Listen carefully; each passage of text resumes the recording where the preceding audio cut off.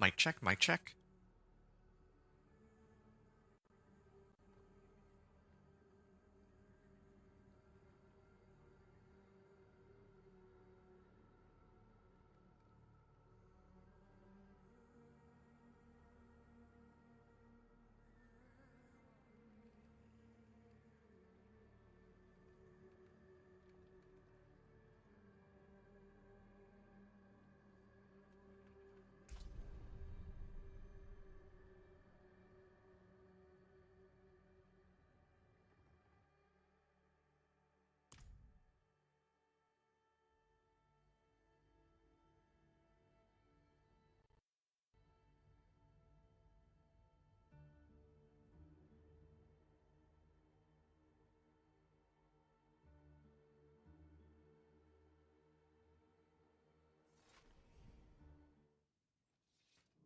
This is fine, as far as towns go. Hey, what's going on? It's Inventor here, and we're continuing our journey from 1 to... Wait, yeah, Torment 1 to Torment 4, sorry. Here for Diablo 4 Season 8 PTR. So, when we last left off, we completed our 1 to 60 journey. That was just last night, so we got a little bit of rest. We're back, and we're here to hit it pretty hard. Yeah. I pretty much ended as soon as I got to 60 yesterday, but at this point, we're getting ready to gear up for opening up Torment 1, and it's only after I reach Torment 1 that I'll start trying to gear up my guy for good, because it's in Torment 1 that I will start to get access to Ancestral Legendaries, so that's what I'm trying to be mindful of. Now, before I try to upgrade all of my equipment, I just wanted to show that, yeah, I have no Artificer's Stones. That's why I set my guy up in such a way where I completed the Tree of Whispers as like the last thing I did last night, just before I hopped off. This way now I can open up a greater collection of materials here, and this should give me the runestones that I need. I believe that it's pretty much guaranteed, I think, that you get runestones from, yeah, I think it's guaranteed that you get runestones from the Tree of Whispers. And so it's nice to have some Whispers handy when you make it to level 60, because otherwise you won't be able to unlock Torment 1, or you won't be able to open up the pit since you won't have runestones. So, with the level of equipment that I have right now,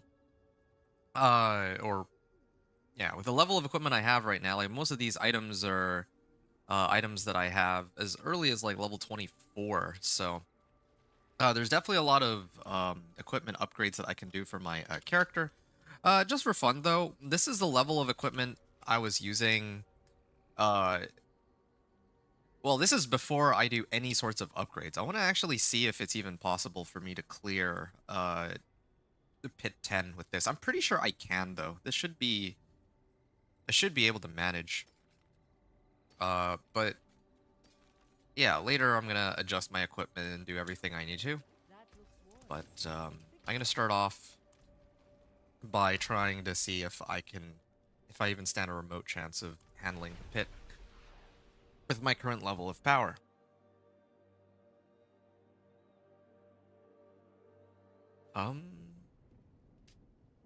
Yeah.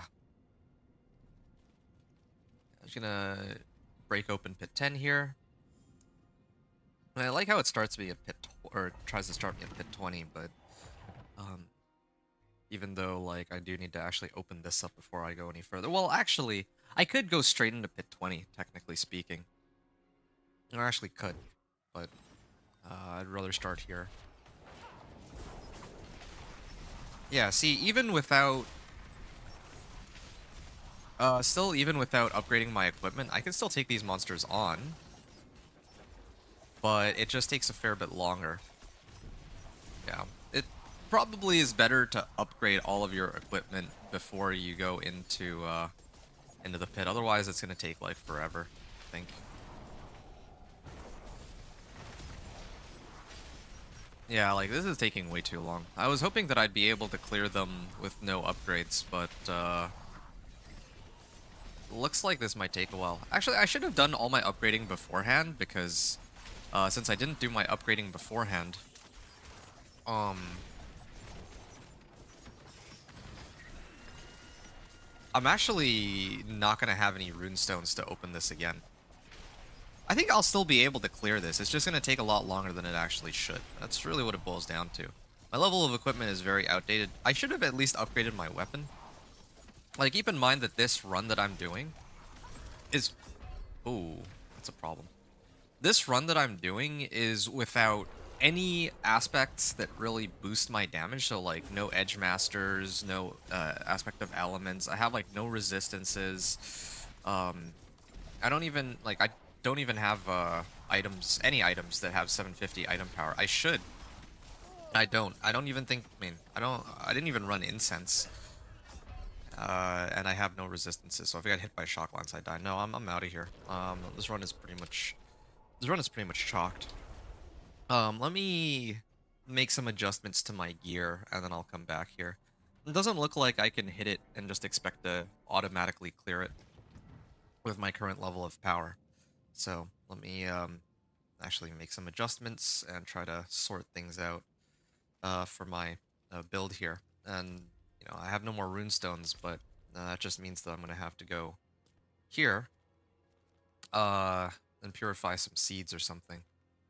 I can't really do a run of the pit anymore. Maybe I'll go here and slay the Blood Maiden or something. That should be easy enough for me to do. Let's set it to normal real quick, so I can run that real quickly.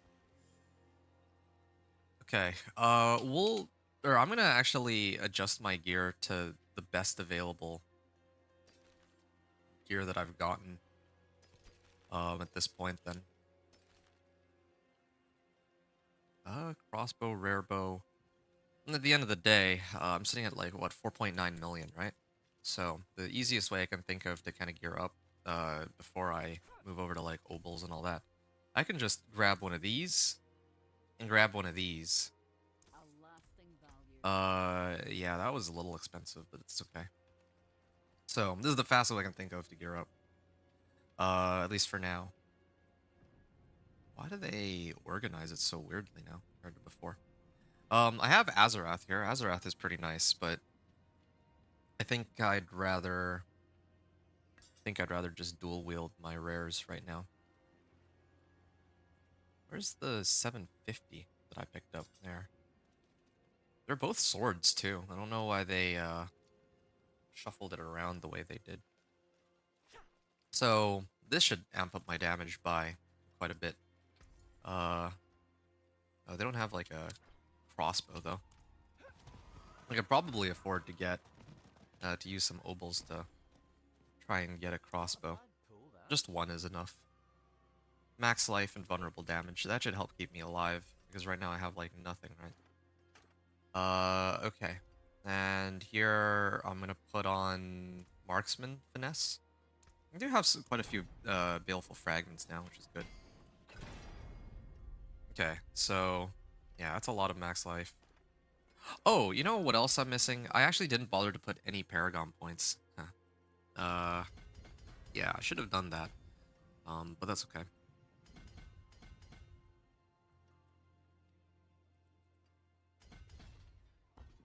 Should be this. Yeah, this should help boost my damage by a considerable amount.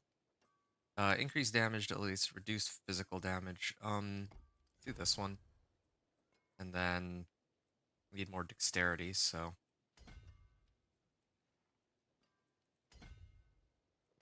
where can I get additional dex here?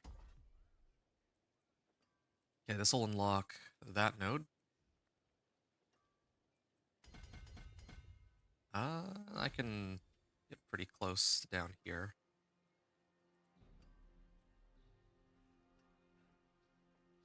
Is there something I can remove for that last point? I guess not.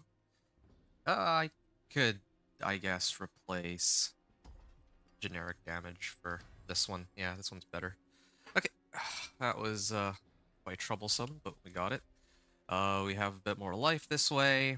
I can probably afford to salvage a weapon there.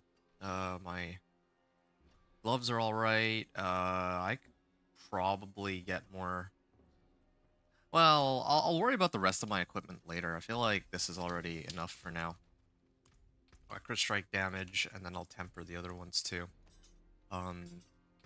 I mean, honestly, if I really think about it, Dance of Knives, chance for Dance of Knives to deal double damage is probably highest priority, because I already have a lot of additive damage modifiers from everywhere else, right? So, Dance of Knives, deal double damage. Chance for Flurry to deal double damage. Shadow Clone to deal double damage. Let me just do something else real quick. All these weapons, except for this one, are pretty much worthless. So let me salvage all those, at least. Now I can switch it out. Agile augments. Yeah, these are just temps. Later I can get better ones when I get to the next Torment tier. Okay, there. I think we're pretty much good for now. I did make a mistake though. I can try to fix this. I should have gone for... There we go. Hey, 750 item power crossbow. So, well, I should always do this one first. Agile augments. And I'm aiming, of course, for a Dance of Knives, deal double damage. Big one.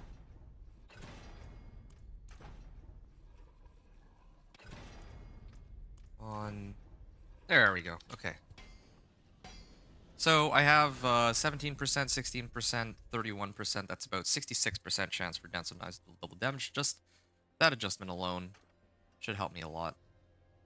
And of course, I don't really use any my resource, so max life is quite welcome in this case, or dexterity. But yeah, I can work with max life. So I got 1400 life, and yeah, we're looking pretty good here. So now I can go and I could attempt Legion event too if I want. Oh well, I have 4 minutes to clear these, so I'm gonna go here. This is probably the quickest way to try to get some more runestones. Yeah. It's usually better to just... Well, yeah, I'd rather wait until Torment. I really would rather wait until Torment 1 before I start upgrading, because of the Ancestrals. I don't want to waste too much time here with the lower tier items, but I might, actually. When the season goes live, I think it might be better for me to do that, just because it'll make things easier for me. There. Yeah, our damage is much more up to date now. My resistances also aren't very good. I should have actually done something about that. Like, the level of power that I have isn't quite good enough. Like, I should always try to set my gear up to try to clear Pit 10. Or to clear Torment 1. If this were last season, I think that my, the items that I had when I reached level 60 would have been enough to clear Torment 1, but they actually did make it slightly more challenging, and it's enough that actually just going in with garbage equipment isn't enough to carry me through the whole run anymore. Is what it seems. Never mind the fact that I don't have any of the offensive aspects I need. I'm gonna have to take a look again and see which aspects I have. I think I'm actually lacking a lot of my aspects.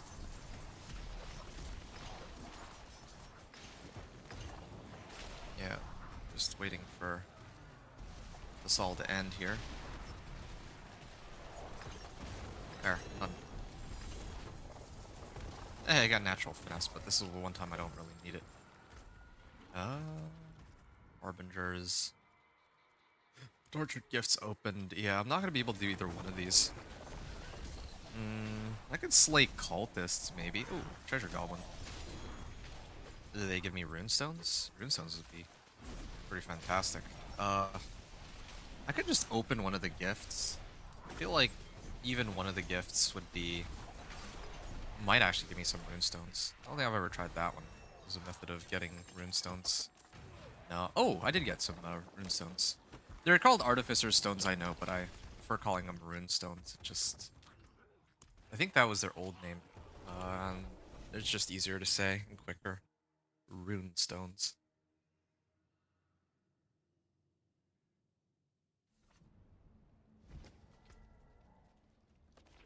Okay, I can try again. Hey, aspect of elements. Now this is a nice upgrade over my existing weapon, but I'll worry about these a little later. I don't even know when I got these. I don't know when I picked these up. Was it from that chest? It might have actually been from the tortured gifts. Oh, whatever. Wait. Before I go any further, what are my resistances at? Yeah, I'm actually struggling to stay alive because I don't have very good resistances, so let me just try to fix that real quick. Okay. And I'm gonna get diamonds here. I can get 3. I have enough gold, and I can always smash these if I need the diamond fragments for whatever reason. Um, do I have Juggernaut's aspect? I actually don't have Juggernaut's aspect on hand. Okay, let's fix that. Just a few tweaks here and there. Yeah, this is about the laziest I've ever been with trying to upgrade my equipment, I think, but uh, it's partially for science. I just realized something. I have available points. Yeah, this is the level of power I would have had, I think. Because I start off with 29 Paragon points when I reach Paragon, or like level 60, right? So I would not have had enough to go and access this node. I think this is much more in line with where I should be. Okay. I'm gonna upgrade this. I don't have enough. Oh, I don't have 3 million gold to upgrade that potion all the way to max. Well, that's okay. I can get 2 of these. Redamine Buzz. I feel like this might be overkill though. Trying to. I don't know if I actually need to pop all of these potions. Okay, I have one of everything. I'm gonna try to do the run without any potions, but well, like I'm gonna see if that'll be sufficient. Okay, going in. Like no matter what, as long as you have like 750 item powers with the right tempers, you should be able to clear pit 10. That's the one thing I will say. And maybe one thing I'll have to emphasize. If ever I do like a leveling guide for the Dance of Knives rogue. Yeah, suddenly it's much faster now. Where are my resistances at? Yeah, I mean, it's not great, but it's certainly still quite a bit better than the resistances that I had earlier, where they put up a shock lance on me and then I'm just instantly dead. And I also have more life too than before. Oh. Okay, that does hurt. Oh, 25 enemies in melee range? Okay. And there's like something else. Like there's a giving me some challenges that I've cleared. It'd be kind of cool if, well, I guess I think if you clear challenges, then you do get titles, so that's kind of a nice reward. Okay, I am getting kind of sick of seeing my health bar go down, so I'm actually gonna pop. I'm gonna pop my potions. This will help fix my resistances. I don't think I'll be dying or coming close to dying as much anymore.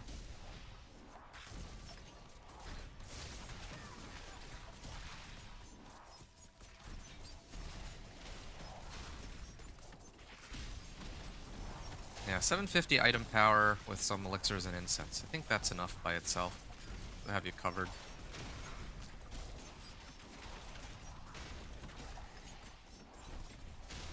Yeah.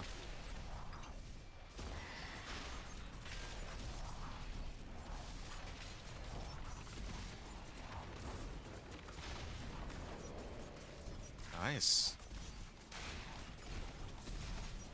don't have too many runestones. That's the lame thing. I'd like to have more runestones so that I could do more runs of this. Just to show what I can do, but um, they haven't. Well, I just don't have enough runestones, unfortunately. And monsters are a little tough, though.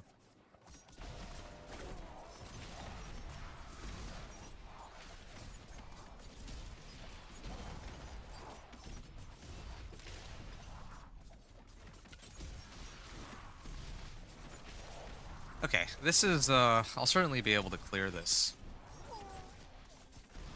I'll certainly be able to finish clearing this run, but I'll have to come back here in a little bit once I upgrade all of my equipment, just so that, um, I show that this build can clear it way, way faster than what I'm demonstrating here. Like, I'll be able to clear this with, like, a little under 10 minutes remaining, I think, unless I mess something up horribly. But, ow. Okay, well, that'll slow me down a bit. Yeah, see, the shock lances now don't do any damage because I have more resistances.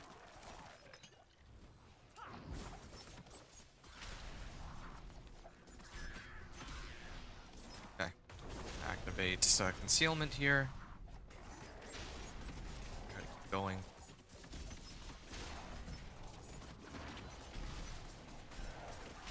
There we are.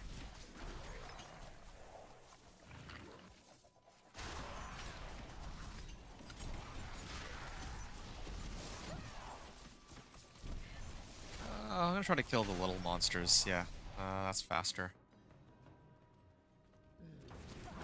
And yeah, Blood Bishop should go down pretty quickly.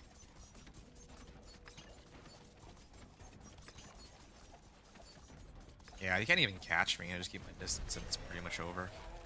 So that's my run of Pit 10 to unlock Torment 1. We did get 2 GA pants out of that, so that's pretty cool. But yeah, that's pretty much that. Off we go. As is tradition. Oh, I failed that. Wow, that's pretty funny. Artificer's Realm is so low in pit tier now that we can't really upgrade our glyphs as easily as before. Even the level 1 glyphs. It's kind of funny how they reworked it. Anyway. Alright. As is tradition, we go to Kyovashad. We run up to the world, or what was it called? The world tier statue, but I guess now they call it the Inaria statue. And we set it to Torment 1. Alright, so let's start Torment 1 then.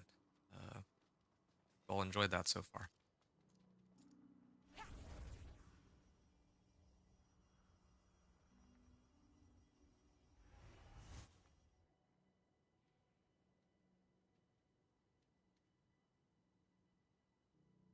So, we're in Torment 1 now. Now that we're in Torment 1, we don't see any more of those pesky sub 750 item power items dropping. I did get a GA on the... Oh, okay, but... okay, these are some nice GA pants, but... it rolled 2 useless modifiers. I can still use this. I can still roll off healing received, or... Actually, I should roll off thorns. I can still roll off thorns for max life and then slam juggernauts on this and it'd be okay, but for the time being, let me actually switch my items to what I should have. This one, I'm gonna actually up all my equipment to 350 or to 750s here. Okay, I don't have armor on this, but that's okay. I'll get armor from juggernauts a little later. This is Torment 1, and I still have 700 armor. Even without juggernauts. It's surprising. Okay, 750 item power. I do have this legendary dagger. I was hoping for an ancestral, but no luck on that.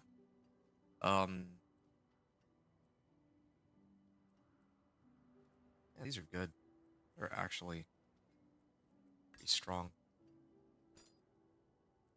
Okay. Wait, no. This one is better. I like my legendary swords more because they have like more damage per hit. I don't really need these. I'm gonna look for a better set of gloves at the Purveyor of Curiosities. There we go. One try. Attack speed, overpower damage. Yeah, it's like two useless modifiers. 715 item power. Ah, okay. Here's an interesting one. Well, two interesting sets of boots. Neither of these rolled movement speed, though. But maybe we can, or maybe I can actually switch it over. Dexterity, max life, caltrops. Well, unstoppable, I gain increased movement speed. Nah, I think I'm gonna switch it out for this one. Oh, I did get the Star Shards aspect, so that'll help a lot. That spends combo points, granting up to 3 additional charges. So I could put on some specializations for combo points. But I feel like I pretty much never run out of Dance of Knives charges anyway, so I don't think that that's really necessary.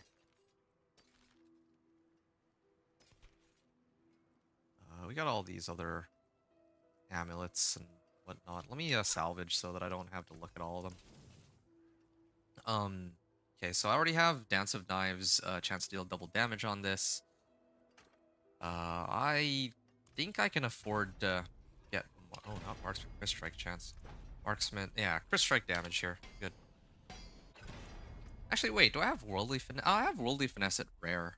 I should have actually used this one. That was an error. I'm out of tempers now, but this is fine. Whatever. I mean, not the worst mistake I could make. And it's kind of a good thing I made that mistake now because I can... Oh, I didn't see which one it was. I misclicked off. Oh, it's for dash. Agile augments. I like how it's a rare. I got pretty lucky with that roll. Chance for flurry to deal double damage. I do want to strike on this. Anything but okay. Well, I may have to.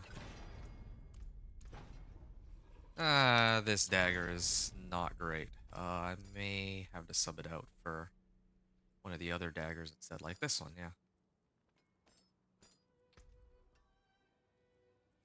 Agile augments. Worldly finesse. Okay, crit strike damage. I got that right on the first try now. That's a nice deal, double damage. Nice. Okay. That's what I was hoping for. So that's the first one. This is the second one. Chance for Dance of Knives deal double damage on the first try. Vulnerable damage is kind of acceptable, but maybe we could do a bit better. Okay, anything but overpower. Okay, fine, whatever. I give up. They win this round. So I have the right tempers on all of my weapons at least. Let's do damage over time. Max life. All right. So, yeah, Dex max life. Sub out damage over time on my weapon too. You have enough gold for this. There. Okay. Missing out on a bit of dex on my weapon or my bow, but it's okay. What about my rings and amulet? Okay, if it comes down to it, I think I would rather have this amulet because I get like, well, you know, I think I'm better off actually trying to gamble for a better amulet here. There. Yeah, yeah, it's not too bad. I could do better, but it's better than the existing one that I have. I could use some more movement speed though. Oh, okay, cool. First try. Yeah, I'll take this over my existing amulet. I don't get dex out of it, but it's okay. My old amulet was this one, right? So I'm getting like a lot more resistances suddenly. Okay, and then my rings. Okay, two legendaries back to back here. I can put this one on. I can put this one on. Just that alone is better than whatever I had before, hands down. What I actually should have done before anything else is I would have checked my... well, actually, no. I don't think I would have checked my cash rewards right away. I should actually be going to the den for this, because the den, I can take a look and see what items are being sold by Fire. You can't. So All these numbers are so Uh, boring. oh, now this is a nice helm. to a smith as a hammer. You'll never make a living if you don't learn how to balance a book, Faye. Yeah, I should have actually started with this. I totally forgot. If I'm trying to gear up my guy, like, I'm doing this in the wrong order. I should always start with the report caches once I get to Torment 1. Although I don't think I've ever seen any of these be an ancestral. It might be possible, like, not... I think it's possible for them to be ancestrals, but maybe I could be wrong about that. Yeah, see. I should have started with that because it would have saved me some obols. I could have looked through these first, and I would have seen I had this. I would have preferred this to my current bow. I still would. I think I'm going to switch it in a second. Max life, overpower damage. Yeah, see, this one would have been better than my... it's a sword, too. To replace my dagger with this, but... it's okay. I already went through the tempering for that one. Dexterity percentage, yeah. I could have replaced energy on kill, but then I'd lose life. Ah, here. Actually, this one's better than my current one. I haven't actually tempered my amulet, so let me try my hand at this first.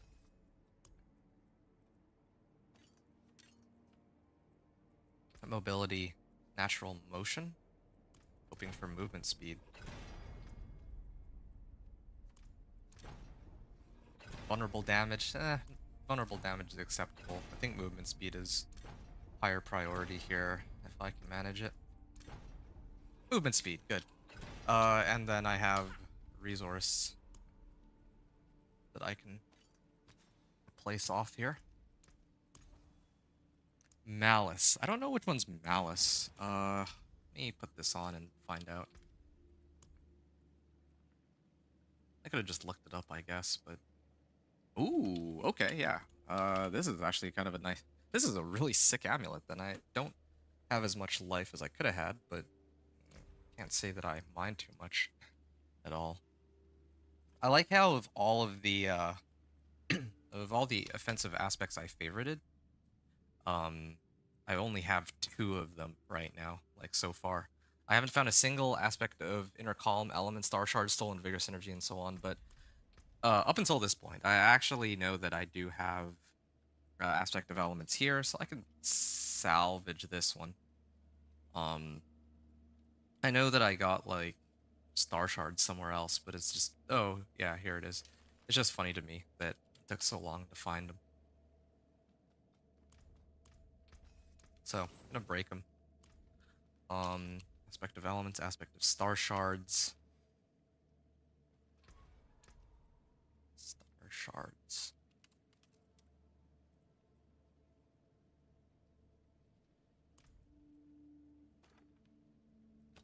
They have a 50% chance to do more damage. I could probably slap this on. I don't think I have any other big damage modifiers. Like, I have aspect of elements, but it's not... aspect of elements isn't even always up. So...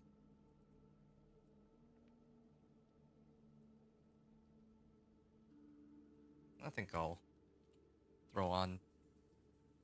well, actually, I'll put on the aspects once I know what weapons I want to commit to. I think that's a better idea here. So, yeah, now I can go to Fire and I can actually see what she offers. Do I need these? Yeah, I definitely could use... I could definitely use this, at least. Don't I have a better helm somewhere, or am I mistaken? I think I might be mistaken. Okay, well, Shrouding Cap, then. This one doesn't have armor attached to it, but it does have cooldown reduction, which helps my concealment, because I don't have too many other sources of cooldown reduction in this case. Okay, cast Evade. Strike chance, movement speed. Ooh, I can get more movement speed.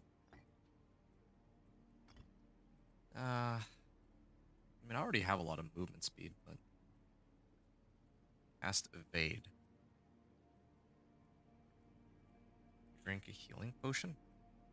Could drink a healing potion and get a bunch of movement speed. Gain 10% movement speed for 20 seconds, up to 50%. Okay.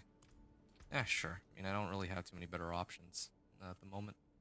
So 750 item power. I'm gonna try to roll off the life per 5. Oh, no, I already rolled it off. Okay, well, life for 5. What else is missing? 750 item power at this point. Yeah, this is a pretty insane amulet, though. I could replace vulnerable damage, but I'm not gonna get. I don't want to get too greedy. I want to push my luck on this one. Okay, my 2 rings are good too. I might as well take the time to temper these. Worldly finesse. Rain of arrows. Agility cooldown reduction. It's concealment I want, like subterfuge cooldown reduction. Reduce the amount of time it takes for concealment to come back up. Be kind of nice. Dark Shroud, alright, well, whatever. Let's do Worldly Finesse then. Crit strike damage, alright, yeah. I don't want to spend too many materials on this though, just because I might need them later. Subterfuge. Yeah, it's Subterfuge specifically, right? Yeah. I didn't get the one that I wanted, but that's okay. This is still more than enough. Worldly Finesse. I'm pretty much never going to run out of iron chunks at the moment.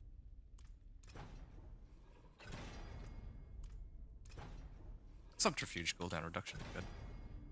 Enemies infected by Shadow Imbuement take percentage damage every second, and then it also deals increased damage. Wow, that's a good ring. And I can actually add some sockets to these. Do I have a jeweler here?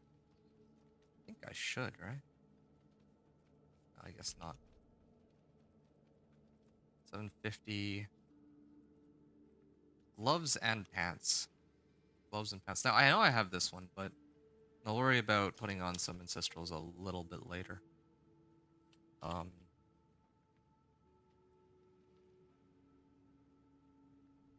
Okay, this is my only set of gloves right now, but attack speed increases damage done. I kind of wish it would show how much, or by how much. 3255, 3575. Actually, that's a pretty sizable increase on the amount of damage I do. I do lose out on some armor, but I could probably just slap on Juggernauts real quick. Juggernaut.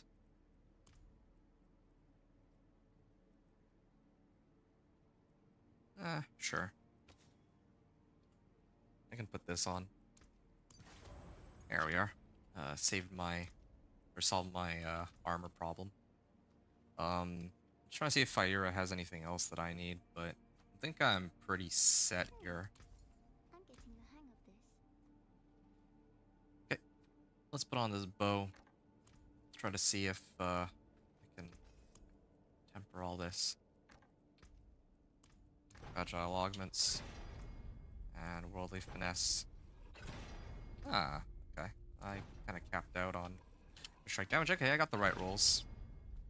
And now I just need to get the right aspect on it. Let's use star shards. I don't know which aspect would be best here. In actuality, I would have been quite happy to get like inner calm or something, but since I don't have that as an available option, I guess I can just use this one. It's okay. Yeah, get rid of that. This one's slightly higher item power. Like, I think all my items now are 750s with the exception of my pants. So, yeah. See, pretty easy to gear up all the items to 750. And if you didn't own the vessel, like, in my case, I got items from my mercenaries, I got some from the den. But if I were playing without the Vessel of Hatred stuff, I could have just used the reputation caches. I could have used obols. I still have like over 1,000 obols on hand, so Hello, shining. yeah, I still got plenty of room. Wait, why am I looking for gloves? I should be looking for pants actually. Oh, I got ancestrals. Except this one is not. Well, this one's not great. Uh, Max life, cold resistance. Well, I mean, it'll have the do for now, I suppose. Maybe this one? Yeah, lacking on armor, though. But it's okay. Didn't have very many good rolls, but this will have the do for now. Max life. Life per 5. Um, I mean, I have more than enough life. I don't think that. Okay, there we are. Dex, max life, poison resists. What's my poison res at? Oh, okay. This actually might help. Or this might work out. So, my armor goes down to about 1,000. I still have my incense up too, of course. I have juggernauts available. Don't have particularly good aspects, but it's okay. How many, okay, I still have plenty of the abstruse sigils, and I'll get more as time goes on too, of course. I'm just gonna load up on everything here. I think emerald is for dexterity and crit strike damage, so I'll craft a bunch of these. Fire, lightning, cold, and shadow. So, wait. Oh, I'm like really kitted out on poison resist. So I think, it'd been nice to get like either fire, lightning, cold, or shadow resistance somewhere else. Well, I have an easier solution, I suppose. I can just temper one of the other resistances on my gear. Because this one, I would do worldly endurance, something like that. I'd do worldly endurance to get like total armor, right? But for my pants, I mean, my pants are gonna be temporary anyway. Okay, I can slap this on. Hey, there, now we have fire resistance. I'm not even capped yet, but it's okay. Lightning, cold, and shadow resistances are missing though. So I can probably throw on lightning, cold, and shadow. So this one go in here. Cold, go in here. And then where's the amethyst? Okay, shadow can go into here. And then suddenly my resistances are pretty much capped out. Now I can try to run the pit one more time and it'll be substantially easier. Oh, there is one other thing that I'm forgetting here though. And that's to get aspect of elements Let me show you. onto this ring because I don't need thorns. I could actually slam it on one of my weapons too. I could actually slam any of these aspects on my weapons if I really wanted to. Like aspect of arrow storms, like why not, right? Imbuement skill effects have 51% increased potency. I don't know what potency is. Gas of puncture. Yeah, I don't use puncture, so yeah, I could throw on arrow storms if I want to. Or let me see if there's any other ones. Increased damage to stunned or knocked down enemies. I think yeah, okay, fine. I'll do aspect of retribution. What can I put on my gloves? Gotta have some other aspects, right? This should be nice and easy. Okay, so Dark Shroud, damage to trap skills, is vulnerable, guaranteed to overpower. I mean, my Dance of Knives, for better or for worse, can't overpower. Increased damage to enemies who are chilled or frozen. I wish I had a way to apply chill. If I could get it like an Azarath, maybe. Like a better Azarath. Chill enemies for 24%. Yeah, I feel like Azarath would be kind of insane with this build, like Loki. Casting an ultimate skill. Okay, well, I'm pretty much ready to go then. I don't really have a way to get barrier. I think I might actually have a way to get barrier, but I don't remember which thing gives me barrier. Yeah, I'm gonna leave it as is for now. I feel like this is already sufficient. Except for my amulet. Yeah, except for my amulet, I didn't actually put anything too useful onto it, but it's okay. All these other items I picked up, I'll just consider them temps for now. Except for the ones that didn't roll max item power. Oh, you know what? I didn't even temper everything. Let me finish tempering. I mean, it does look like a lot of work, but I think part of the issue is I'm actually trying to explain every item that I'm tempering and imprinting and all that. If I kind of skipped past everything, I could, like, I'd be a lot faster at going about doing this. Had to trust me on that one. Overpowered damage. We'll get rid of that because I don't overpower anyway. Dexterity. Okay, it's either dexterity or max life, but I'm greedy for damage, so we go dex. Dex, attack speed, and max life would probably be my 3 preferred rolls. It's just a shame that this one rolled poison resistance, because now I'm like really overcapped on poison res right now. Okay. Down reduction. Yeah, that one's fine. Okay, now I gotta roll off caltrops here. In hopes of getting movement speed. Nice. Yeah, here's a pretty insane set of boots. Mobility. I'm aiming for movement speed, ideally, but if I don't get movement speed... Oh, okay, nice. Got movement speed. What's my move speed at? 168%? That's not channeling Dance of Knives, and that's not factoring in my Cutthroat. Or Momentum, the passive. So, this one's good. Well, Unstoppable. Yeah, I kind of wish I had a way to get Unstoppable, though. That's like the one thing. There is some way to get it. I just don't know of right now. Like, I'm not super familiar with Rogue, like I mentioned before. That's part of the issue. So, good here, good here, good here. Oh, then I can temper this one real quick. Use it well. Greetings. How shall I guide my hammer? I could probably also get Disobedience to dodge chance. There we are. Now I'm like really overcapped on armor. Yeah, later I'll have to worry a lot about my resistances, but for now I think it should be okay. Alright, so... Yeah, let me just salvage everything else real quick, and then I'm gonna try again. Oh yeah, here's a nice set of pants that have cold resistance instead of the other ones, so I could actually cap out my resistances with those pants if I wanted. Okay.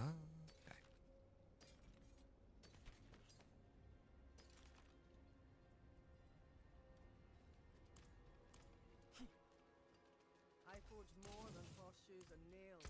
What do you need?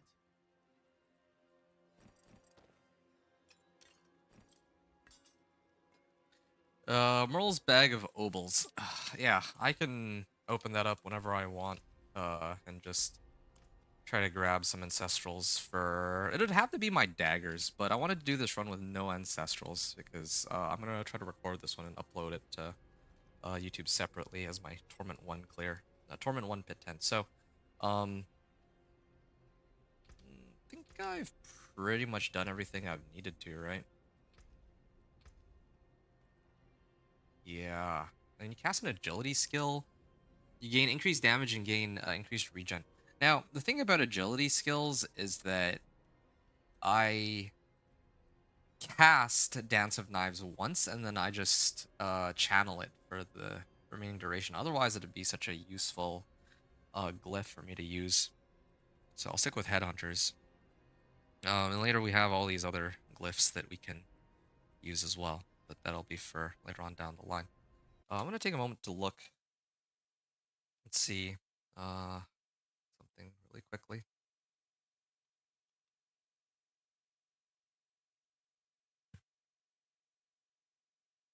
Okay, I'm pretty much ready to go. Okay. Gonna mute myself, and I'm gonna try to do my... Pit 10 Torment 1 clear, and this will be much, much faster than before, so I'll be right back.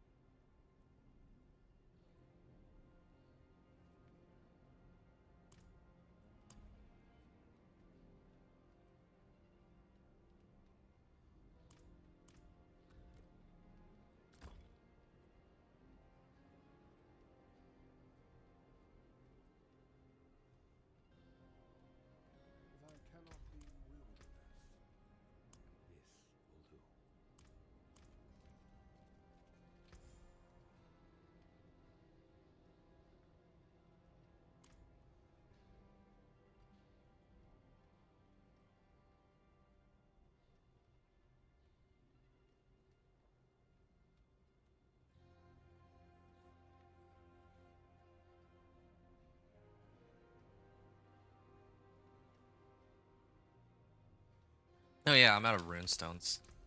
So I actually have to go and pick up some runestones really quickly. Uh, yeah, I can. I don't know. Run a couple of whispers. I kind of need to anyway. Um, I'm actually pretty close to finishing my Grim Favors. I could probably get away with just doing the ritual one here, and then turning in my rewards with the Tree of Whispers. I think that would be sufficient.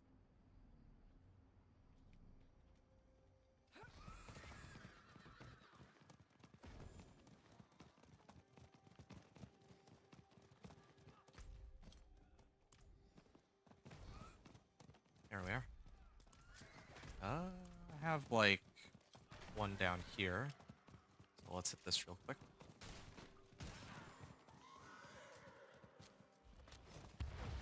Okay, that's one.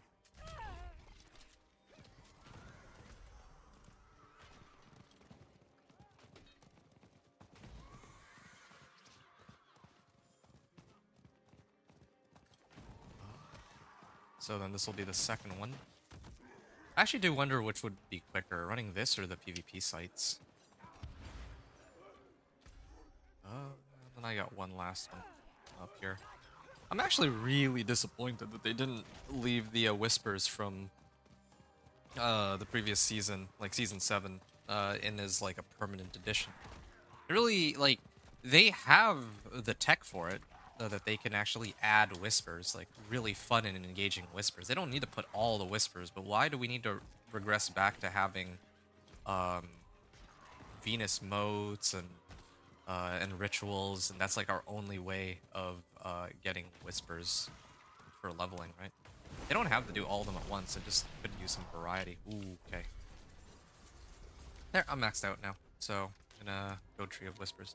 And that's another thing too. They could have actually added Ravens as a permanent addition. I thought that they were using the Season of Whispers as like a test, try to see if they should add it permanently into the game or how they can add it permanently into the game. I hope that that's something that they would do, because otherwise it feels sort of like a waste, right? Hey, there we go, Ancestral Bow. Yeah, this is something I'll use a little later.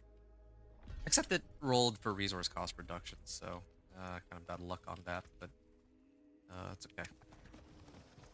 Um, yeah, at least I don't have too many ancestral items so far. Would like to get like an Azarath or something though. Azarath I feel like could be quite helpful here, since I can apply chill, and then I can boost my damage that way. Okay, so I think now that that's done, I should have more rune stones. It's kind of silly because like normally I'd love to just go start pushing Torment 2 and onward, but I can't do that unless I farm some more rune stones, so I'll have to run some Legion events after this. Okay, I'm gonna mute myself and I'm gonna do this run with my upgraded equipment.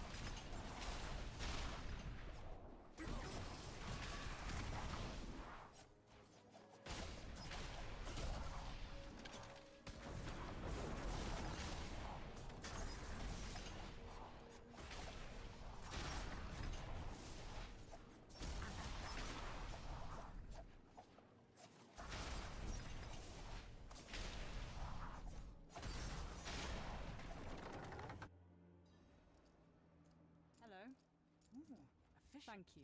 Farewell.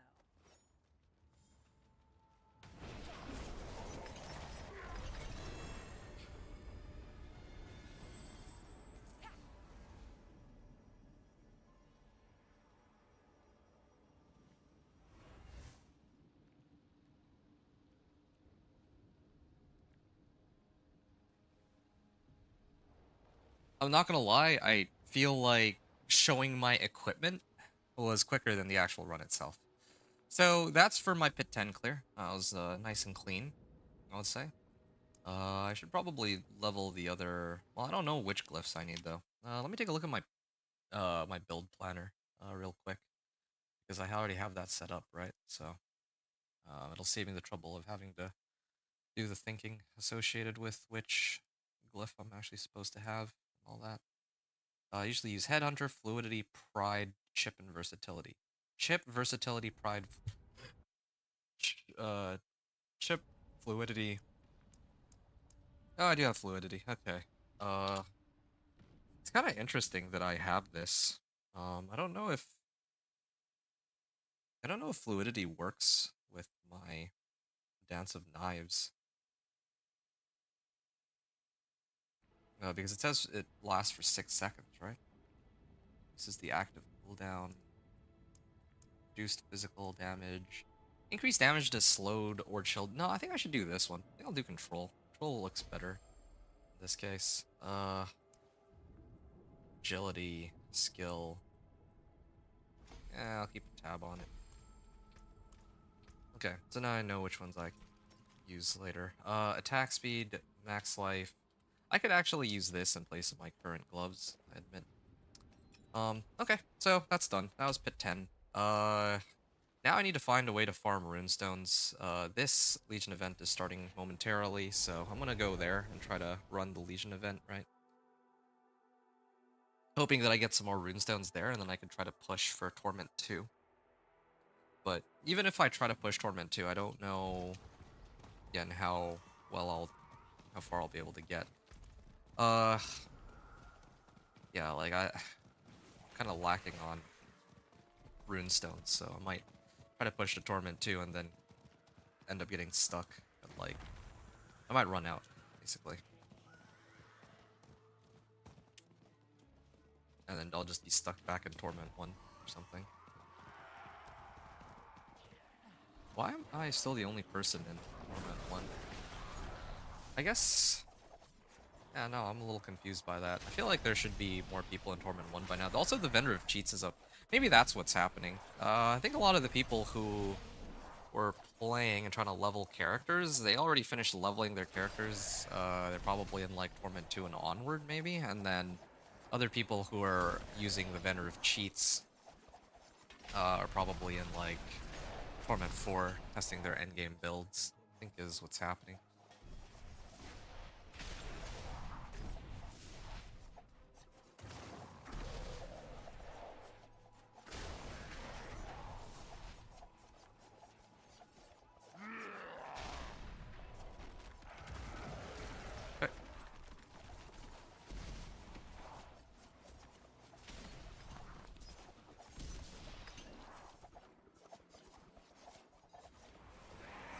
Yeah, I'm glad that I have so much mobility on this build because I actually can potentially solo a Legion event, unlike with my Companion Druid. Companion Druid took forever to get from one side to the next.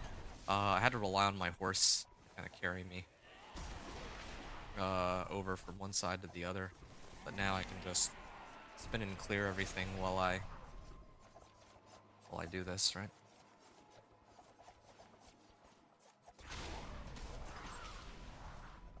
Well, I also have an additional 12 Paragon points. Maybe... Well, I'll put them in later after I see how far I can push my Paragon gears. Because I don't really know how strong I can expect to be. But I'm pretty sure they're going to make things easier. Like, they have to, right? So I'm a little worried that right now I'm, like, spending all this trouble trying to, like, learn the character and its limitations. And then later they're just going to make everything easier, which wouldn't be a bad thing necessarily for the average player, but then it kind of skews my knowledge of how much power I need to go from one torment to the next. I'm trying to do things quickly.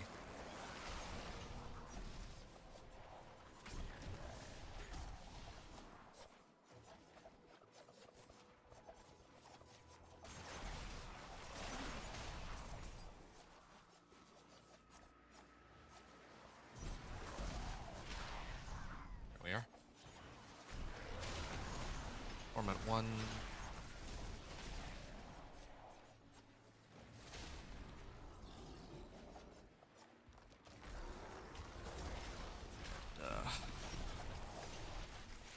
Heading for like 100k already. I think that's pretty decent for not having... Well, for missing some aspects, for having 0 boss powers. I'm missing everything pretty much. Look at this. I don't even think I've done any world bosses either. I gotta make sure that I do world bosses whenever they're available.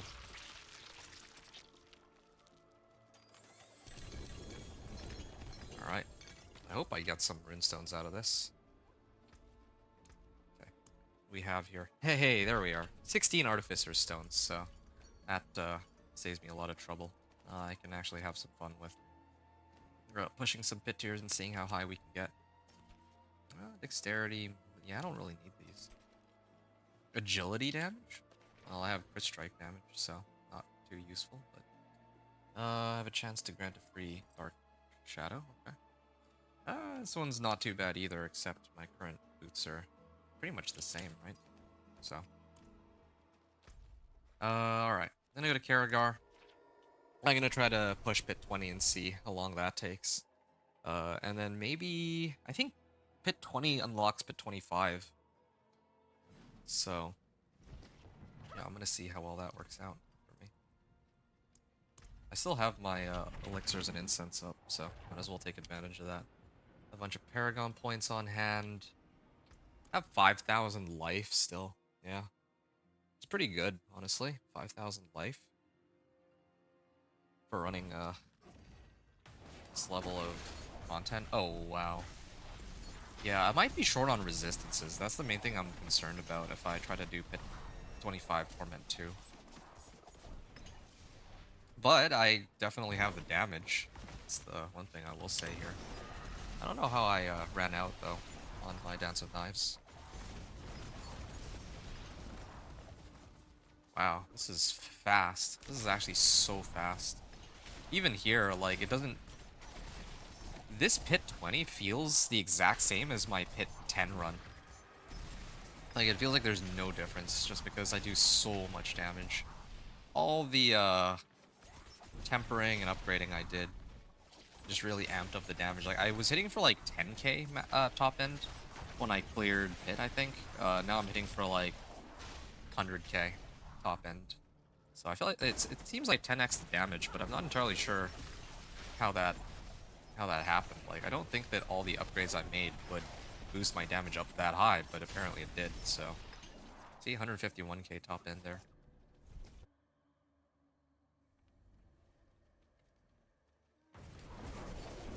Channeling Shrine, looking pretty good. I don't know if I really need it for anything, though. I can grab it for fun, I guess.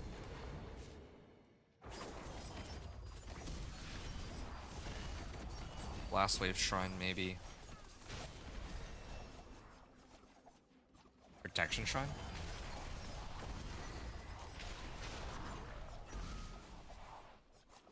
Don't really need a Protection Shrine. You know what I'm missing here, though? I don't have any Fortify. If I had Fortify, I think it'd be a little bit more tanky. Need to get that for one of the boss powers, if possible. I'm sure there's got to be a boss power that gives Fortify. I just don't remember there being one. I know there's one that if I get Fortify, then I also get a percentage of that as Barrier, which is kind of cool too, but I don't know if I have any direct source of Fortify. I'll have to take a look. There, in the worst case scenario, there are some aspects that give Fortify based off of whether or not I'm able to dodge. I might end up using one of those. Oh, you know what I'm forgetting here too? I just remembered that I also get more damage if I pop a healing potion. I should probably slap that on.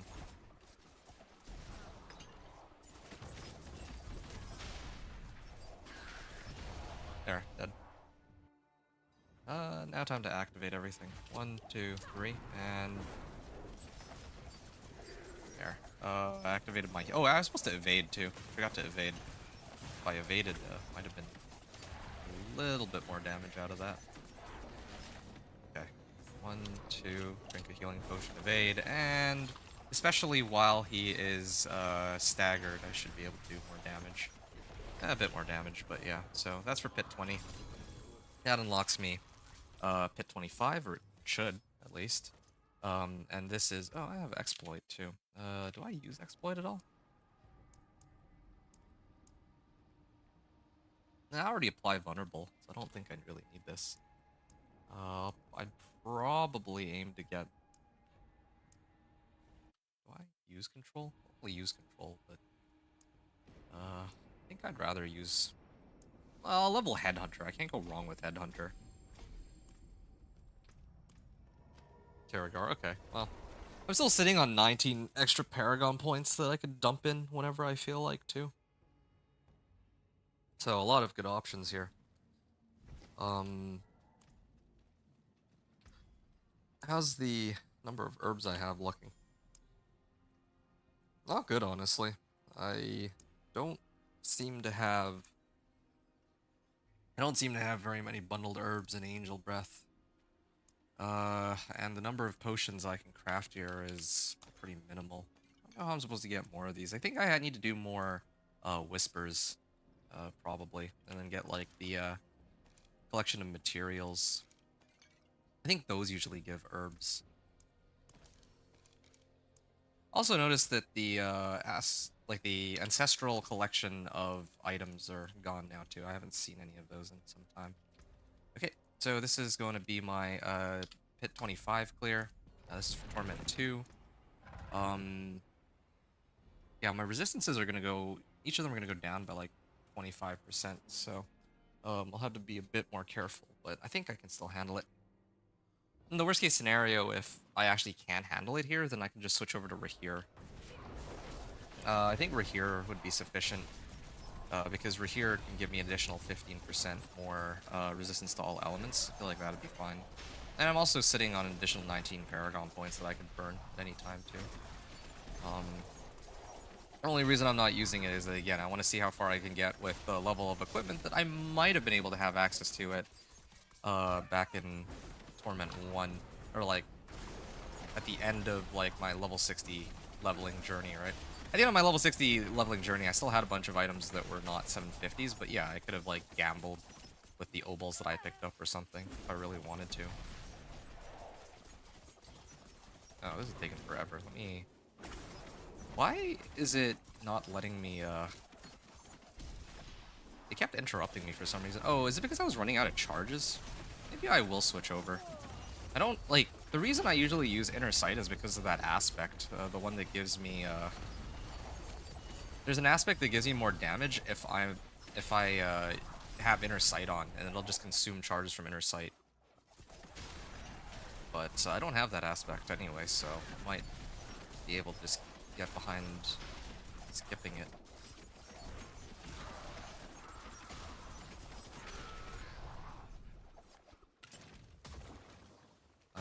Oh, I can't adjust my equipment right now, though.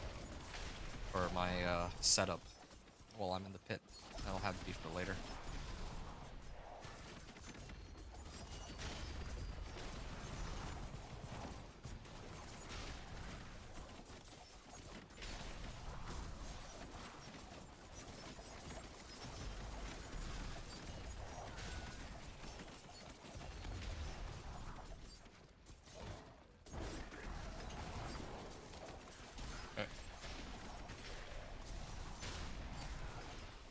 Yeah, this is still clearable, but I wouldn't want to go too much farther. Yeah, like, I wouldn't want to go too much farther past this. Like, yeah, I mean... Like, I think that if I were to try to run Pit 30, I would be able to get through it, but it would take me a very, very long time. So, I mean, at least with my current setup. So after this run, I'm going to start adjusting some of my equipment.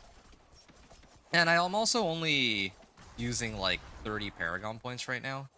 I could probably boost that a little higher. Like I'm sitting on 20 Paragon points, so I could probably get at least another legendary node or something.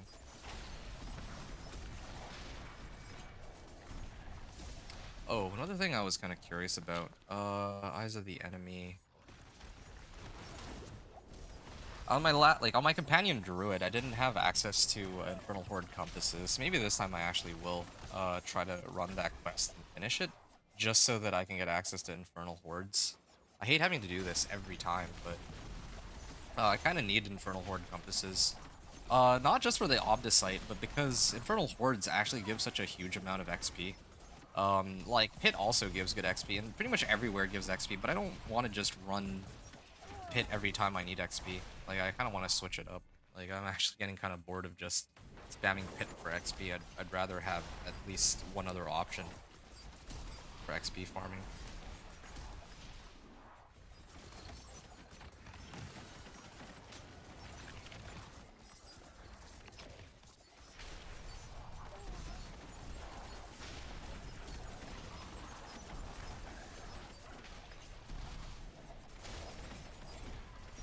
Okay.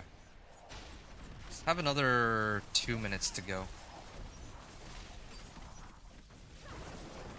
2 more minutes before I finish this run. I take back what I said earlier. I might not be able to clear Pit 30, this level of equipment after all. If it's taking this long to clear everything, then might need to make some more improvements on my character before I go any further. Which is fine. I know exactly how I'll boost my character.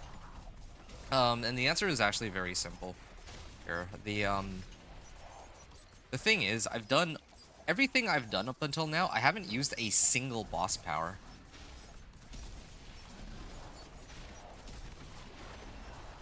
Yeah. I haven't gotten a single boss power up until now. So at this point, I could actually try to grind for some boss powers to improve my character.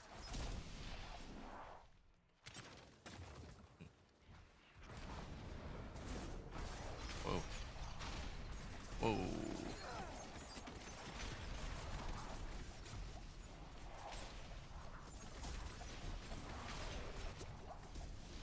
There we are.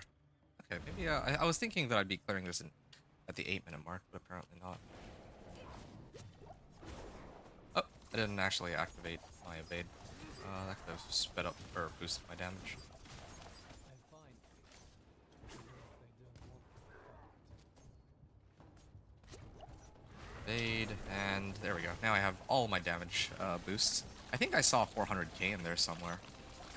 Maybe. There. It's a lot of damage. It's 164k, but not too much. Trying to look for the like higher damage numbers, but I don't see them just yet. Oh, it's okay.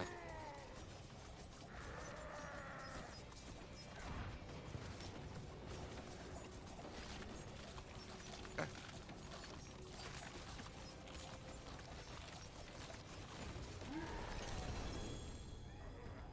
Yeah, we got an Ancestral Amulet out of that. Although I don't know if this Ancestral Amulet will be better than the one that I'm currently using. Nice. Okay, we made it to Torment 2. It's time to begin Torment 3. And, well, I say begin Torment, or no. It's time to begin Torment 2. And when I say Torment 2, I don't actually mean I'm gonna go and switch to Torment 2 and farm stuff there. I think I'd still be better off on Torment 1, but still. Yeah, as is tradition, go to Kyovashad and set it to Torment 2 really quickly.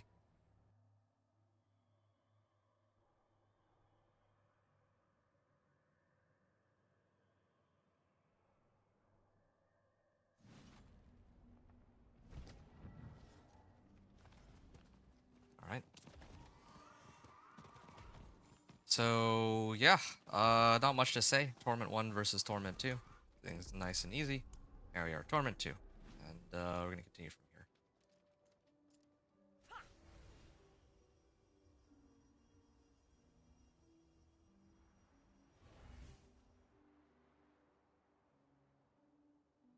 Right, let's keep going here.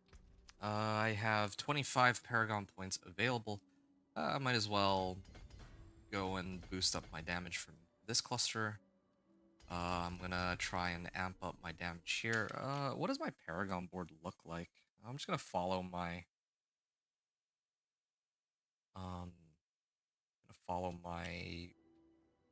build planner here. Okay, so apparently the way I built my guy last time is I did Dance Macabre and huge cooldown reduction and resistance to all elements. Skulker, right? Yeah, this is how it looked. And then I went up here. Oh, actually, wait a second. No, apparently I went down this way. I don't know why I went for it. I guess it doesn't really matter. There we are. I have resistance to all elements here too. Yeah, okay. I'll pick up all these in a second too. But yeah, Bill's looking pretty good. Quite enough. Alright. So these are what my stats look like right now. I didn't really come close to dying at all, and I can actually upgrade up to the, I can upgrade to this if I wanted to, but that one took me like 8.5 minutes. I think I put some Paragon points. I want to see 19 Torment to start. Um,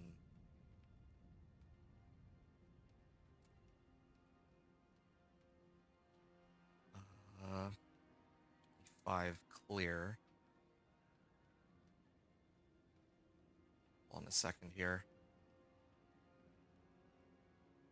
With 25 clear, with all 750s, and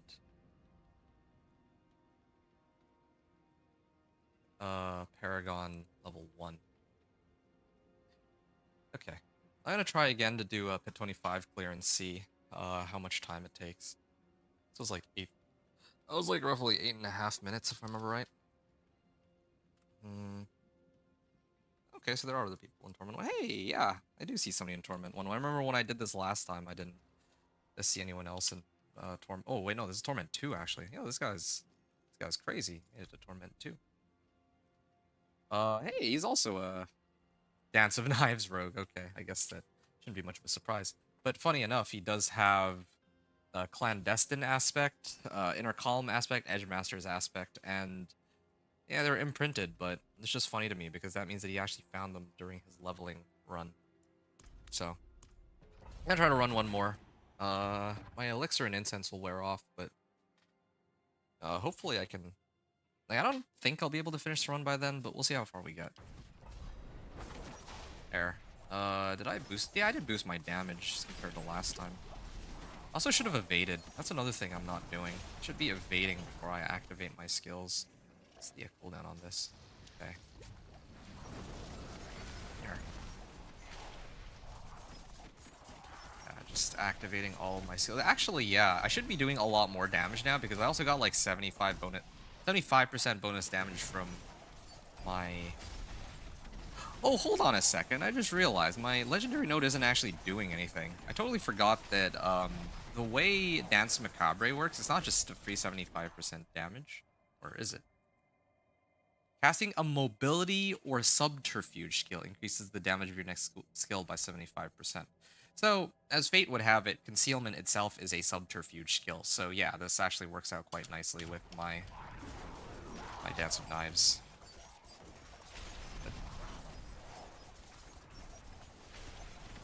Yeah, so this is a direct 75% multiplicative damage boost, never mind the additional additive damage I got from the other Paragon points too. Then the next thing I'm going to try to pick up are boss powers.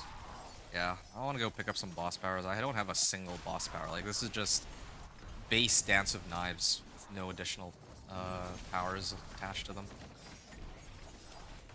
One of the reasons why it's kind of nice to start running the boss powers now too is because I also get a lot of Restless Ash. But the trade-off is that I don't... I'm still going to be looking for... I'm going to spend a lot of time looking for boss powers for the next probably hour or two. Just to try to amp my character.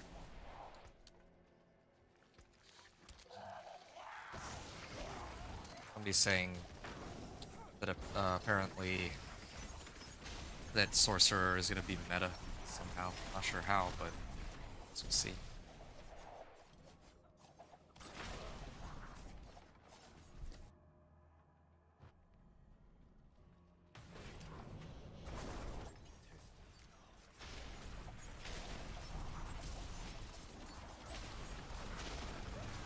You know, a thought just occurred to me. I was originally planning to do a Blizzard Sorcerer, but I might actually opt to do Ice Shards instead, because they rolled out that new unique, so I think others are going to be kind of wondering just how good this Ice Shards, or just how good Ice Shards is going to be now that they introduced a new aspect for it, or a new unique for it. And actually, they did release a new aspect for Ice Shards too, come to think of it. I remember Ice Shards back in like season 0 or season 1. Ice Shard used to be crazy strong because back then, crit strike. Oh, am I doing like no damage? Back then, critical strike damage and vulnerable used to be their own separate damage buckets, and so the builds that were able to max out on crit strike chance and damage and vulnerable damage would get the most benefit over everything else, like over all the other classes. But now I don't know if that's still going to be the case. I want to finish this run with all my bonuses active, so to run some whispers later to fill up on herbs and all that. Yeah, I'm not going to be able to finish this run before my elixir and incense wear off.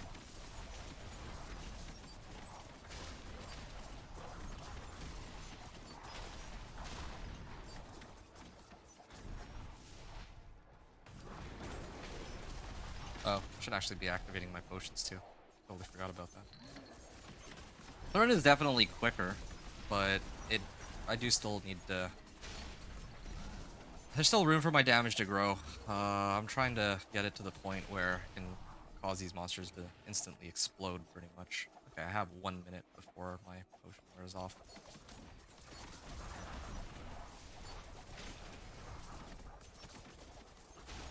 Okay, I still have crit and power, or no, I still have crit and shadow imbuement on my Dancer Knives. Oh, it ended. Here we are. Got a nice level up there. I can get through these monsters. Yeah, there we go. 26 seconds. Oh, I might actually have just enough time for this.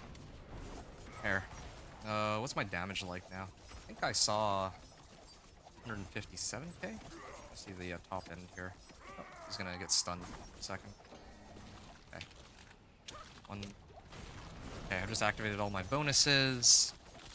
And yeah, I'll be able to kill him, but my potions are gonna wear off. Ow! Hold on, hold on. He's actually doing a lot more damage now because of my incense and all that wore off. Ah.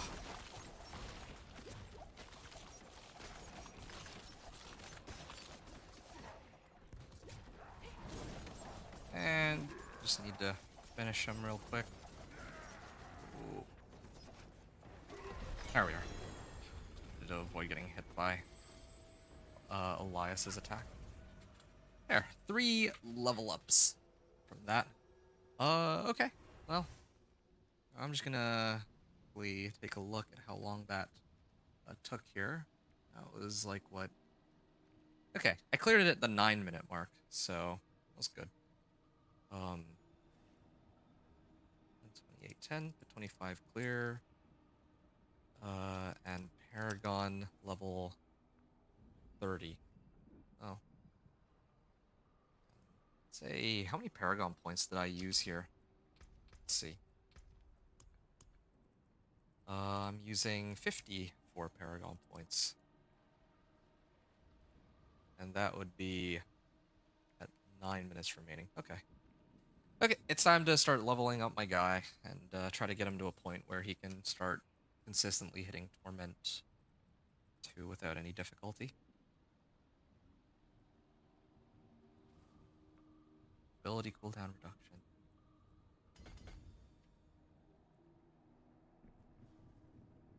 Subterfuge cooldown reduction. Yeah, I could use this.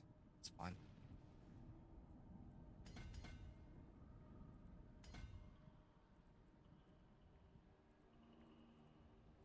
I could kind of push towards this cliff, get some more damage like that. Yeah. Worldly Fortune. Let's grab that too real quick. And we can also start, or I'm gonna start upgrading my equipment too. Ooh, now this is a nice one. This is a nice amulet. I just don't know if I would use my existing, if I'd replace my existing amulet for it. A lot of extra damage, but I lose out on Malice and movement speed. I feel like I can get away with not having movement speed now. Here, let me switch it real quick to find out. What's my movement speed? I'm still at like 193% move speed. That's fine, but yeah, I'm gonna save this for now. This will probably be my amulet for pushing Torment 4 or something. Deadly Venom. Resistance to all elements? Ooh, this is a kind of juicy one. I'd use this over my current helm. Cooldown reduction is nice, but resistance to all elements is chef's kiss. Increased damage to stun and knock down. Oh, and I got a 2 gloves and a dagger. I still don't have the aspects that I need, but whatever, I guess. Helm. Oh yeah, I have this thing. I'm gonna replace one of my weapons for this. Although, oh, I actually didn't bother to upgrade my glyph. Okay. Is it the enemy? Alright. I'm gonna start trying to do the Eyes of the Enemy quest, I guess. I would like to unlock the ability to do the Infernal Hordes. If not for anything else, XP would be quite helpful.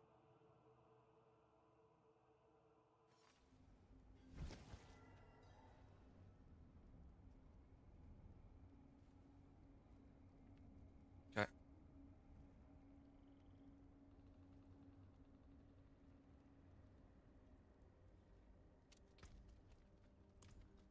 What else can what else can I do here? What is going on?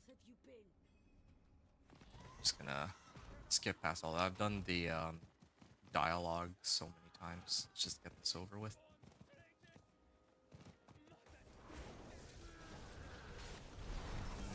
Oh, I'm on Torment 2 here. I should set it back down to Torment 1. Otherwise, this will be such a big waste of time. Okay. You know what? No, I've had enough of this. I'm switching it back down to Torment 1.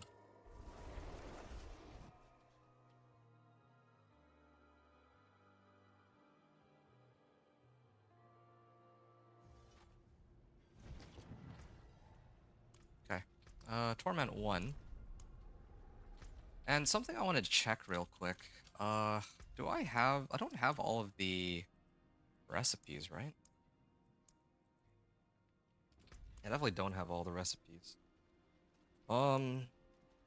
Yeah, definitely want to start off... Oh, there's Apparition Incursions.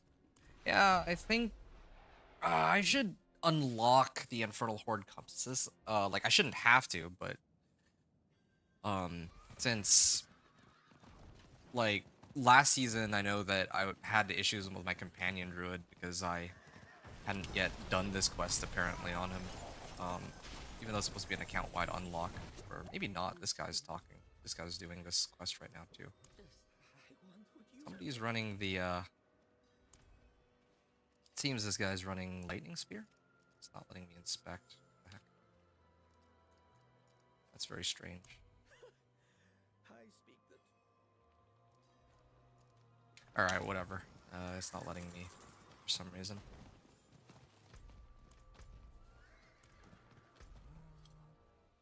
I could do some whispers here. Yeah, might as well. Since it's like convenient for me. I'm gonna need to do whispers sooner or later anyway because I need Um, probably want some gear upgrades and Infernal Horde compasses, so I'm just gonna prep that. Now, if I could just find where the corpse is. Ah, there it is. Did they interrupt me while I was trying to hit the corpse? I think they did. Yeah. Oh, I gotta switch this. I don't need this at all. I'm already, like, maxed out on first strike chance, so it's not a problem at all.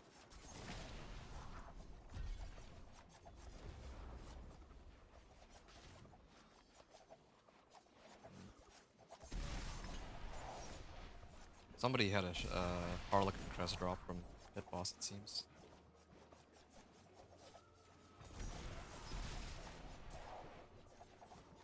Pretty close. Need 3 more. Where is... Oh, I need to go all the way down here for it? Okay. So much running. Well, I mean, running is okay because I can just... I'm gonna use, I'm gonna TP over to, like, where the next quest will be anyway. How long have we been at this for? An hour and a half? It's not too bad, I guess. Anyway, I should have mentioned this at the beginning when I hit Torment 1, but, for Torment 1, or, well, when progressing through the Torments, there's a specific order I like to prioritize getting my equipment on, or equipment in, right? Like, so usually, the order I like to prioritize going for, wait, hold on a second, why don't I, that was weird. Give me a second, sorry, I'm looking elsewhere right now, and something doesn't look right.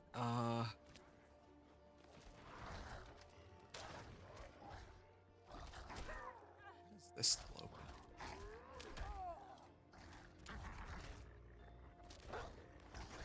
Okay, well at least these monsters can't kill me. Okay, so here's... Yeah, I have like my notes open. So, tempering recipes are first, and... Oh wait, no, actually this season it's a little different. Boss powers are first, well... Wait, let me head on over here first, yeah. Okay, so... Usually, the order I like to grab stuff...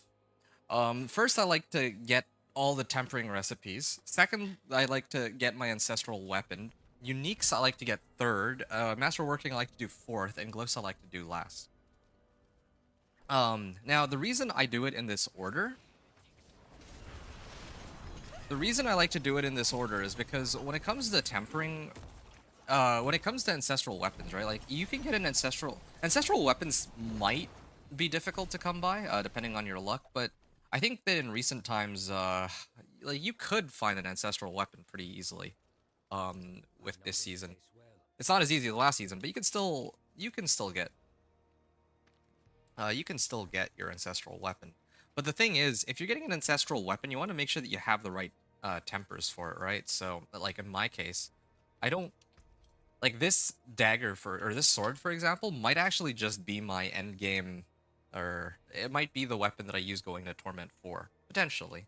I would have preferred one that has dexterity, but there's a slim possibility that this will be the only sword that I end up getting that has GA. And if that's the case, then I want to make sure that whatever tempers I try to put on it are going to be legendary. Well, yeah, are going to be legendary. So in this case, like, my Worldly Finesse, I only have it at rare. Agile Augments, I only have it at rare, right? So, gonna want to up that. Gonna want to prioritize getting the tempering recipes first. And the easiest way to get tempering recipes, I mean, you can just play the game and it's fine, but I usually like to run whispers to get the tempering recipes. Because every whisper I do is pretty much guaranteed to get a tempering recipe and a glyph. So tempering recipes first, ancestral weapons second. There's a few ways you can get an ancestral weapon, of course. The most reliable way is to get it from Season Journey. Reputation caches, all that stuff. But in my in this case, I don't really have that as an option because I'm on PTR. So I'd have to rely on Obels, right? Uniques third. Now, the thing about uniques is that in order to run uniques, in order to get uniques, you need to run bosses. But you don't always have boss mats just lying around. Uniques are very build defining a lot of the time. So you do need those uniques. But you might not be able to run those uniques until much later, potentially, right? In this build's case, I don't really have any uniques that I need, except I want to try Azarath. So I might try to gamble for Ancestral Legendary, or I might try to gamble for swords later so I can get Ancestral Legendary Azarath is what I'm hoping for. Mother, we'll have to be quick. Okay. Then Masterworking fourth and Glyphs last. So the reason why I do it in that order, it's kind of funny to me that I get Lochran's Talisman when I know that I myself have a Lochran's Talisman in my stash, but anyway. Tempering Recipes, Ancestral Weapon, Uniques, Masterworking Glyphs. Masterworking 4th, I usually don't like to do Masterworking until I get to at least a Torment 3. And the reason for this is I feel like the amount of Obdicite you get running like Nightmare Dungeons or Infernal Hordes in any earlier Torment difficulty is actually pretty negligible. Like, I might end up doing Infernal Hordes anyway, just for XP, and just for fun. But if you can hold off until Torment 4, or, well, Torment 3, then that's a lot better. Because, you're gonna be getting, like, 300, 400 Obdicite minimum per Nightmare Dungeon in Torment 3. Whereas in, like, Torment 1 and 2, it takes a lot longer for no reason. Like, you have so many other sources of damage that'll be quicker to pick up than Masterworking materials. And then finally, glyphs. I usually like to try to level my glyphs last. I like to pick up glyphs from the Whisper caches, but I usually let them sit at like level 1 until I can actually clear the higher pit tiers. And again, like, the order does matter because, like, even right now, if I were to try to level my glyphs as my first source of leveling, the problem then becomes that, like some of my glyphs right now are like, what, level 3, level 4 tops, something like that. So if I were to go into the pit right now, I'm only getting like 1 level up per attempt, right? Each pit tier, or each run of pit I do right now, I can at most level. Wait, hold on a second.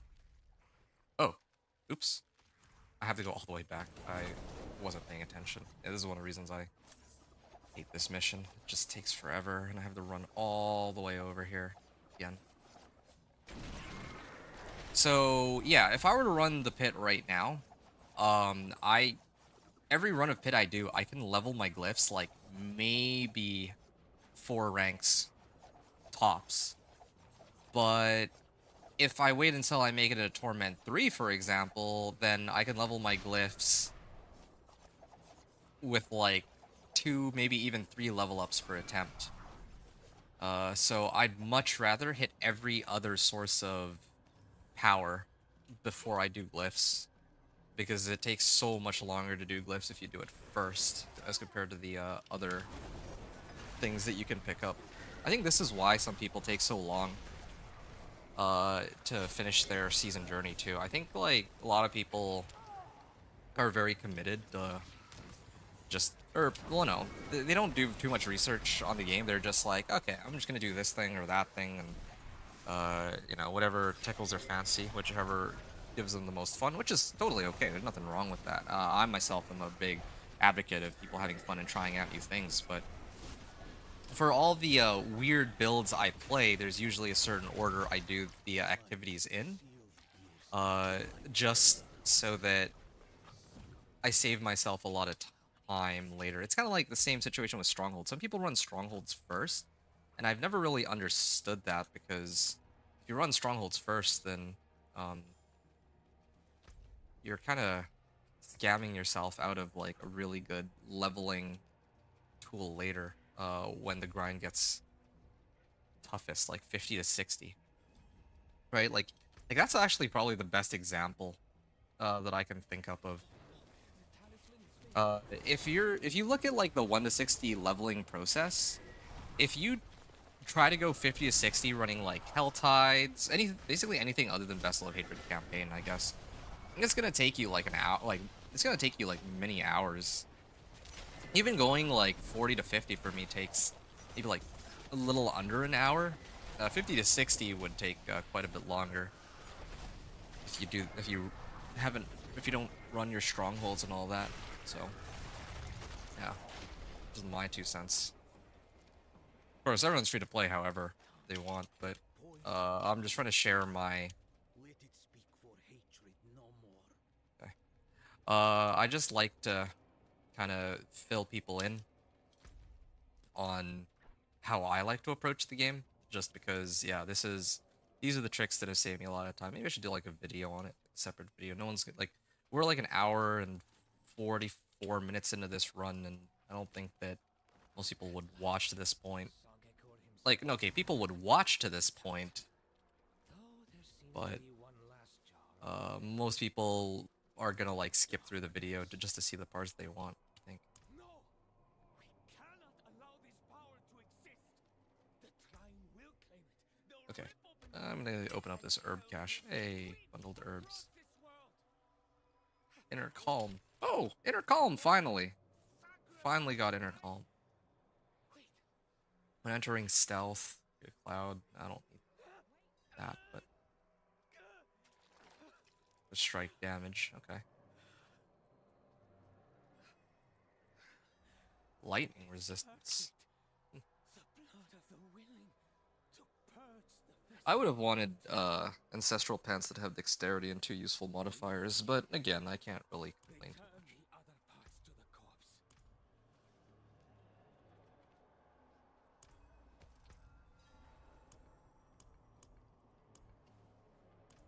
Okay.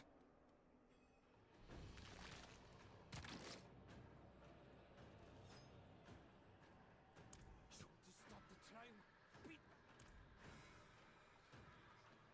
Oh, need to actually place it here. Let's see. By mother's strength.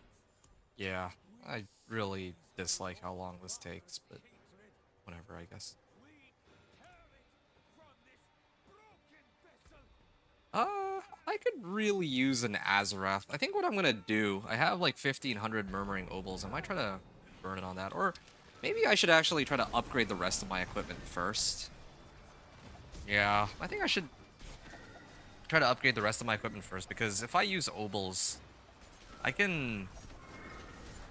Like, if I try to gamble for a sword, it requires like 100 Obols or something crazy like that. I mean, no, I think it's actually 50. For swords, I think it's 50 Obols. But then if I try to upgrade, let's say, like my helm or my chest armor, then I only need like 25 Obols.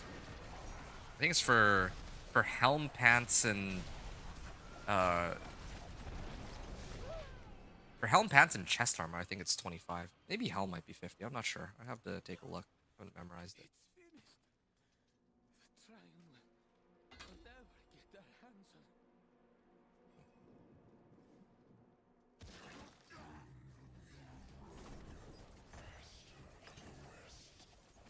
on. What do they call me?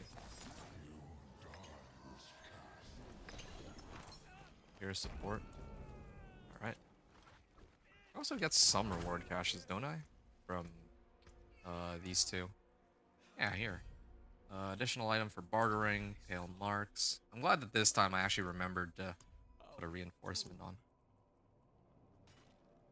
Oh yeah, I got masterworking materials from these. I actually already do have some masterworking stuff available. Okay. I guess I head out from here. This dungeon over with. I wonder how many people, like, do we actually have to run this again every season? I thought that this is something that's just like an account-wide unlock. I was truly not coming nothing done. There, to the edge of the abyss. I'm gonna head here and go to the Imperial Library. Oh, when did I get this? An ancestral ring. I think it was a reward they just gave me. Ancestral Ring is nice, but I don't know if it really gave me any modifiers that I need over my existing rings here. Yeah, a lot of fire resistance. These rings actually are giving a sizable amount of resistance. I might actually try to run with these. Actually, yeah, I did get an Ancestral Ring. I didn't know that that was possible. Ancestral Legendary from this quest. Send to the gates of hell.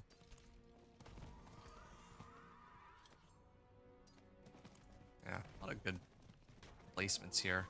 I should probably get rid of all non-ancestrals though. Like, I already have all 750s, so I don't really think I need to worry so much about upgrading most of my gear at this point. Oh, another ancestral sword. Maximum. Oh, hey, yeah. Ooh, here's a good one. Obsidian Blade of Stolen Vigor. While on maximum stacks of the momentum key passive, your cutthroat skills deal 47% increased damage and I become unstoppable for 3 seconds every 6 seconds. So this will directly boost my Dance of Knives by 47%. Actually, I'll probably put it on my weapon. And that's actually just double damage straight up. So, yeah, that's kind of insane. Oh, I just need to go in, right? Left by ceiling shut the gate to hell. Okay, so before I go in though, I want to go back to town and actually imprint the right stuff just to speed things up here. We won't. On my way here, Okay, on a cart, good. a Lochran. I will answer. Blessed Mother, preserve us. Okay, I'm gonna go back to Karagar real quick. Should be able to come right back, I imagine, but we'll see. Okay. I am actually getting quite a few legendaries though, or ancestral legendaries. So what I'm gonna do here is, I think I could probably afford to just put this on. But this is my only source of stolen vigor though. It's my problem here. This will boost up my base damage by quite a bit, but elixir cache. Okay.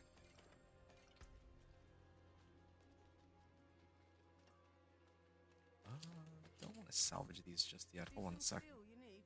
So, yeah, definitely gonna be salvaging that one. Inner Calm aspect. Yeah, I can take Inner Calm and slam it on my amulet. I think that would be a good one. Strike chance. Okay, let's salvage all these. I'll salvage this one too. Okay. Should not waste my time with all these lesser items. Pretty much all of these I will never be using again, since they don't even pass the 750 item power mark.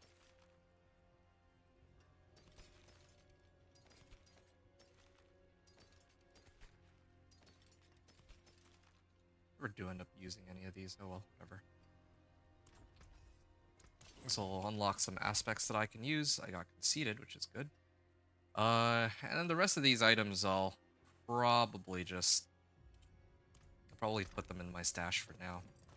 I'll deal with them a little later. Bag of obols. So, I think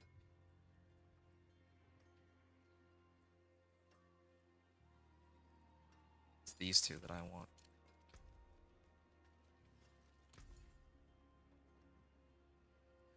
I will try and get proper.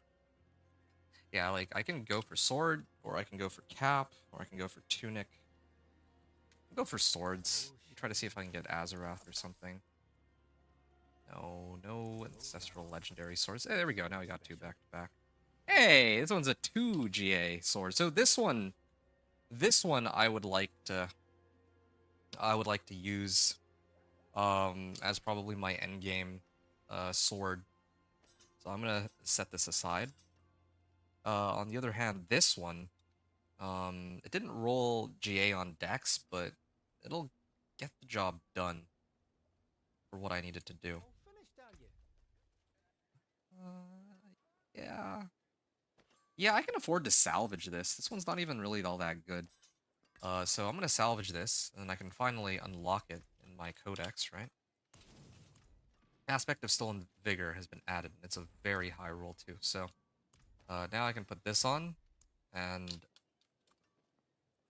this one's Stolen Vigor, right? Yeah, here we go. 94% increased damage on my Dance of Knives now. I guess I should try to slam it on like an Ancestral Bow, but whatever. I'll deal with that a little later. Yeah, I actually don't have unlimited aspects, so be careful about that. Inner Calm, right? Have I not put Inner Calm yet? I guess I haven't.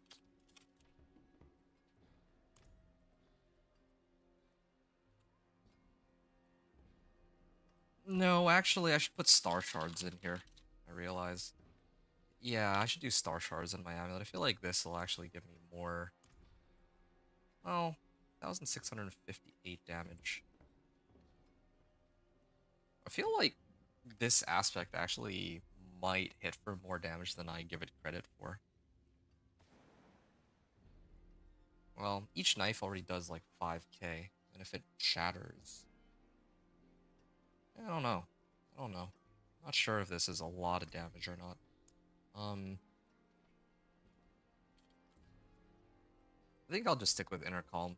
I know Inner Calm is like a pretty reliable option. I don't really care about Barrage, Ricochet, all that. That's not...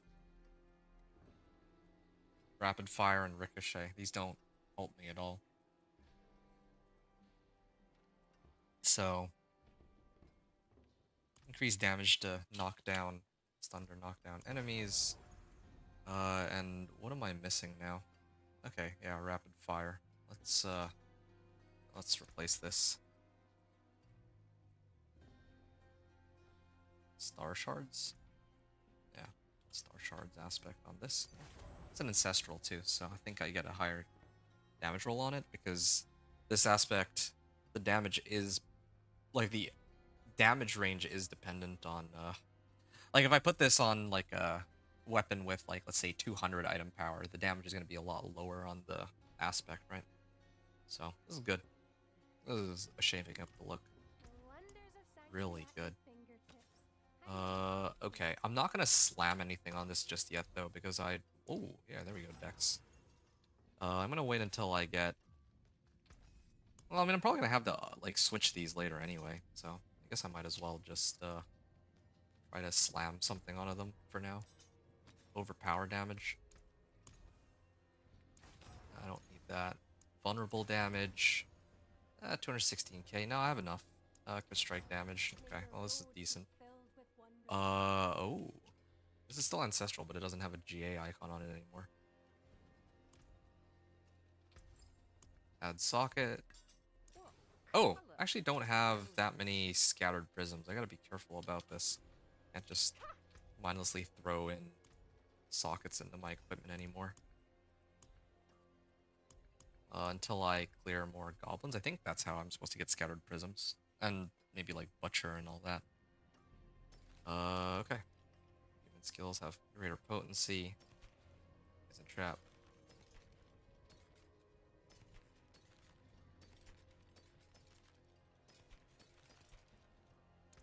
Salvage all. Yes, this thing is still a really good weapon for me to use, but I'll let it sit for a little bit. I still have some good ancestral equipment I can use. This will all be for later.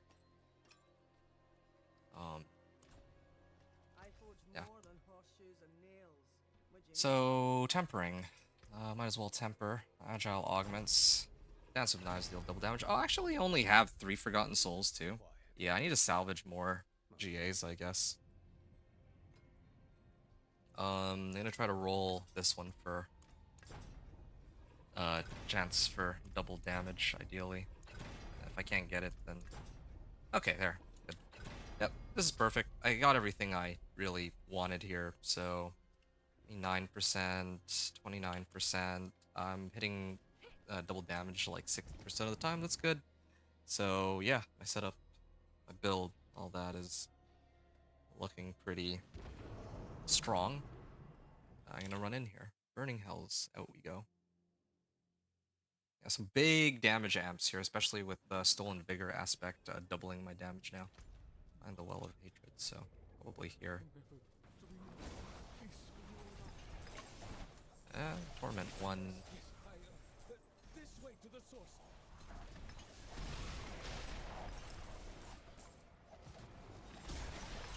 Ooh, 106k. I'm starting to hit for like 200k. And this is before... Like, this is in Torment 1. I'm actually kind of curious to see how well I'll start to do in Torment 2 now that I've actually built everything up on this character. I have like ancestral weapons and all that. There's obviously a lot more room for growth on this build, but it's starting to look pretty good so far. And I still don't have any boss powers either. Hey, Scattered Prism. I don't even know what I killed for Scattered Prism, but sure. I don't have any Forgotten Souls. I need to salvage some equipment for them, or maybe like greater cache of equipment. I gotta protect Lochran. Okay.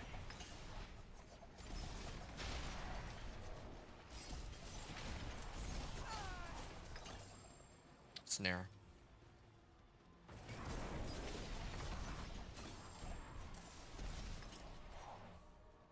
It's done. Follow me. I feel like they should make it so that you can pick stuff up while channeling Dance of Knives. I feel like that would be a great quality of life, because otherwise I could just... That is a lot of glyphs that I'm getting. Yeah, I could just wait until the entire pack is dead before I hop off of Dance of Knives. I'd rather just hold it down, pick stuff up, and then keep going. I just feel like that makes way more sense.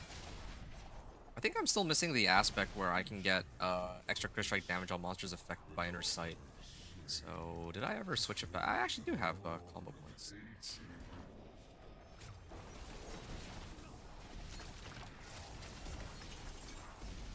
Distilled Fears. Good. Back rune? What's back rune? Ooh, travel 5 meters. Well, I do a lot of traveling, let me tell you. Oh, Mystical Frost Nova. Yeah, here's what I'm gonna do. I'm gonna do Back Thull. It invokes Mystical Frost Nova when I travel 30 meters. Well, I travel a lot of distance with my Dance of Knives just because of the nature of the skills, so... Every time I reset my Dance of Knives, I'm gonna proc a Frost Nova. That's what this means. I mean, assuming that anything lasts that long. Man, this is kind of an insane combo. It is really good. Just making use of what I have here. I mean, if I didn't have Back Thull, I would have done... I mean, I could have survived without it. Or if I didn't have Thull, I could have used the one that gives me like 20% more max life. There's a lot of good options there. Yeah, this just takes forever. Why do I have to do all this to unlock Infernal Horde compasses? Like, the reason I'm mentioning this is because I remember, like, was it season 6 or season 7? People were telling me that they already, like, they were finding Infernal Horde compasses left, right, front, and center. So I don't know, like, if it's just me or if other people also have to go through this whole process every time they need to unlock these Infernal Horde compasses. I don't even really get anything crazy out of this that helps me. I mean, I guess I do get like some of the quest rewards. I did get like an ancestral item, but it's not really worth it for the time investment. I want to be like farming boss powers right now. Like, I mean, I don't mind having to do this on every new character, I guess. I think my problem is that it sounds like some people already have done this, or have already have like a... This is it. The demon source is here. It sounds to me like some people or some accounts have it where Infernal Horde compasses are always available, so you don't have to keep redoing this for every new character. Okay. Running into darkness. Okay. gonna snack real quick while I wait. Join us below. You are awaited.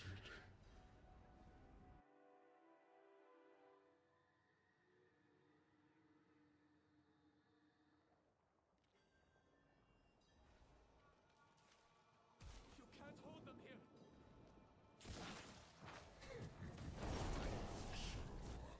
You yearn to suffer.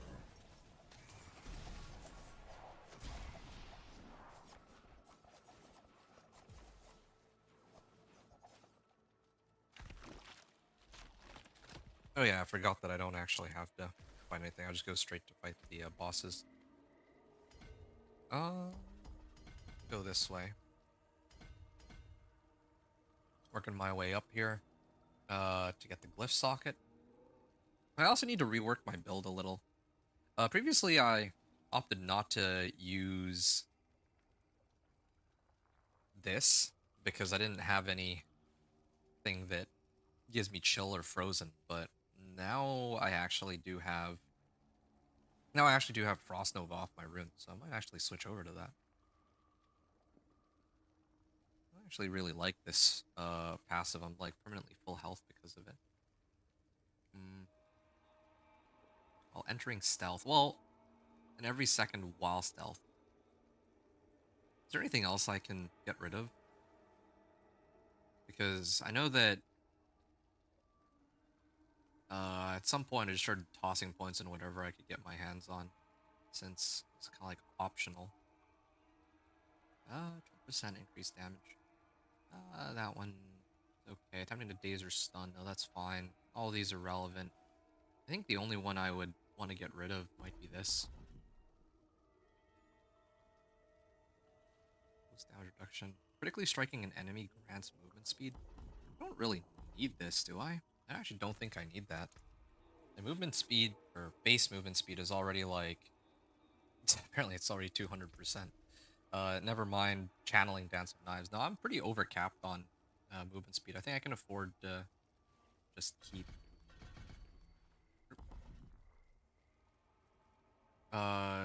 this one.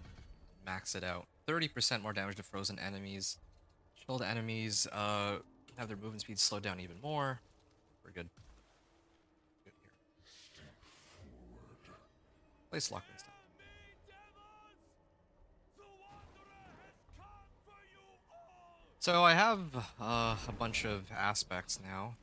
My task Just waiting will be for... done. Oh wow. At some point I'm gonna need to go back into the pit and try to see how long it takes me to clear pit 25. I'm trying to readjust my head around the exact numbers because they adjusted it from last season, right? It used to be 20, 35, 50, and 65. Now it's 10, 25, 40, and 55 to unlock the different torments.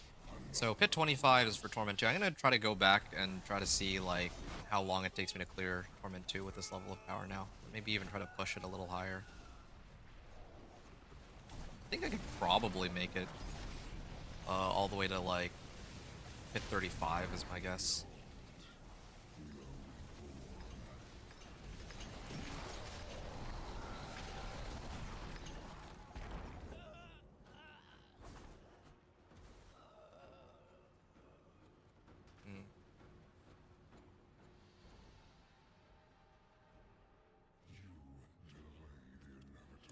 Lockman, what have you done?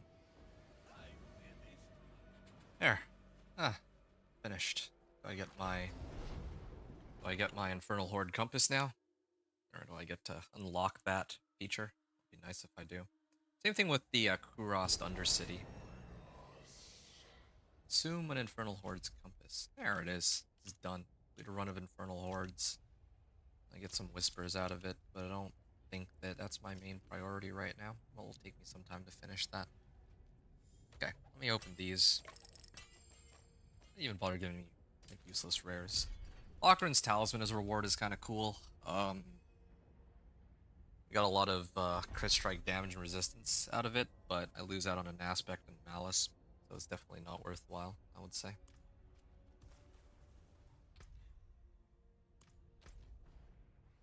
Okay, apparition incursions. Now, I kind of want to do the apparition incursions, start unlocking the boss powers, but there's one more thing that I'm kind of wondering about. It's this Undercity.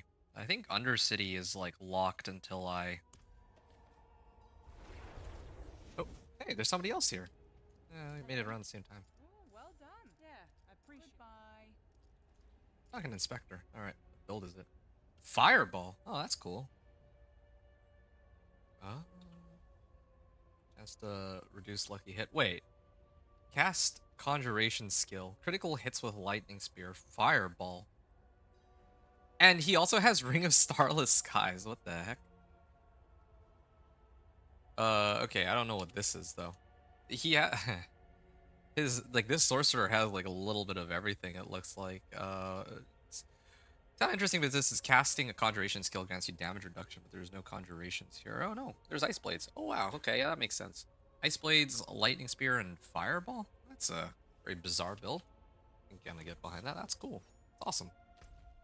I've never seen a build like that before. I've seen lightning spear, but not like this. Yeah, this guy's doing the quest for it. It's fine. I'm gonna do Kurast Undercity just to unlock this.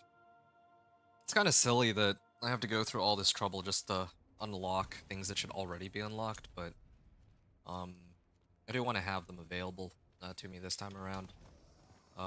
But if not for these, like if this were the actual season, and if I actually had these unlocked, probably what I would be doing right now is spamming apparition incursions to get the boss powers. In fact, that's what I'm gonna do after this. I mean, I'm normally supposed to do the whole like tempering recipes and Not all of my duty. okay, the site of the haunting. So let's go there. Because here's the thing, right?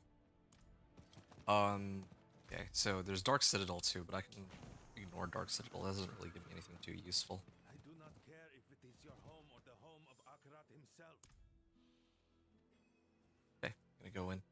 So I think earlier, like quite a bit earlier, I was talking about how I go tempering recipes, ancestral weapon, uniques, masterworking, and glyphs.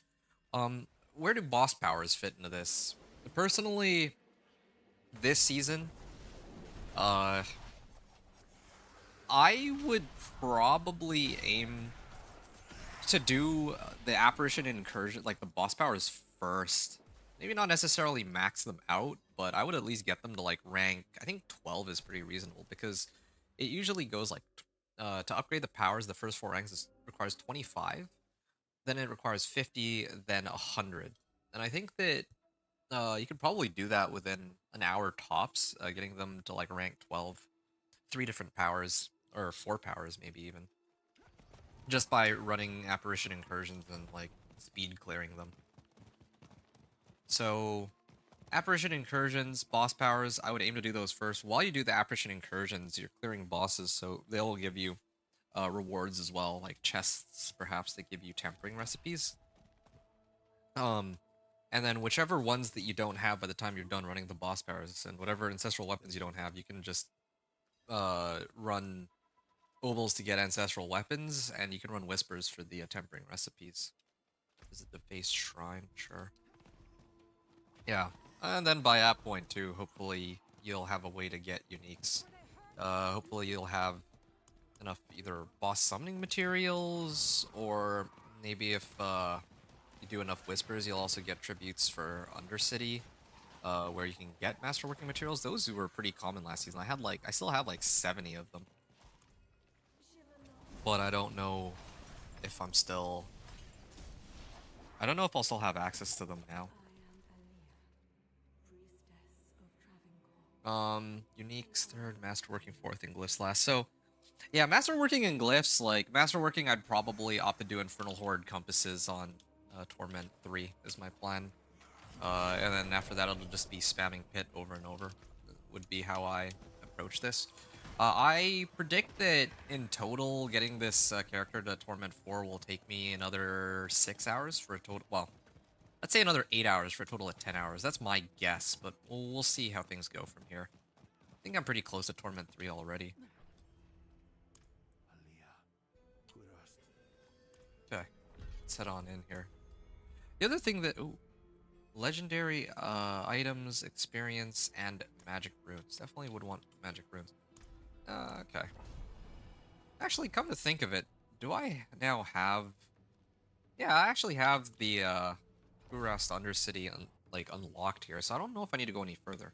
That kind of makes me think that next season, if I play my companion druid, if I don't actually have the quest unlocked, like if I don't have this feature unlocked, right, with the Infernal Horde compasses and with Kurast Undercity, I probably need to clear it first with the companion druid. It'll take longer, but at least I think I only need to clear it once. I think it's like it might be like a seasonal thing. Like every season you have to do it one time and then you get access to Infernal Horde compasses, which I think is kind of silly. Like I don't want to have to keep doing this quest every season to do it. At least not every character.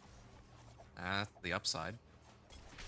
But like, yeah, I don't know why I have to keep doing it season after season. I thought it was an account-wide unlock, but it might be just every season you have to do it again on at least one character. If that's the case, I can kind of live with that, because then, yeah, I'll just run these with my companion druid, just to free it up for all of my other characters. And then I can just focus on build after. So, yeah, just trying to figure that out, too.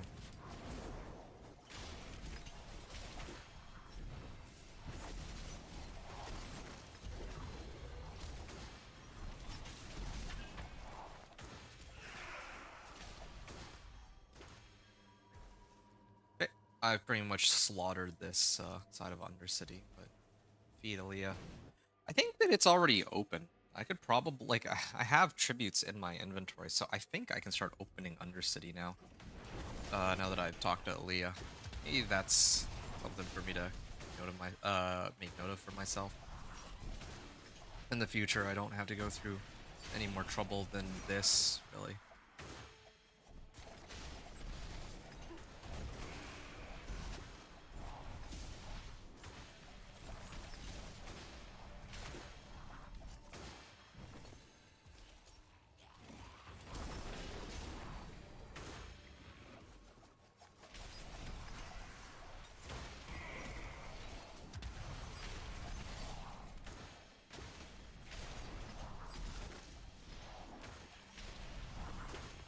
Okay.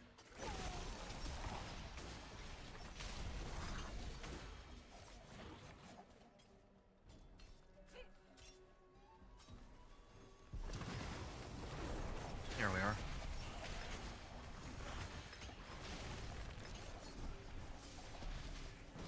I should actually probably finish this Grand Spirit Beacon. I got some. Oh, okay, there. Next floor should have it covered. Yeah, that's a Knives Rogue is so strong for Undercity farming. This is another reason why it's nice to have these like available. The Infernal Horde compasses and Kurast Undercity tributes. Like last season with my companion druid, like it was pretty solid for pit pushing, but yeah, I would never be able to clear the Undercity this quickly. Like I just don't have that same level of movement speed as this build does. Yeah, just hold down Dance of Knives and just spin to win all the way through. Actually, wait, what am I doing? Why am I still here? I should get into the next area.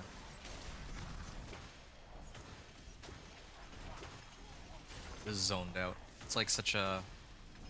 In some ways, it is a pretty mind-numbing build, because, yeah, you can just breeze through everything. It's even stronger than Whirlwind in the sense that you would just... Like, it auto-targets for you, even, and has just such high range. Alright, one is dead. Or, this boss is dead, and yeah, I might need to switch it up to Torment 1 soon. Like, I'm actually crushing everything really fast here. Adjudicator's Mask. I've got a little bit of everything. Got some XP out of that. Oh, that is a lot of runes. Let's see if any one of these could be a potential upgrade over my existing one. Maybe I'll get a potion up real quick, just to... It's easier for myself, gain more XP and all that. Oh yeah, I have 4 Paragon points too. Let's get this one. Which So energy cost. I still am missing a couple of glyphs, but I'm getting very close. Finishing it all up. Non-basic and non-core skills deal 25% increased damage. So, Dance of Knives. Yeah, okay, good to know. Knives. Yeah, this is versatility glyph. I do indeed run this one. Or I'm supposed to be running this one. Okay. I don't have the effect on it active yet, but I will. I just need to amp it up by 1 radius, and then I can probably proc it off of... I can proc it off of this dex node, and this dex node. So another 10 levels. Okay. I'm gonna assume that since I have tributes unlocked here, that I can just access... Or I can probably get tributes from here on out, I'm pretty sure. So let's go back to Karagar. I'm gonna go to Karagar, and I want to go... I want to go into Torment 2 again, like Pit 25, and see just how much stronger my build is as compared to before. I've actually... Oh, conceded. Might be helpful. I still don't have any boss powers, but there's been a number of upgrades to my equipment. I got 2 ancestral legendaries for starters. Yeah, I got a lot of stuff that I kitted up. And I also need to upgrade my glyphs too, so...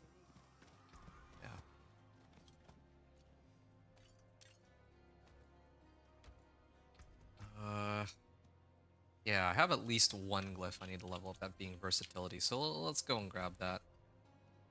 Let's get that going. I just popped a potion too. That's funny. Alright. In we go again. Should be nice and easy.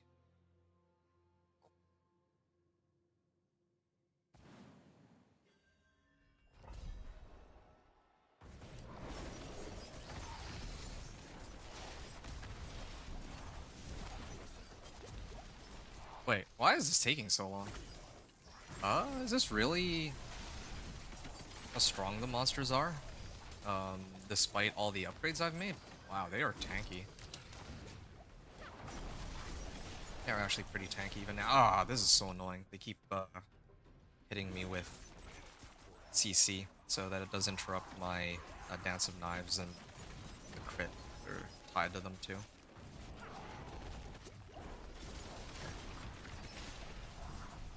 I do have much higher damage numbers than before. But oh yeah, no, this is way higher damage numbers than before. And the speed on the clear is still much quicker too, of course. But there's plenty of room for growth. I mean, I got at least double the damage from what I had before, just off of like the one aspect that I had alone. So there's no way that this clear would be any slower than what I had previously. Last time I cleared it in 9.5 minutes. This time we'll see just how much better we do. Okay.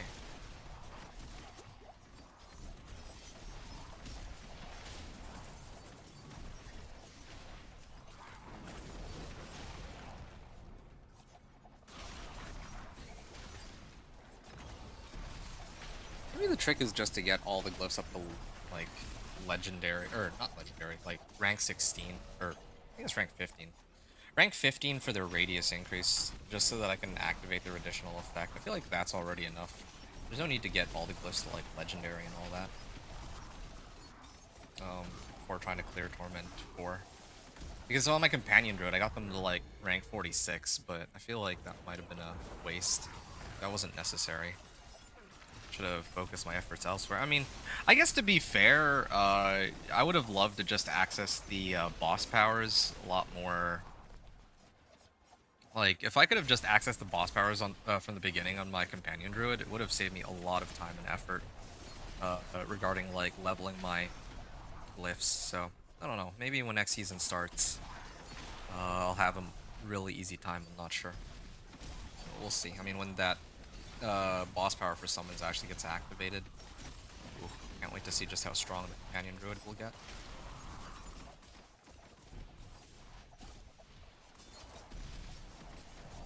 I mean, it's like 150% more damage as compared to what I had here, so that's gonna be very tough to beat.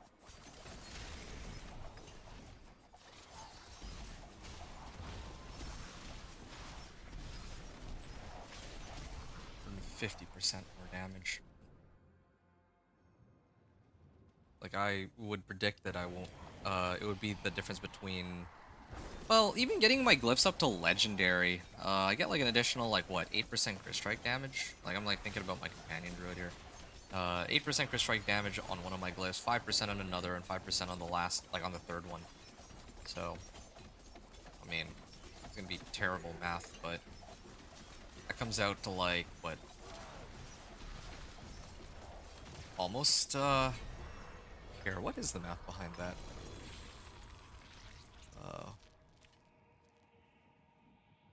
1.05 times 1.05. So it's actually a 20% damage increase. But in comparison to having my boss power actually work the way it's intended, it's a pretty big difference. And also, I was missing Moon Rage at the time. Anyway, why am I even bothering talking about any of that? Like, I'm not playing with Companion Druid, so who cares right now? Okay, let me max out versatility then, I guess. And how long did this run take? I wasn't paying attention. Okay. I think that was like 11 minutes and like 15 seconds. So I'm gonna write that down for myself. 11:15 here. Okay.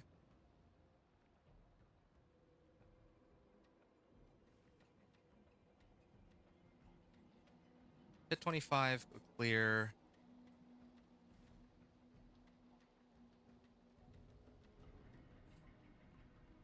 How many Paragon points do I have now?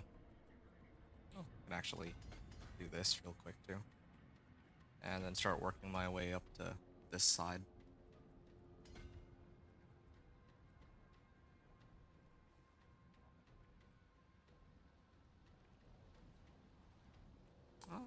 Hold on a second. Just realized an easier way to do this. There. Yeah, when the radius on this increases, then I can pick up whatever other dex nodes I need. Okay, so if I refund this, I have 72 points spent. 2 Paragon points.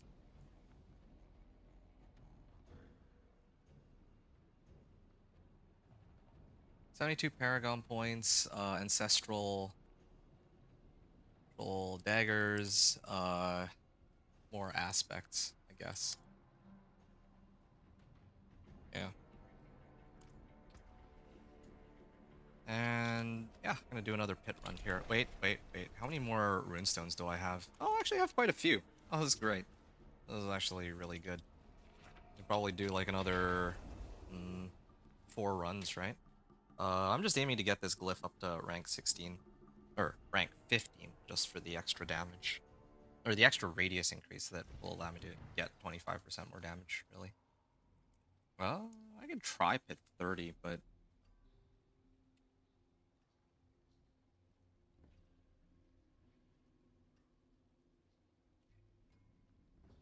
One fairy node. 2 glyphs. Yeah, I'm gonna try this again. I'm just gonna... Might as well. Yeah. Might as well run this one more time. Or 2 more times. I feel like, yeah, if I can clear this in like 4 minutes, it's kind of a good pace, right? There, that's a pretty sizable amount of damage on him. Yeah, definitely can improve my damage some more, but I'll have to be for later. I have a few ancestrals, but I don't really like any of them. I don't even know if it's worth it for me to try to put the right aspects on them and all that.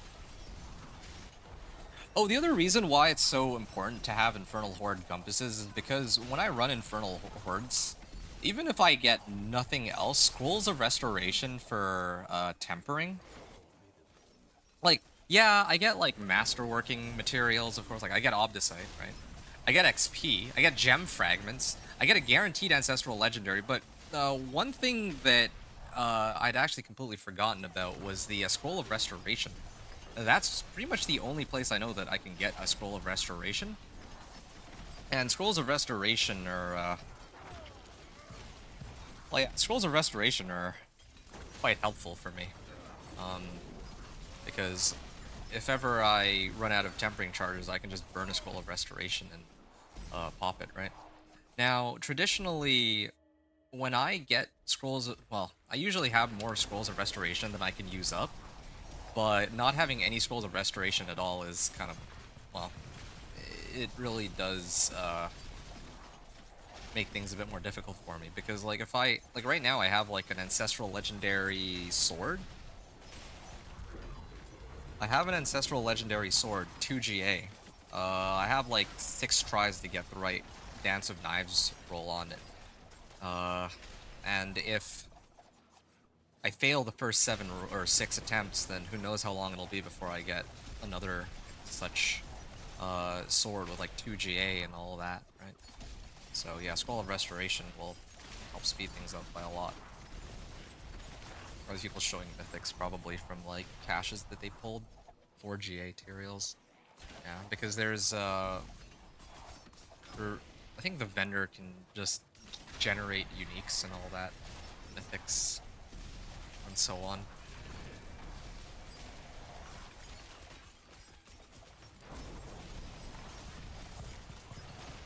Well, I don't know if it can generate mythics. I've never actually tried the cheat vendor because I don't really have too much of an interest in the cheat vendor. The main reason being that I already know that the vast majority of people who play the PTR are playing it specifically for the cheat vendor. Yeah. But in my case, I don't. I'm mainly here for testing out leveling, right? So it doesn't really bother me one way or the other.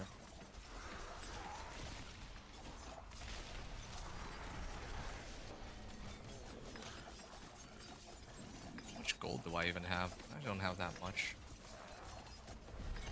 Like thinking about if I were to try to masterwork something. Well, that would work. Hey, I got some gloves here. But it does have lucky hit, but nothing else of value. Okay, let's get this up a little higher. 2, 3, 4. Need that radius increase. I have 5 Paragon points. Cool. Yeah, I need to amp up these nodes, because when the radius on this increases, it's gonna give like quite the boost to these legendary nodes. So just waiting for that. So I got another 3 tries. Another 3 attempts in the pit, but I only really need 1 just to get this glyph up to rank 20 or rank 15. Then I can actually start doing other stuff.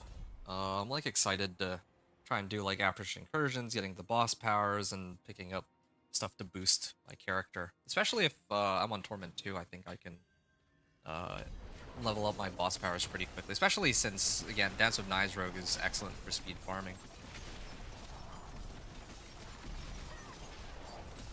Oh, wait. Hold on. I just remembered. The other thing I need to do is I need to go do the pit 30. Because I'm supposed to push after this and just see how far I can get. Like, here's the thing. If I were playing the actual live season, one of the things that... Like, I wouldn't be doing all this testing, so it would go a lot more quickly. That's another thing to keep in mind, too, right? Like, I'd say that if they were to not change anything right now, and they were to roll out the new season tomorrow, then if I played Dance of... Like, this season, or this PTR, if it would take me, like, let's say, like, 15 hours, to get from level 1 to, like, Torment 4, I bet that on the live server, it'd probably take me closer to, like, 12 or 13 hours, because I'd already have most of the stuff that I need figured out. I'm not really trying to experiment or playtest anything. I'm not trying to limit test how far I can go in the pit or anything like that. I'm just playing character and trying to go all the way with it. Right.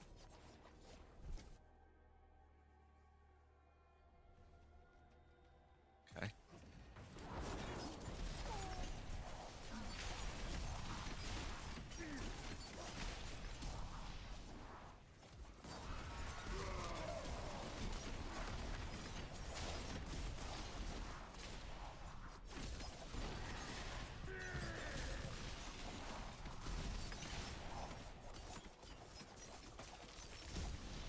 But another pack here. Blast Wave Shrine. Yeah, sure, why not? Doesn't. I don't know if it really helps me too much. Yeah, it helps me a little, I suppose.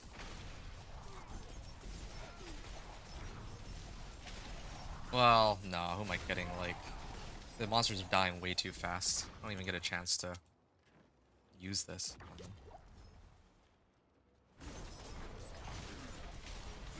Here we go.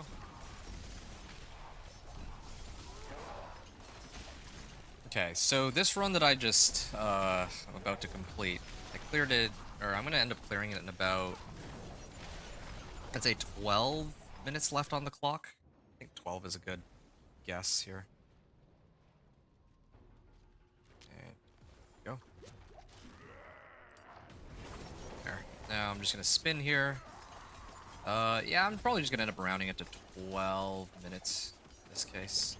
Yeah, it's over. 12 minutes. So that was 12 minutes. I'm gonna try one more time now.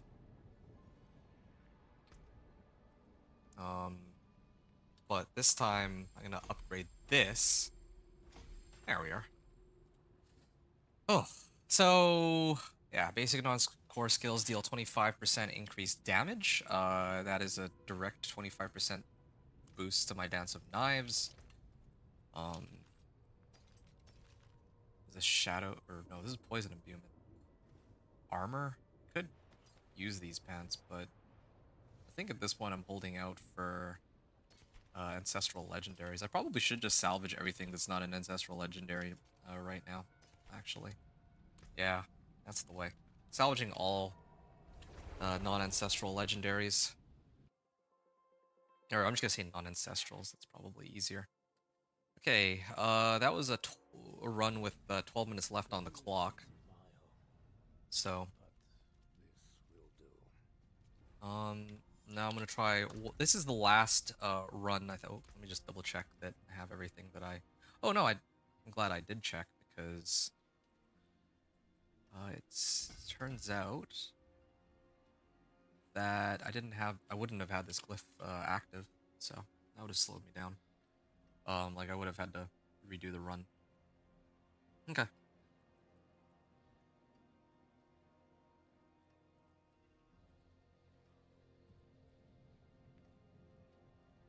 Actually pretty close to this board attachment gate.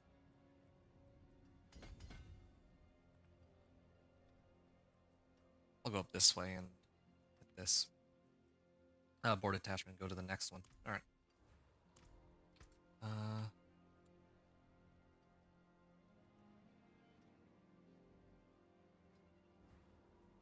So, pit 25, one last time. This will be my second last pit run attempt.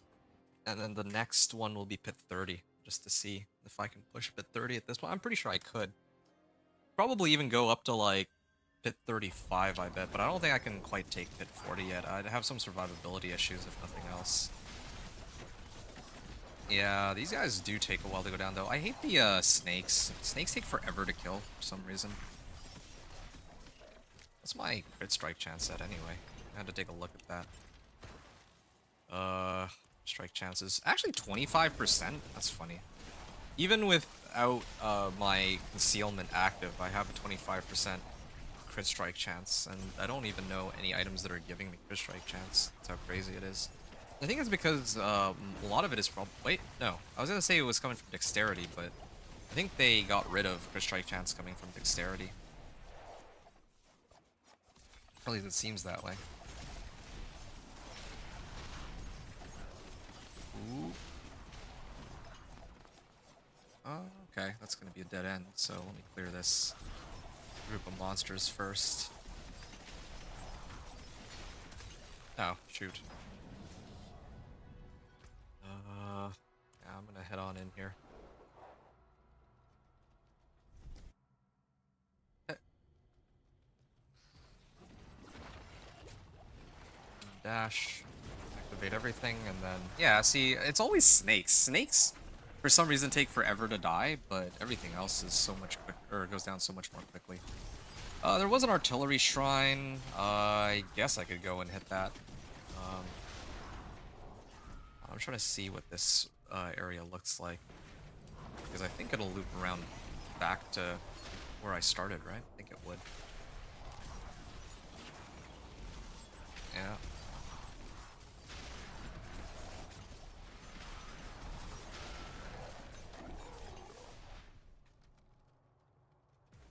Okay.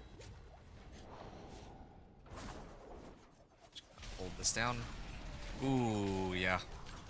I was kind of wondering about this artillery shrine because it gives me like max attack speed, and I think that attack speed does boost the damage on my Dance of Knives. So, um, yeah, this artillery shrine is actually kind of insane. Okay, I did get an extra 25% damage boost, but I don't really see the timer. Well, actually, no, that's not true. I was gonna. This is definitely quicker than the previous run because I spent I spent some time during the run looking at like my crit strike chance and had to interrupt my skills here and there for various reasons. So yeah, this run is probably quicker than the last one by about 10 to 15 seconds. Yeah. Oh wow, hitting for 500k now. There. Okay, so I cleared it in a little under 12 minutes, but again, like that was with some some things slowing me down. Core skills deal increased damage when spending 3 combo points. Well, this doesn't help me very much. I think this might be a new item. I don't remember. Alright. Yeah. Don't need that one either. Can I up this one? I think I'll prioritize trying to up these for now, but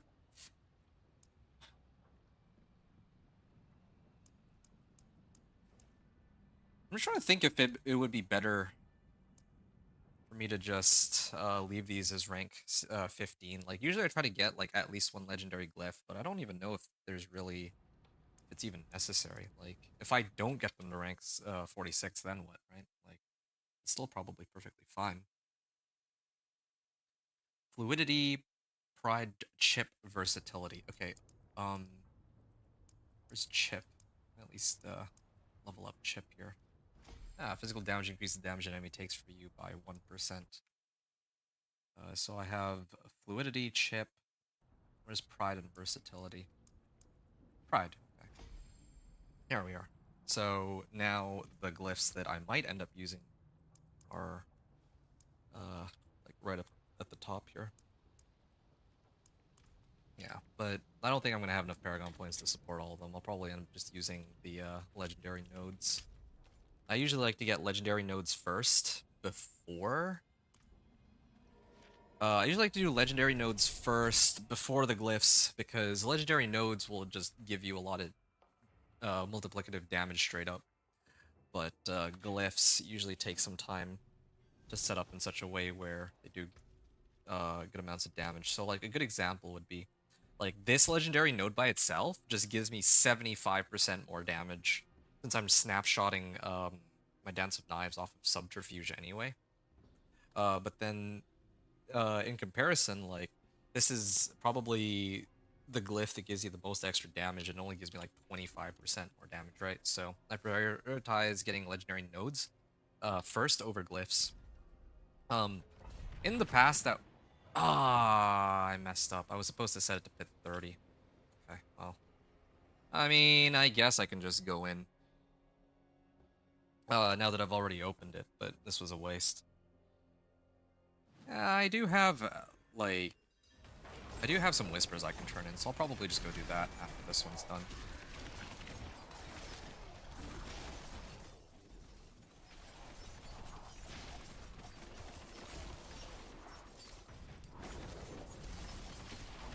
Yeah, in the past when like before like let's say like season 6, I think a lot of the legendary nodes were very specific to like particular builds, but I think they've reworked the nodes in such a way where some of them are more relevant for other classes. So like I remember I think a good example would be constricting tendrils, like for druids. There's a node which used to be that, oh, if you poison 3 enemies, or 3 or more enemies, then you get like a 45% damage boost, or something like that. But now, the way they reworked it is if you have even one monster next to you that's poisoned, then you get a 35% damage boost, and then you get an additional 5% for, I think it's 2 more monsters in the area. So it's like the same if you have 3 monsters, but if you have fewer than 3 monsters, then you actually still do get a damage boost. So if you're using something like, I don't know, if you're doing like some kind of single target poison build or something, then it doesn't feel as bad to have constricting tendrils. That's probably not the best example, but I mean, you get it. Like, they've reworked a lot of the nodes to just work with other builds now. Sorcerer, I think, has some really prime examples. Like, I think Burning Instinct, is that the one which gives, like, Pyromancy skills more damage? Now the crit strike chance... No, wait. I think I have it backwards. It gives extra crit strike chance to fire skills, but it also gives extra damage. I think it's based off of your critical strike damage, like extra multiplicative damage, based off of something. I don't remember what, but yeah. So now I can actually pick up that board on non-fire type builds, which I think is good because in the past when I was playing Sorcerer, I might get like 3 boards or 4 boards and kind of wonder what I do with the rest of my boards because I can't, like, I wouldn't be able to use a fireboard for a lightning build. Something of that sort, right? So, yeah. Very interesting reworks, I would say.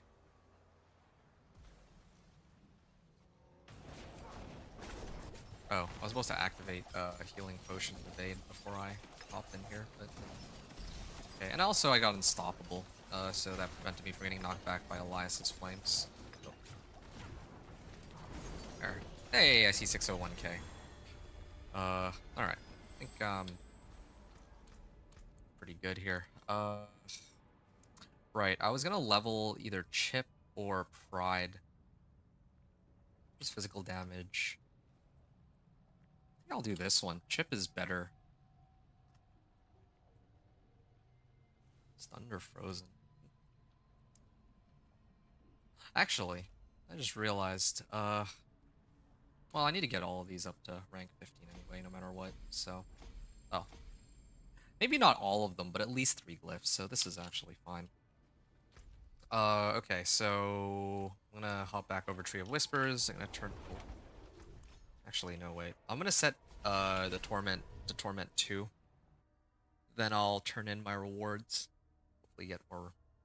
better items that way. And maybe some runestones. Or extra runestones. I don't know how that all works. I'm hoping that if I set it to Torment 2 that I'll get like right now I have 0 runestones, right? But if I go, I turn in Torment 2, maybe I might get like 6 instead of 3. Like when I was in Penitent, I turned it in, I got 3 runestones. So maybe I get more since it's higher difficulty. World boss in 3 minutes. Okay, that I need to be around for. Actually, which world boss is it? I can actually check, can't I? Ashava? Yeah, that's okay. Greater collection of materials. Yes. This is quite convenient. I need the extra materials. Not just for gem fragments, but... yeah... Oh, okay, I got 3 runestones, but... I was actually hoping for, like, scattered prisms or something. Damage per combo point spent? Well... I mean... Doesn't really... It's like subterfuge expertise. That's funny. Hey, this is a kind of a cool one. Using an agility skill... No, wait. Hey, it's synergy aspect. Yeah, I can replace one of my rings for this one. Sub out the overpower damage and replace it with dexterity or max life. And then this would be kind of an insane ring to replace my current one. Or one of my existing ones. Yeah. What's my gloves here? Yeah, I don't need those gloves though. Another Lockman's Talisman. I still want to get like a Ancestral Azarath. That'd be kind of nice. Slave Arshan. Ah, this is like a free 5 Whisper, or 5 Grim Favors, so I might as well just go do it real quick. I think I should be able to take it. It's Torment 2, but I still think that I'll be able to. Oh yeah, I need bundled herbs too. That was the other reason I like to do the collection of materials. Okay, now I have 700 herbs. Should be quite set. That's nice. Oh, these guys take a while to go down. I hope Marshawn will be okay running Marshawn.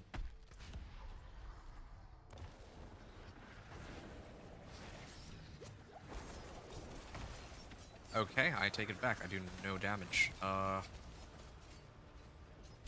I may have to let myself die here, or maybe I can just leave the game if I'm lucky. Well, this actually works out perfectly for me because I can just switch over to Torment 1. Alright, I'm out.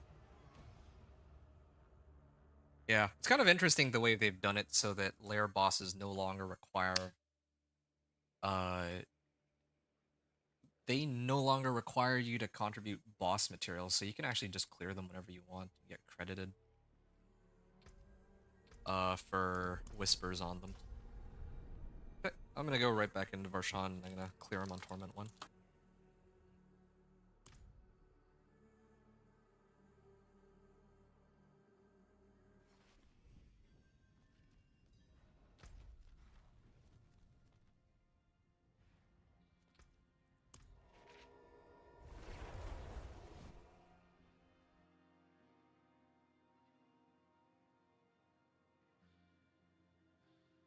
Alright, let's see how quickly I can bring him down here. And then there's also World Boss too, so I'm gonna need to run World Boss. Right after this. Yeah. Use Malignant Altar to summon the Tormented Echo.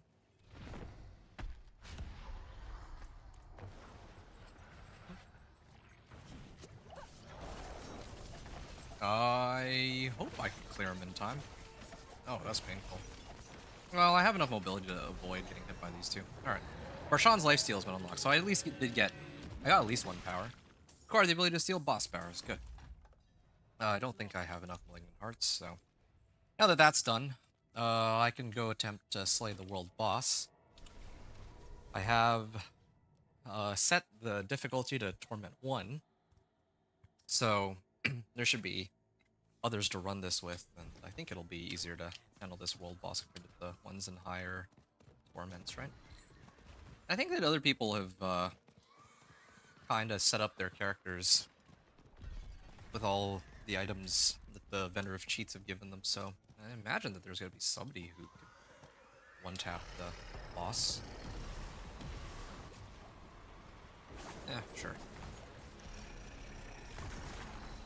Yeah, I'm just going to spin around here real quick and contribute my damage. When this is all done, I'm going to take a look at my boss powers and see what I have. I mean, I have nothing so far, right? But... oh.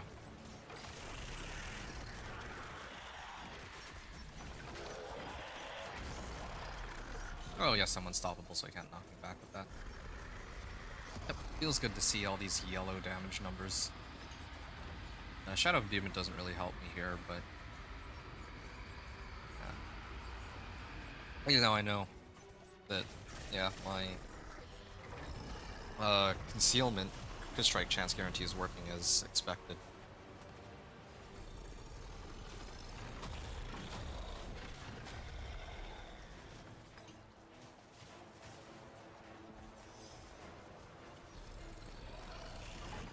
It's gonna take a bit, but we'll get there. I also get some extra rewards from this too, which is good.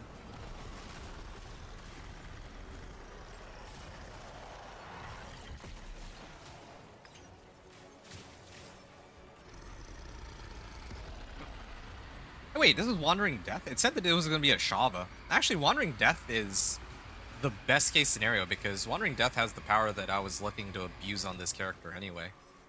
Part of what I was looking forward to... okay, here. I'll wait until I finish clearing Wandering Death, and I'll show which boss power I'm talking about. Wait, why did I cancel this channel?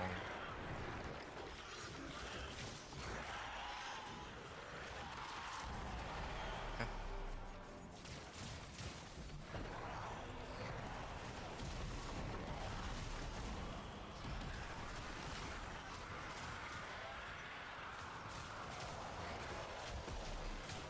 Alright. Ooh, I almost died to that. I don't really think I lose anything out of dying here, but still, it's scary. Pretty close. I was waiting for him to get staggered. The amount of CC I've launched his way. Start spinning in a figure eight here.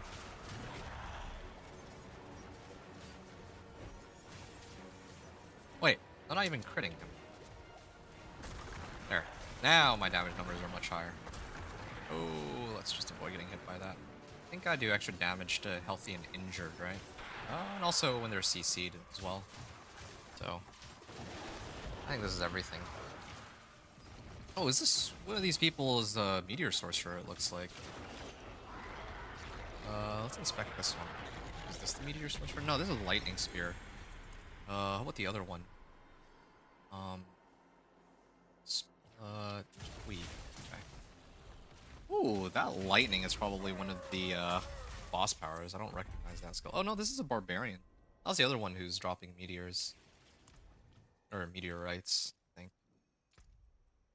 Nah, she's using Godslayer crown. Okay, maybe it's one of the runes that's dropping those meteorites, but whatever.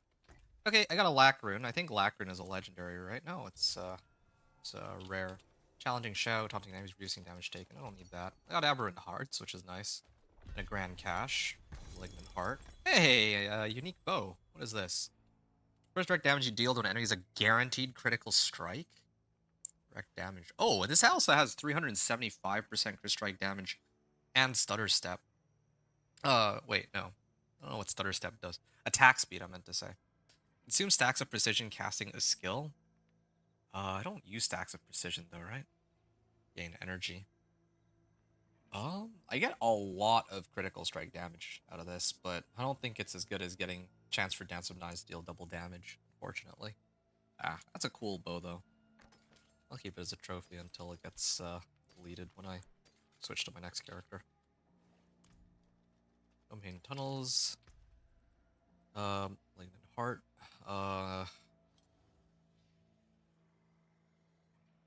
Wait, where's my Stolen Vigor aspect? Have I not put Stolen Vigor aspect anywhere? I think I might have skipped putting Stolen Vigor, or maybe I just stashed it. I might have actually stashed it, now that I think about it. Okay, let me see here. What's my next board? Tricks of the Trade?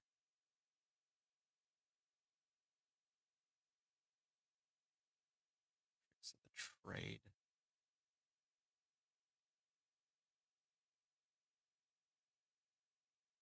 Cheap Shot. Oh. Oh, this is kind of lame. The other boards that I'm picking up aren't actually ones that I'd be excited for.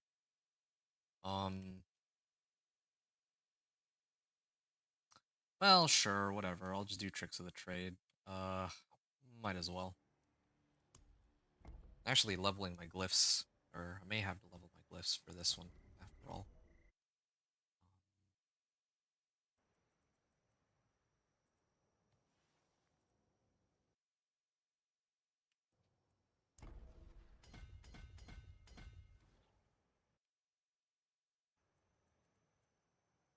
Well, I can clear this, and yeah, I can put Chip in there. Good.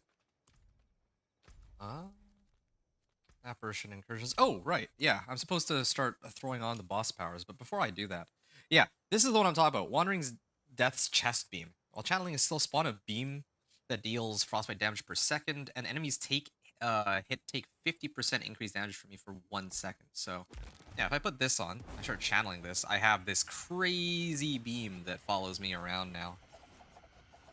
And I'm gonna try to max this power out, like, way out by spamming, like, incursions from here on out, I think.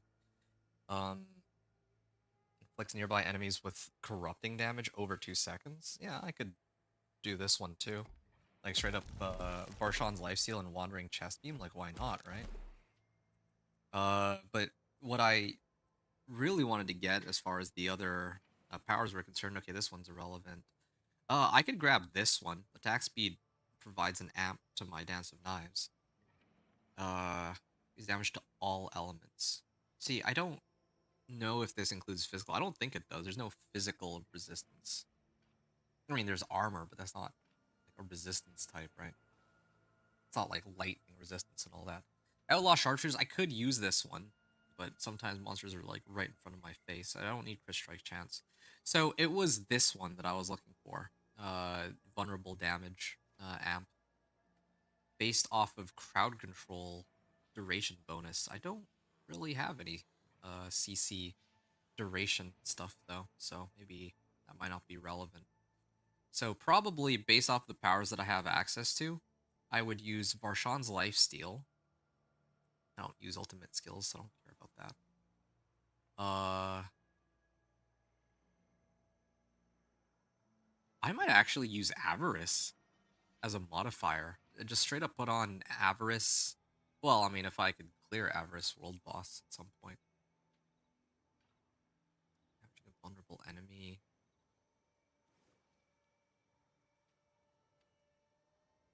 I could run Harbinger.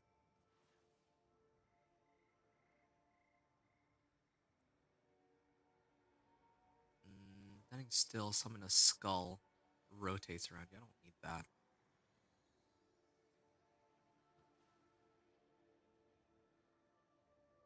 Yeah, I don't really cast very often either. So, I think probably, like,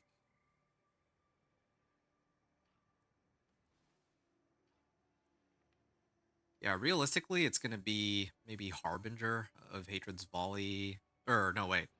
I already have Wandering Death's Chest Beam. I already have Barshan's Lifesteal. These two are good. If I can pick up Avarices, then that would be ideal.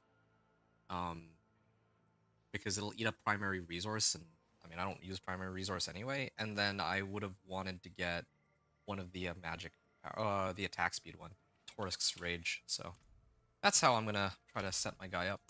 But before I go and do that, I just want to try to run one more pit 30 this time. Just to see how quickly I can handle. Just to see how quickly I can clear it. My current level of power. Greater collection of helms. Yeah, okay, sure.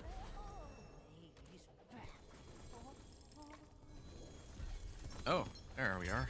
Got some nice little upgrades there for our recipes. Concealment duration. Oh, I can actually get concealment. Well, concealment duration is pretty pointless since I usually snapshot on the Dance of Knives immediately after, but yeah.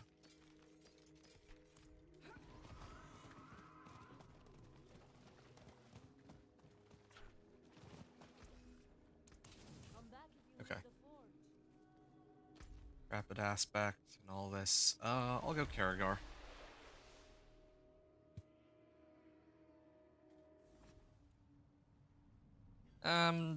Yeah, I'm gonna, I guess, see if I can get some more potions really quickly. Ooh. No, I'm still short on Angel Breath though, despite my best efforts, but at least I have enough to generate more of these. Nothing else. Redamine Buzz, 2 of them, and Resistance Incense, 2 of them. Here.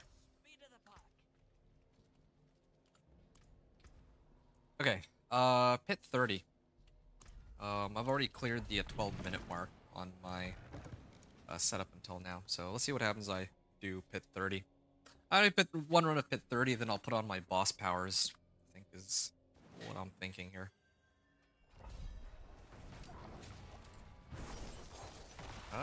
Okay. A little scary. They do hurt. Yeah, it's kind of unfortunate that I don't have an easy source of Fortify either. Seems like none of the boss powers do give me Fortify. I'm gonna have to take one more look about that, but yeah. Would be nice to have at least one source of fortify that doesn't involve using aspects.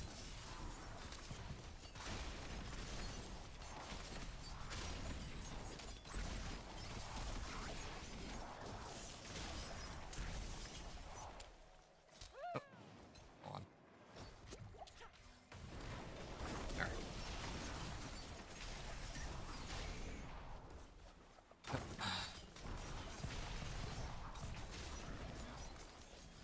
Yeah, this is kind of great though. This Frost Nova rune working with my Dance of Knives really nicely. You can also get like damage to crowd controlled enemies too, which helps, right? Whoa. Lag spikes. At least it's just lag spikes and my game's not like crashing.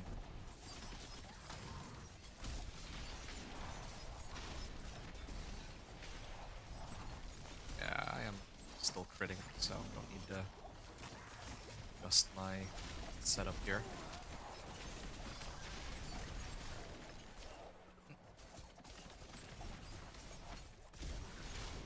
Somebody's saying lair bosses are a pain.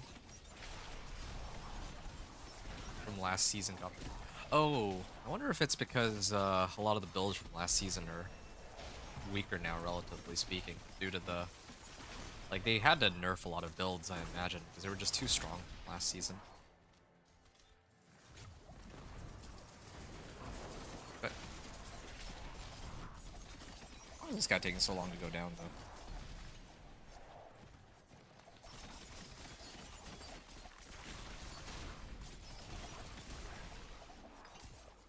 Oh, next area. And this isn't too bad.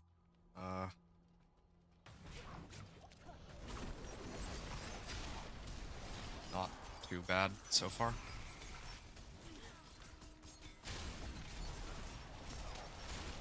Yeah, can't wait to finish these next two runs though, because after this it's gonna be spamming bosses to get their boss powers. I think grinding out boss powers will be the main thing that I need to prioritize to get into Torment 3. Or at least Torment 3, maybe even beyond that.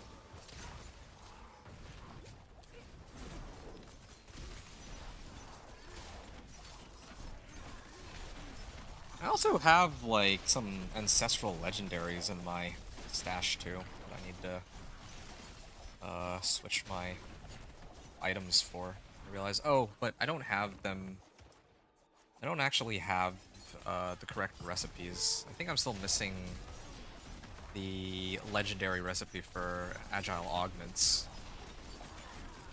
and for worldly finesse. So that's something I'm kind of waiting on too. There. Good here.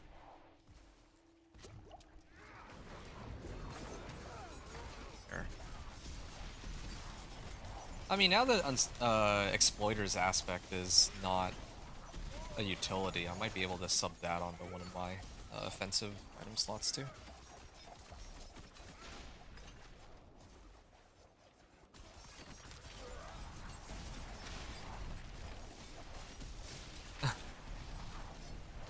Somebody is saying he's trying to sell a back rune for 400 million, and he also says, "I know what I got." I think this guy's kidding though. Everyone in game is saying, like, why are you trying to sell things in a PTR? That's pretty funny. He's kidding, of course. Actually, that's one cool thing about the PTR as compared to live servers. I think everyone's just doing solo self-found essentially. Like in some ways, PTR is more fun to grind because like, or at least this PTR has been more fun to grind because it's just you. Like other people aren't like trying to I mean, not that it matters, right? For a lot of people that, like when I play, right? It's nice to see my progress and kind of match it up loosely to other people. But if other people are just gonna be doing things like RMT, then obviously, or maybe not even RMT, but I think like last season somebody found like a duping exploit. So when that happened, the market was flooded with runes. Oh, lag. But Yeah, I mean that's not like I think the major like a lot of people play solo though. It's kind of the vibe that I get. But PTR, like we see that for sure that most people are just trying to figure things out on their own and not get too much help from others. They don't need to get like rushed or anything. Um, I don't know. It's interesting. I mean, like in the base game, people get to Torment 4 so fast, but here it's like everyone's actually slowly working their way up towards it. So that was for Torment 4, or that was Pit 30. I cleared it in, let's say, 9 minutes and 15 seconds. So, Pit 30 clear, 9 minutes and 15 seconds. Okay. So now I can actually try to up this glyph. Pretty close now. Ooh, this one's got resistance to all elements. That's nice. I'd actually use that one. I said I'm not going to keep any non-ancestrals, but might be able to use resistances until I find something better. Okay. I have 3 more runestones, so... Oh, no, I have 19. Where did I get 19 runestones from? Okay, well, never mind.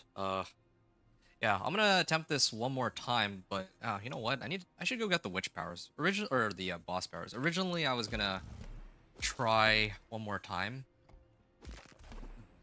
with these.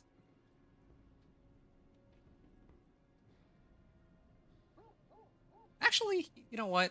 Let's try it. I do want to pick up the other boss powers later, but I'm actually curious to see just how much of a difference it makes now that I have a starting point. I also have enough points that I can go up to here, but yeah.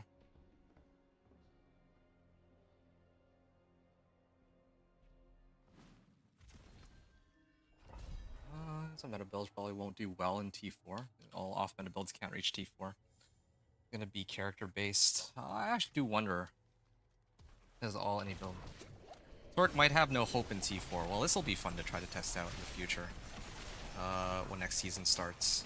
This we'll see. I mean, I'm already gonna be doing Blizzard. Either Blizzard or Ice Shards. I'm not sure which, because there's like the new... You know what? No, I should do Blizzard. Because I think about it, and if there's like some bug for Ice Shards that they have to sort out, then that would be a pain. But they haven't touched Blizzard, so I don't think that there's any chance that it would be buggy. Wow, this is actually kind of cool. I'm liking this. Too bad it, like, I can't really control where the beam goes, but yeah, this is cool. Is it actually even doing that much damage to monsters, though? I mean, it at least amps my damage on them, so like 50%. Oh. Yeah, I'm liking this. I actually really like this beam. That's so cool. Except this guy. Okay, yeah, no, barrier finally went down. I was wondering how long it was gonna last for.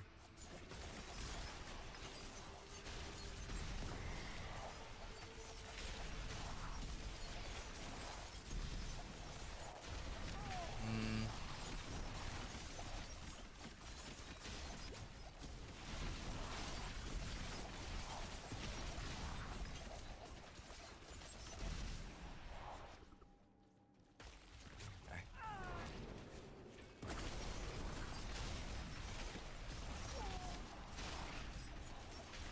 Wow. I'm just trying to see how much damage this beam is doing. It feels like it does a ton of damage and no damage at the same time. I just think I just saw it hit for like 90k. Yeah, I saw it hit for... No, wait. I can't tell because Dance of Knives is... Yeah, my Dance of Knives is also doing a lot of damage. This doesn't seem to be critting anything, though, unlike my Dance of Knives. So I think I saw a 5,800 damage number. But it does still amp my other skills by like 50%, so it's not like completely useless at all. It's a pretty cool effect. Okay. That's kind of nice to try out. I was looking forward to this combo. The Dance of Knives rogue with this silly beam that I get to fire off. lagged so hard. 328k damage number there. Not the highest I've seen. I think I've seen up to 600k so far, but it's pretty solid starting point. Yeah, I also need to like actually level up this boss power like crazy. That's another thing that needs to happen too.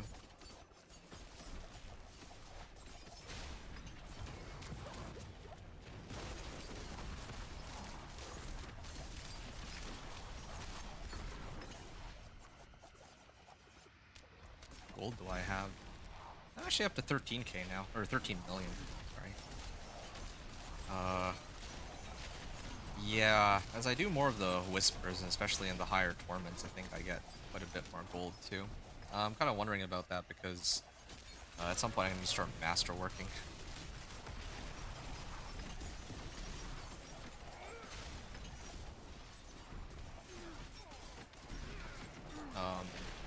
And when I start masterworking, I need to make sure that I have enough gold in case I need to reset masterworking ranks on some of my items.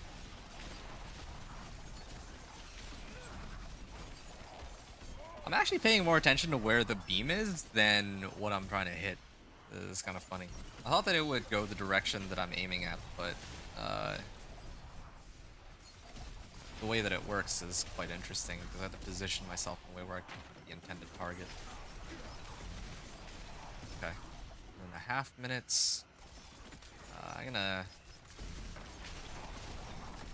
think I'm gonna finish this in like 10, 15 or so. 1 second. I'm also starting to use all my damage modifiers now with evade and healing potion. Oh. For a Collar of Frost, alright. There.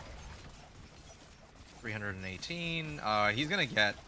Oh, I was gonna say he's gonna get staggered, but I mean he's staggered, but I don't have my modifiers up.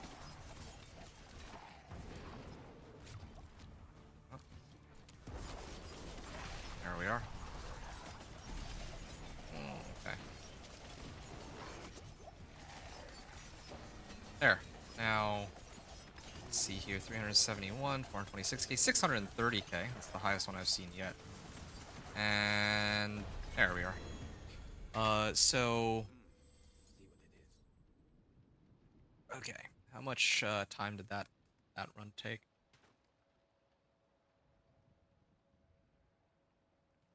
Mm.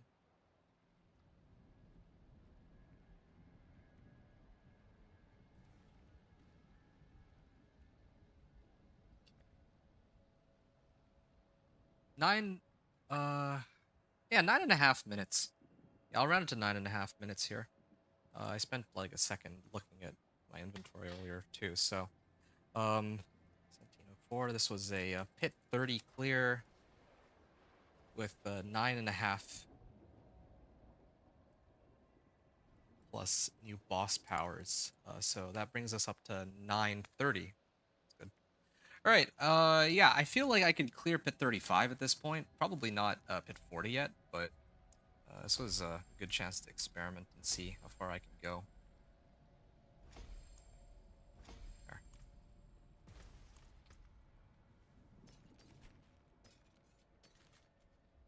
Yeah, finally done everything I needed to test. It only took a while, but finally did it. What? I think. Do I have the tempering recipes I need yet? My cutthroat finesse. Ooh, I still don't have worldly finesse. Do I have? No, I don't have any other sources of critical strike damage. How about weapons? Yep, nope, I still don't have legendary agile augments. So yeah, it's very clear to me now that it's time for me to hit the apparition incursions. So I'm gonna go start running the apparition incursions. I think I'm at the point now that I could comfortably clear it on Torment 2, but let me try on Torment 2, back down to Torment 1. But I have so many sources of power that it's hard to imagine that I'd actually be struggling here with this. And my resistances are not quite up there yet either. Oh, well, I can sit up this way, yeah. So hit 55, right, for Torment 4. Oh, that's gonna take a while.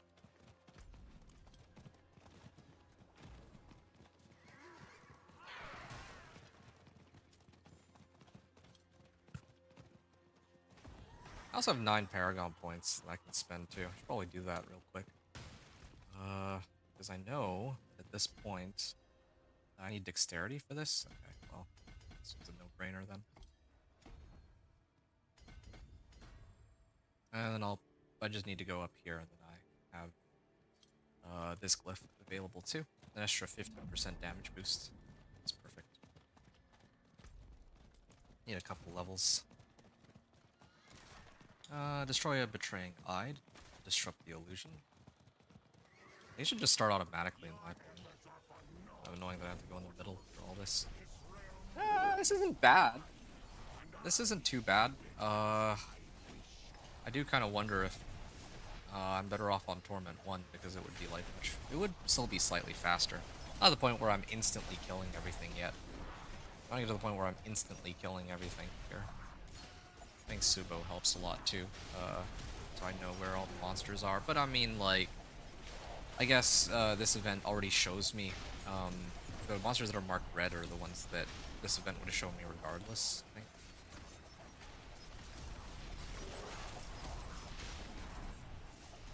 Wait, that's a lot of AoE. I have so much AoE that I thought that that was somebody else's Dance with Knives. I expect to have this much range on it. There we are. Hopefully I get some lots of useful materials out of it. I'd like some obdicite. Or even some recipes. I'm hoping that these will start giving me recipes. Otherwise, I can just run Whispers, that's okay, but if I can just run this to get boss powers and Whispers, and recipes, that'd be the best case scenario for me, right?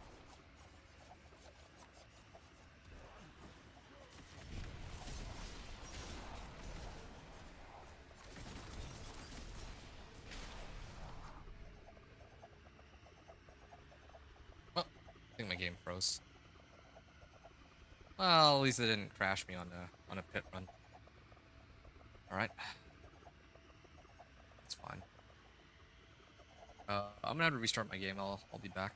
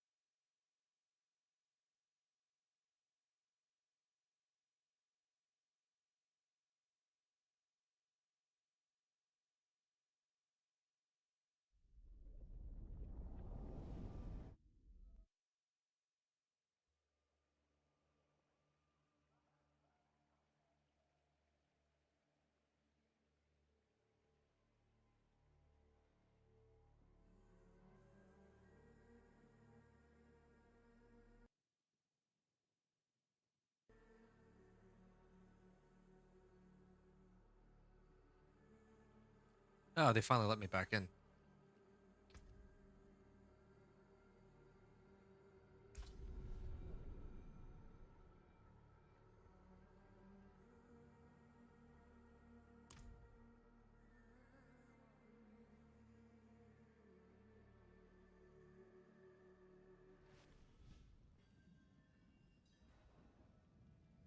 Okay, it took me some time to make it back in here, but yeah, we returned. And the one upside to the last, like crashing in the last incursion is that, well, I guess it's not really an upside, but one thing I learned from the previous incursion is that, yeah, I should probably still do this on Torment 1. I'm not at the point where I can trivialize everything just yet. Why can't I run past this? Action skills grant your cutthroat skills 25%. I guess I can. I guess I can use puncture for that. That's okay. I wonder if it snapshots onto Dancer Knives. I think it does. Alright, I'm just gonna mass salvage everything really quickly. I should. Oh, this actually gives ranks of concealment. That's pretty useful.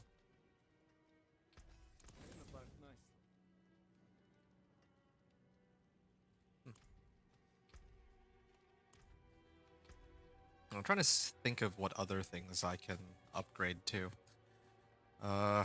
Yeah, I'm still missing my recipes. That's part of the problem here. I do have Dance of Knives at least, but I could use like a higher roll on them. And then as for the rest of my gear, well, never mind the whole masterworking thing, although I could actually use some. I get another cache out of this, don't I? Actually, I have some other caches, yeah. Let me get these real quick. Ah, quite convenient. The fact that boss summoning materials are harder to come by this season means that these other methods of getting boss mats are a lot more valuable now. When the season journey goes on, it'll be quite. It's going to be very helpful to have the boss mats from the rewards. So I'm kind of looking forward to that. At least it's not just going to be spammed with boss materials. Like I can actually get through them in a fixed amount of time. Okay, I might as well start doing this. There we go. Yeah, this is much more in line with how I want my farming to go. Like, it really should be a speed farming build. Torment 1, I would have preferred to do this on Torment 3, of course. Or Torment 2, even. But right now, I'll just have to make do with what I have. This guy's level... Paragon level 60. No, wait. He's level 60, Paragon 300. Huh. Ah. Okay. Hopefully when I finish this incursion, I can actually start leveling my powers. Also, I realize I probably activate this real quick. For the extra XP. Yeah, okay, of course. Well, I mean, I'm just gonna take what I have and run with it. It's not like I can... I mean, I'm sharing these incursions with other people, so, I mean, it is what it is. It doesn't matter either way, like, simple reality is that I'm gonna... Even if these guys weren't here, I'd be able to clear it myself anyway, so whatever. Air of Perdition, Major Prerogative. What build is this guy running? I actually don't know. It has like a little bit of everything. It's like some thorns, some just extra damage from swapping weapons and all that. Yeah.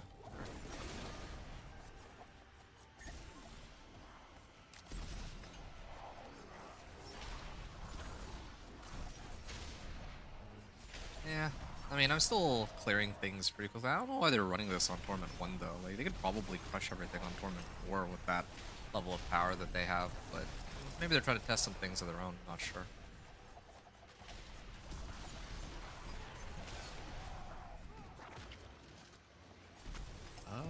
Okay. Yeah. Committing to my Dance of Knives is... Oh, hold on. Yeah. When I'm sitting on Dance of Knives, I have more movement speed than when I'm just running, so might as well just stick on Dance of Knives, right? Okay. Go. Spectral Ash. Dude, I can't wait to be able to masterwork all my GA equipment. That'll be such a good day.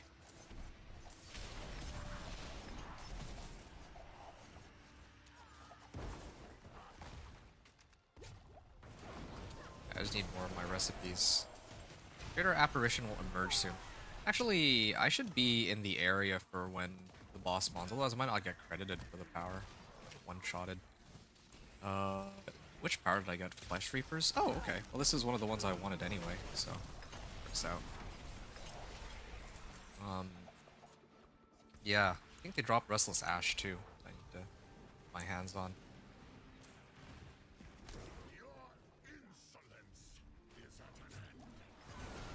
Oh, yeah, there we go. One-shotted by the Barbarian.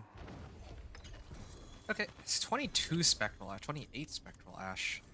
It's decent, but yeah, if I could clear this on Torment 2 or greater, yeah, I would be getting a lot more. Either way though, I do need to start upgrading my powers. So, right now it's 25k. If I up this... Wait, your main boss fight instantly executes non-boss enemies hit with less than 15% life. If I use this as a modifier, here, hold on. Let me max this out first. If I could get this up to like rank 20, it's like base 15% and then 1% per point. So if one of my other, if I use like a different boss power in place of this one, I could actually kill monsters like in 2/3 of the amount of time that I usually would, right? That's what that means if I max this out and I put it here.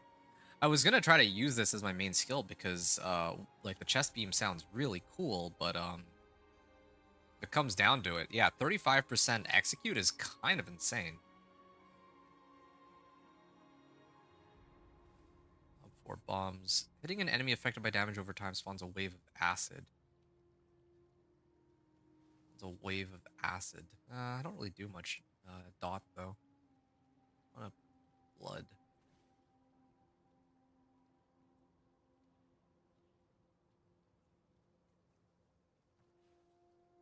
Are there other ones I can use?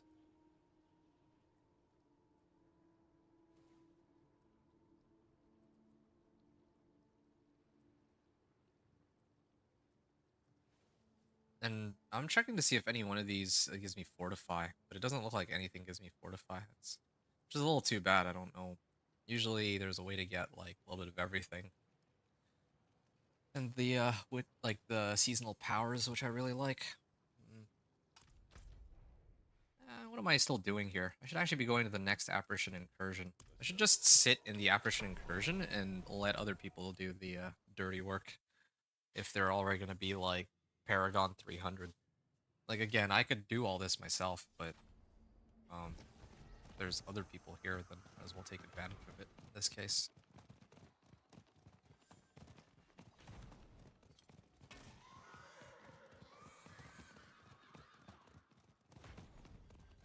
There.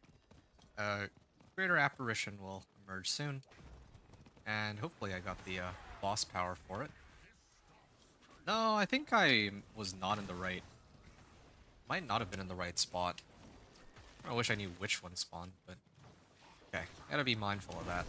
Like, that I actually have to be in the correct area before I go idle. Hey, another Scattered Prism. I need those to socket me here, so...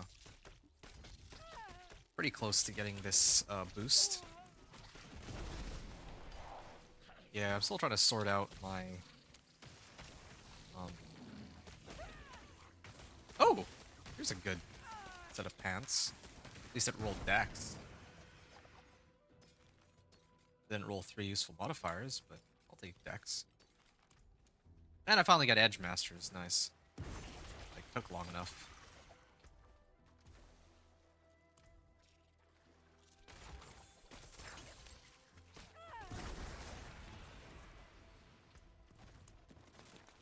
Boss powers.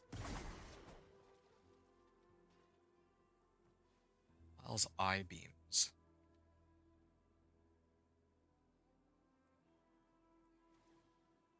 A shadow or fire skill. Evade, dealing damage to a distant enemy. Main boss power instantly executes. So, I mean, I don't know. Basic skill applies 50k. I genuinely think that I will be using this as a modifier power, though. 35% life execute is kind of crazy.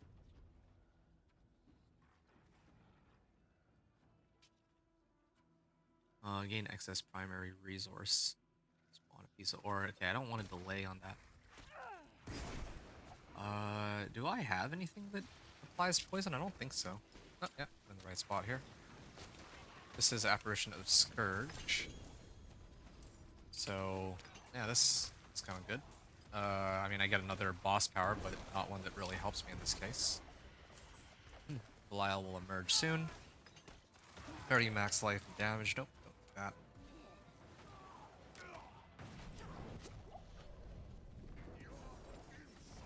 I don't really think that... Like, I was using this amulet because I have movement speed and malice. I have another amulet that's Ancestral GA roll on dexterity. I think that's better than this one because... yeah, malice is nice and all, but that's like, what, additional, like, 6% damage in best case scenario with conditions attached to them? So, probably switch it out. Because right now... Oh, yes, finally I can get the additional bonus on this. That helps. So right now, I have this one, right? So 9% increased damage to vulnerable enemies. Now with 2 extra points, it goes up to 15. Same thing with knockdown enemies, but I don't really knock down enemies. It's really just vulnerable that I'm looking at. So I'm... where...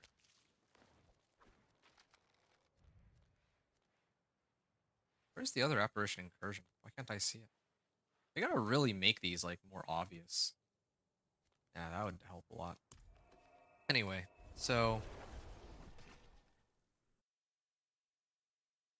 115 versus 109. That's like a 5% damage increase. It's really not that much, I would say.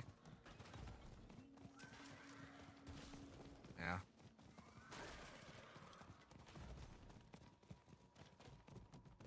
Like a 5% damage increase. I can switch over to my other amulet once I get the right tempers, I guess.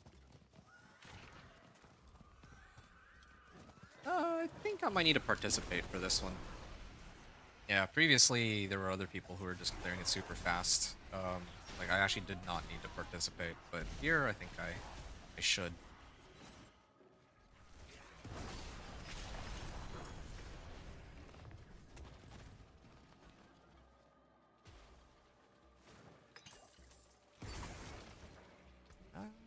I do need to still pick out a power though that works well with my abilities, because if I'm not using, well, maybe I'm really tempted to use Lilith's effect, but the problem with the Lilith effect is that it's whenever I cast a skill, and I don't think that like I cast Dance and Eyes once and that's it, right?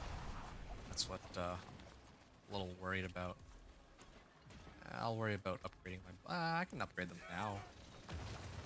Yeah, one way or another, I'm gonna be using the Varshal, like the Wandering Death power. This needs to get upgraded as high as it can go. Like that much is certain. Oh, okay, Apparition of Outlaw Sharpshooter. Okay, now that's one which I can also use. I might try to upgrade this one too real quick. Just get some extra damage to distant monsters and all that. Oh, it's 50 for level up. So rank 1 and 2 are only like cost 25, but then once it reaches rank 3, I need 50. Huh, okay. thought it was like for every 4 ranks it double. So, you know, rank 5 would be 50, rank 9 would be 100, and so on. But apparently that's not how it works here. Okay.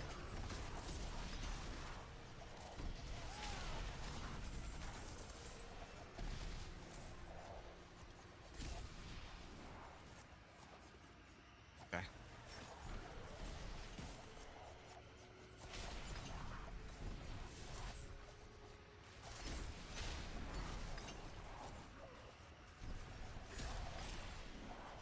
Yeah, I'm gonna really rethink this beam. I just want to know how much damage this beam actually does, compared to my Dance of Knives. It does amp my damage by 50% though. That's like the one cool thing about it. But executing at 35% sounds like such a good boost. I'm kind of curious if there's anything else that I can use that gives me some similar damage boost on this beam. Yeah, he was actually doing a pretty sizable amount of damage. So if I stand here, right? Oh, greater apparition emerges soon. We go that one first before I try and test this. Or I don't have a really easy way to test my beam out. Lost my damage per second. Yeah, I want to upgrade this. Okay. Oh, okay. I think that's my damage. It's back to Tiff. Fireball, meteor. Okay, meteor sorcerer. Well, sort of. I think she's using items that she's been picking up. But anyway. Oh. I was waiting for my other skills to come back. There we go. Boom. I feel like I could have done that even without the beam, though. Rogue recovery, Forgotten Souls, amulet, chest armor. I could probably test it in the training dummy. Impressive, thank you. Writhing Band of Trickery. Subterfuge skills create a decoy trap. Okay. Subterfuge cooldown reduction is kind of nice, but I would not use it over an offensive aspect. Dex damage, movement speed. Counter leathers. Trestles to be thrown. Okay, that's kind of a cool unique, but I don't need it at all. What other locations can I go? Oh yeah, here we go. Here's another apparition incursion. I was waiting for the next apparition incursion where there's other people that will clear stuff so that I don't have to. When I say clear stuff, I mean clear stuff quickly. Because yeah, in this one there was a sorcerer, right? But oh yeah, okay. Here's a good place where I can kind of just relax and wait for them to finish it off. While I sift through my items and plan out what I want to do with this build.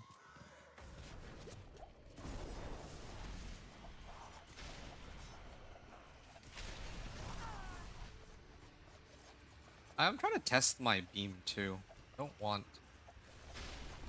to kill everything outright. Wow, the beam actually does quite a bit of damage by itself.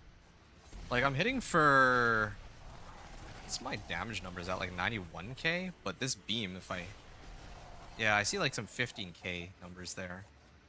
But, yeah, I think it'll be easier to test this against, like a big boss or something. But, whatever. Hey, it's this, person from the previous... from the previous zone. Okay, I'll wait here. Boss powers. Inflicts nearby enemies with corrupting damage. I don't know if I really need that, though. Every time I lose 25% of my max life. Well, that doesn't usually happen. If that happens, then I have some issues going on in-game. Yeah. Don't use any ultimates. That's resource. It's an agility skill. Casting 3 skills.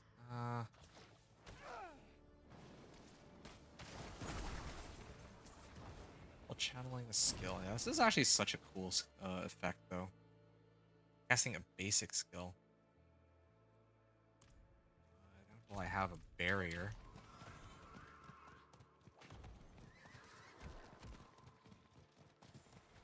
I'm just trying to make sure that I actually get credited for whatever boss gets killed here.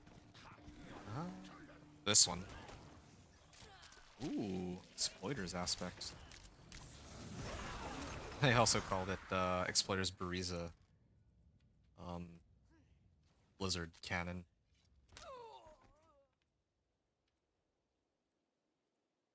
After you cast a core skill, so I don't use that. Probably this one. Yeah, yeah. I think I would use this power. After damaging a vulnerable enemy, Harbinger of Hatred. Yeah, I'd probably have to. This one deals increased damage to vulnerable enemies. Okay. You're gonna try Harbinger of Hatred's Volley. That's probably the one that I'll end up having to use in place of this beam, because I definitely want to get the Execute. The Execute sounds kind of insane. Either way, I'll need to up this as high as it can go. I don't know if I care about any of the other ones right now.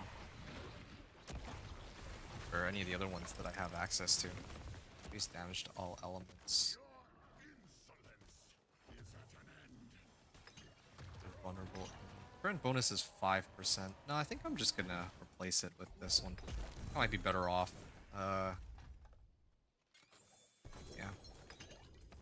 Okay, I'm gonna upgrade this. I'm just gonna go as high up on this power as I can. I gotta get it up to rank 20 ASAP. Thank you. Okay. Dash summons the Shadow Clone, Poison Imbuement. Again, I don't need this. Scattered Prism is up. Or, I got Scattered Prism, and next Incursion is up. So, off I go. It says that I can complete a run of Infernal Hordes for some Whispers, but that's kind of pointless right now. Yeah.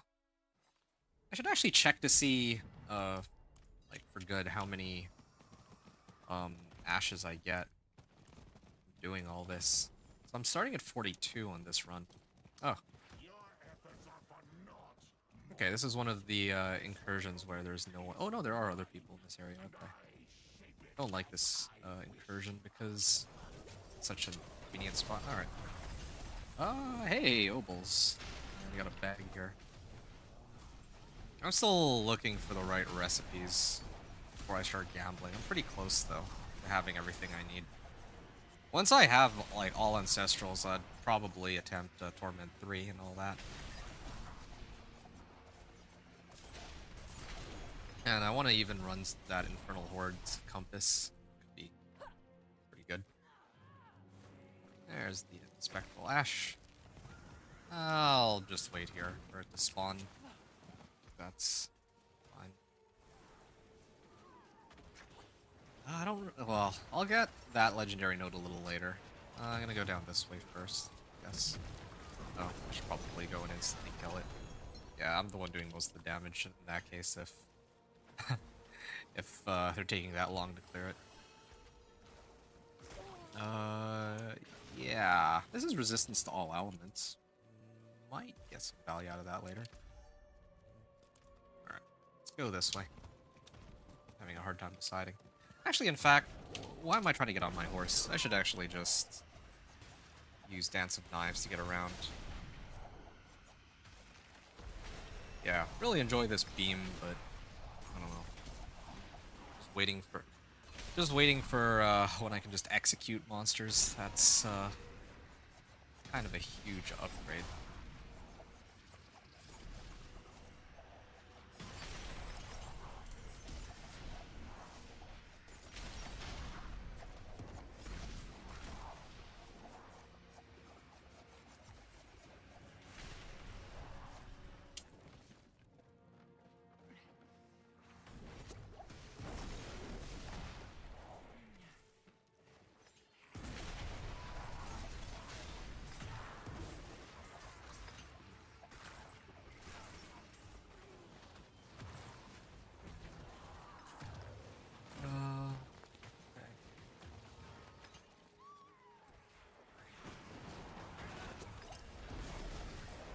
Oh, there's a bitter apparition that's supposed to emerge.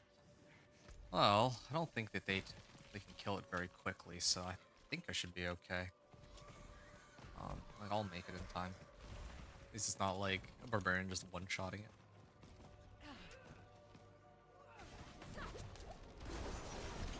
There we go.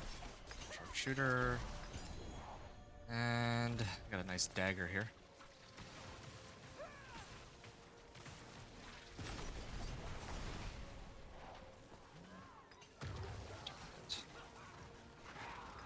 Is this the Belial fight? Oh yeah, this one's the Belial fight. Alright. Why don't I actually see really quickly? She has stealth. This. Oh wow, that was a lot of damage. That one was not mine. That was one of theirs. Okay, this is a fireball sword. Kind of interesting that this fireball sword has is Paragon level 44, but has like a bunch of the mythics that they probably got from Vendor of Cheats, I imagine. Impressive. Oh, well done. Thanks. Well done. Okay, Assassin Augments. Is this the one I'm looking for? No, it's Agile Augments. Man. Still waiting for it. We're getting there, though. This is probably the way to go for... I wouldn't really use this as the my main method for leveling, but definitely if you need to pick up the right boss powers and upgrade them anyway, like, it kind of pays to run these. And you get the recipes that you're looking for from the chests that spawn, so that helps a lot.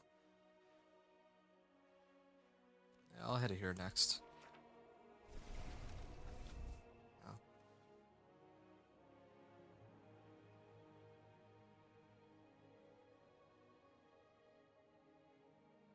I can go and pick up the Harbinger of Hatred's power too.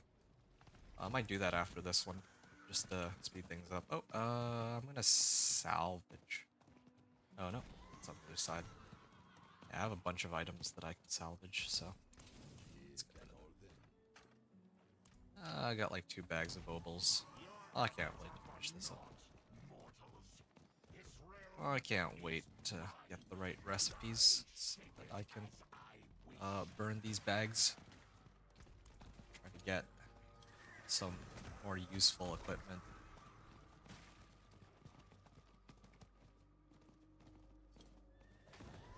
Yeah. Normally I would do my weapons first, but I feel like if I'm gonna use obols, I'd rather try to grab everything else as ancestral legendaries first. But we'll see. We'll see if I feel like. And I might do all that when I make a Torment 3, I'm not sure yet. Okay, oh, nice. Clearing everything. Yeah, I can't really argue with this level of AoE. Ooh. But I feel like I don't, for as cool as this is, like, I'll have to try it later, but yeah, I just can't see myself really trying to main boss bar instantly execute. Yeah, I think I'll just have to use that whole main boss power thing, because if I don't, then I'm saying no to like a 35% execute. That's kind of crazy, 35% execute. I just don't know. I can't justify using the beam over it. As cool as the beam is, as much as I enjoy this beam, it's... really don't think I can get as much value out of it as the execute. Especially because there's so many other powers that are available that might be able to work the same way.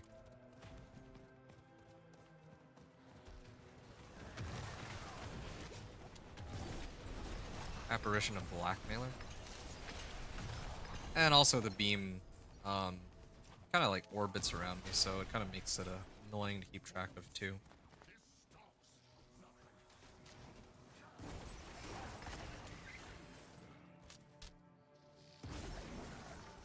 Alright.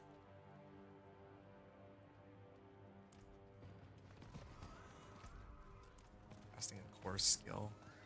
Yeah, I can't wait to switch over to Sorcerer because I feel like there's some cool combinations that could work with the boss powers. Like I'm thinking of if I'm running Blizzard, then I can combo it with Grigmar's Lightning or something of that sort. That'd be kind of fun.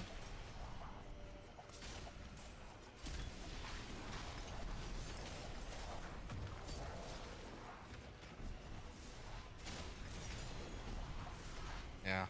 No wonder I was having issues trying to keep up with the Dance of Knives Rogue when I was playing my Companion Druid. Like, there's just so much... Just has so much mobility, this build.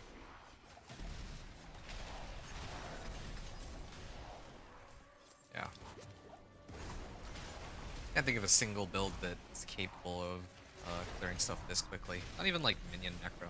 Actually, especially Minion Necro, and I'm still very curious as to whether or not they bothered to enable the summon power, because again, that's like 150% damage that I'm missing out on if I start playing Minion Necro, and that power is not available. Kind of silly.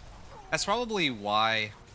That's why I'm probably gonna do Minion Necro last. Like, I still want to do a Minion Necro run, but that's gonna be the lowest priority in my eyes, if I ever bother to do it at all.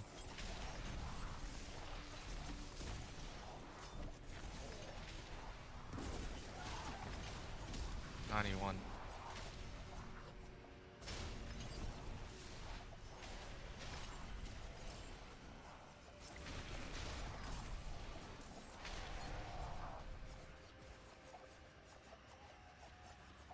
Okay.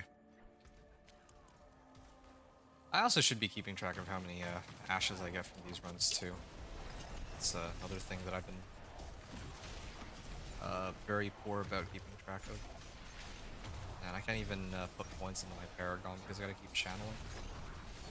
That version of Karma. It's kind of funny too because if I'm doing all of the other classes and builds before Minion Necro, then I'll know when the Minion Necro is like the summon boss power becomes active, because my other builds will probably get it then. I should probably do this. Impressive, thanks. I'm in. Interesting. Meteor Sorcerer, huh? Yeah, it's too bad I can't try all the different possible Sorcerer builds. I mean, other people will, so they'll know which ones are good for clearing Torment, but... Or Torment 4, I mean. Okay. Boss powers. I can continue to upgrade this. The one power that I really care about. Short on coin. Okay.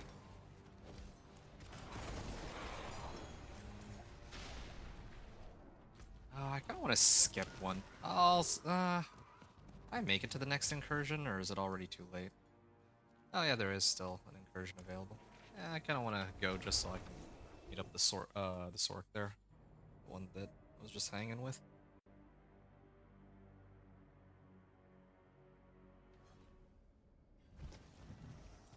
Yeah, I'll probably be switching it over to Torment 2 pretty soon, though. I feel like my powers are starting to get to that point. Oh yeah, right, I was supposed to do Harbinger of Hatred. I remember now. Getting here. Lyle moves to a new location. Oh, I missed one of the bosses. That's all I got from this. Well, it's okay. I missed one of the powers, but at least I can still get some credit.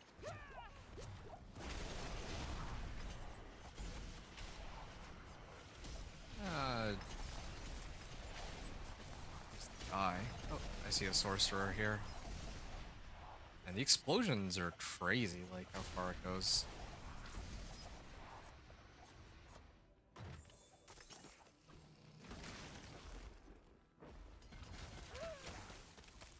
Damage to close, okay.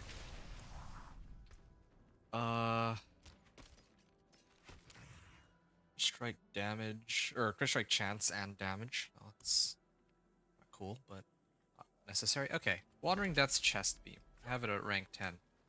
I'm at 5 ashes right now. But I mean, I'd like to do this from Like, I want to attend the next incursion from the beginning, though. Then I can see more accurately how many uh, ashes I'll get from running it in Torment 1 versus Torment 2. Because this one I already joined in, like, midway through.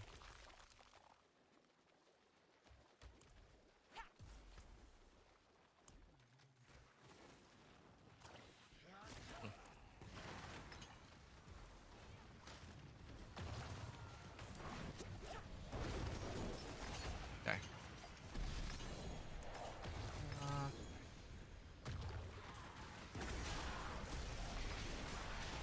Man, there's no way for me to get rid of my ashes.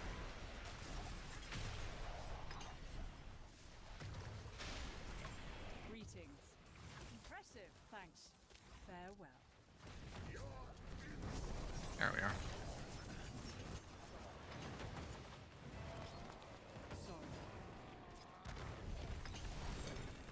Okay. Unique pants. Temerity. Well, that doesn't really help me. There's some, Well yeah. done. I mean, there's some I'm impressed. builds that I know of that use it, but I could use some not this one. assistance. Oh, well done. Thank you. I Impressed. appreciate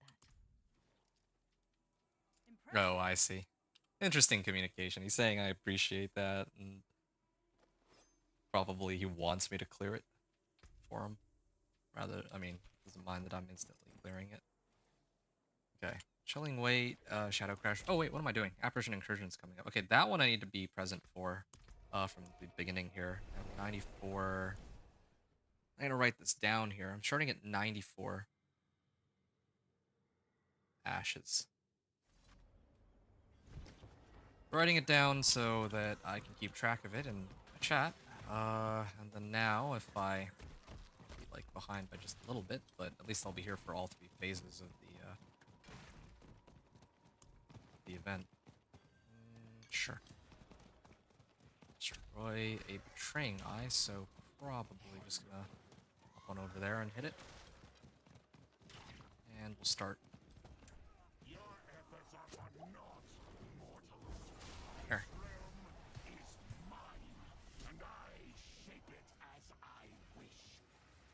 Yeah, this is a problem too, because I need to stop channeling to activate the betraying eye. I should activate both betraying eyes, then I can spin back. Doesn't work. Yeah, I can clear both packs. I need to like stop channeling so I can hit the monsters from betraying eyes, right? Curious Venom. Yeah, I don't think I care.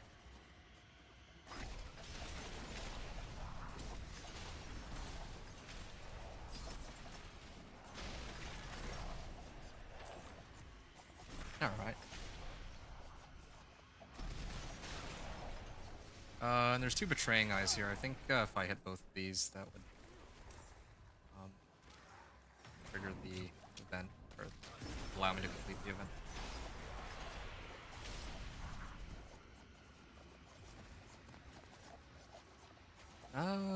Yeah, this last pack should do it. And like how I have so much AoE that these monsters that are dropping Spectral Ash, like, I just can't pick up all of them because I just off-screen a bunch of them. But I'd rather ignore those Spectral Ashes and just focus on the ones provided me from the chest, because I get so much more from the chest at the end than from picking up every individual Spectral Ash. Okay. Lyle moves to a new location. Sure. Might as well spin the wind while I follow after him. Hey, pick up some ashes on the way in, right?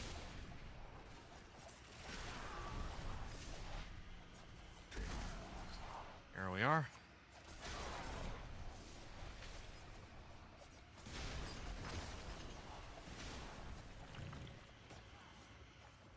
Betraying Eye.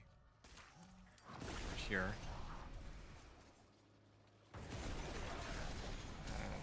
Clear these. There's a Yax rune. Maybe I'll swing by and grab that a little later.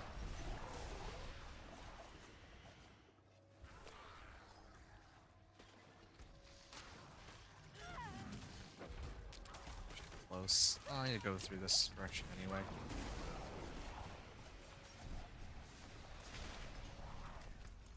Another apparition incursion in like 2 minutes. I like that I'm actually just able to solo this. I can solo all the events by myself as Dance and Eyes Road because I have such insane AoE. That reminds me of the days I was playing Blood Surge Necro. It's been a while since I made one of those. Maybe I should try to bring that back. Blood Surge Necro plays so differently compared to what it used to, I feel like. Like, there's so many uniques for it now, and legendary aspects and all that. So, I don't know. I'd have to re-theory craft my whole build. I'm gonna go down this way. Because I think that there's some disrupting eyes here. Yeah, I don't even need the snapshot anymore because I have so much damage, but might as well. There we are. Did I miss the revealing eye? Betraying eye? Guess I did. Okay, well, I'm just gonna keep spinning then. So Greater Apparition, I'll clear it, and then the next one will come out. Belial will come out, and then I'll get some more ash from all this. And we'll see what it comes out to, the total amount of ash. Okay. And the next Apparition Incursion is in like 30 seconds. I think I'll be able to make it there from start to finish. I'm not actually sure what the next one will be.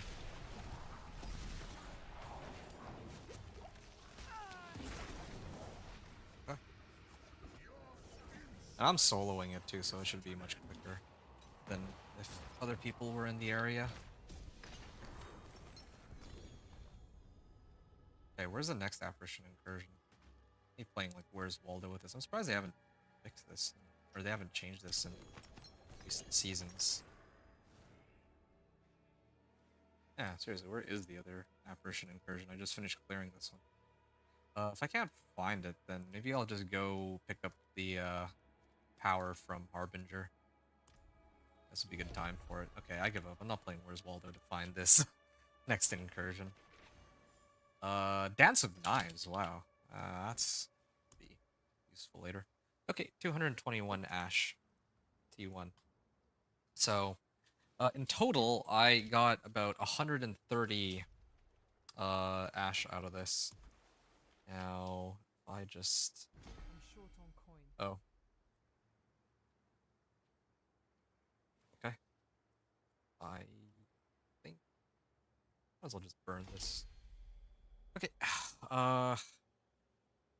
Yeah. Now I'm down to 21 Ash. And then... Well, I'll wait until later before I try again, but... Oh, okay, this one also has Malice. That's cool. But, yeah, I still have the Dex Amulet waiting in my stash for when I get the right tampering recipe.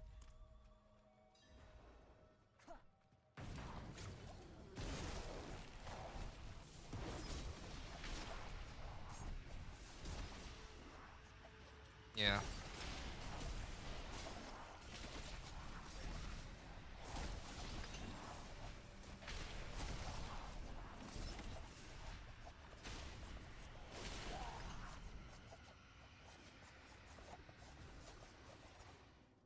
Altar of Hate.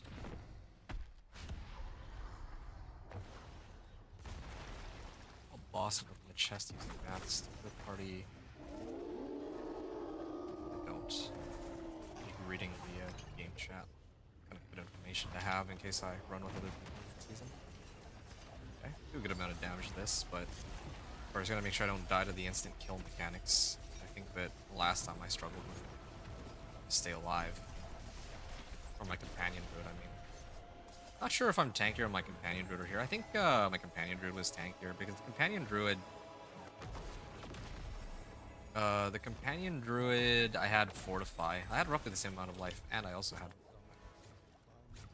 Okay, I gotta avoid getting hit by that poison. That poison hurts. I have, like, max poison res too, right? Pretty much max.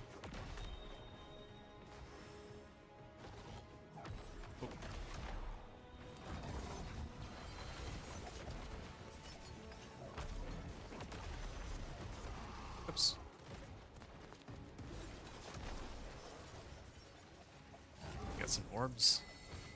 Yep, here's some orbs.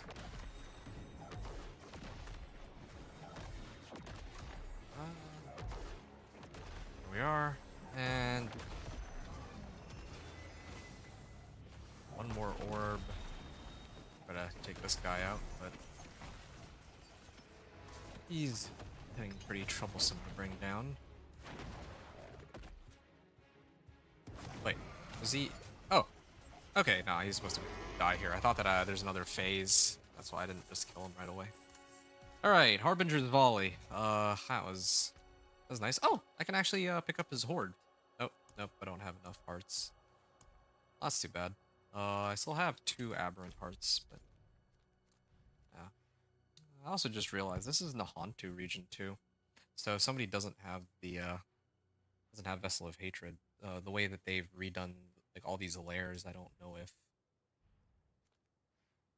like they're missing out on like Harbingers or Harbinger of Hatred, any rewards from him. Okay, well, I think I missed the incursion, but I'm gonna take a minute to salvage everything and just put on the right powers and all that. Oh no, the apparition incursion is actually coming in like 20 seconds. Okay, well, I have perfect timing here. Alright. I'm running this one more time on Torment 1 just to see if I consistently get SL21 Ash. Trying to see if I can be consistent.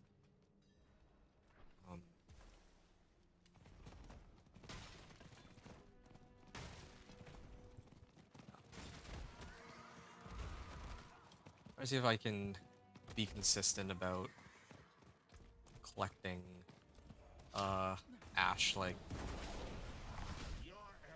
right now on the last run I got like what 107? No, 137 Ash I think, or something like that. I'm kind of wondering if I'll also get like roughly 137 on this run, and then if there's a noticeable difference between here versus Torment 2. Like, I want to know with a little bit more confidence. Probably actually write this down too, or write these numbers so I can keep track for myself.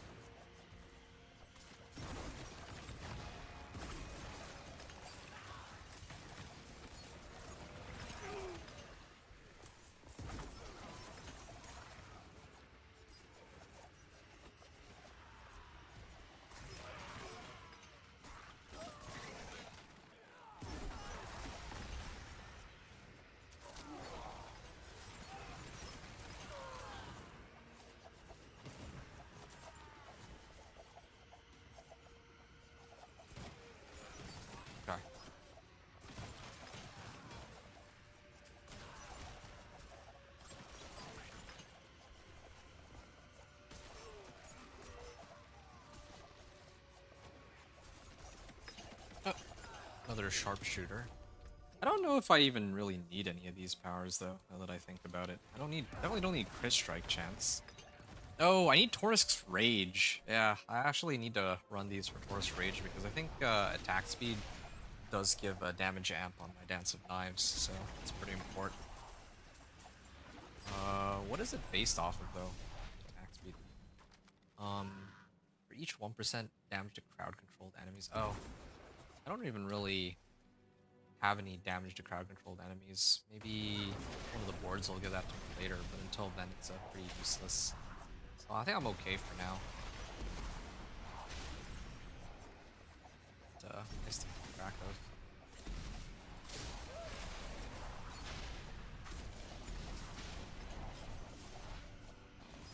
Let me check out one other thing. Movement speed is still at 2%. Okay, nice. Making sure that channeling my Dance of Knives, I'm actually reaching the right movement speed cap. Actually, if my movement speed is this high, then what I might even need to do is replace my boots for ones that have Dance of Knives and just get rid of the movement speed. Might actually be the way to go here. Since I already have like movement speed from so many other sources. I'm gonna keep going this way. Damage to close. Don't really need damage close at the moment.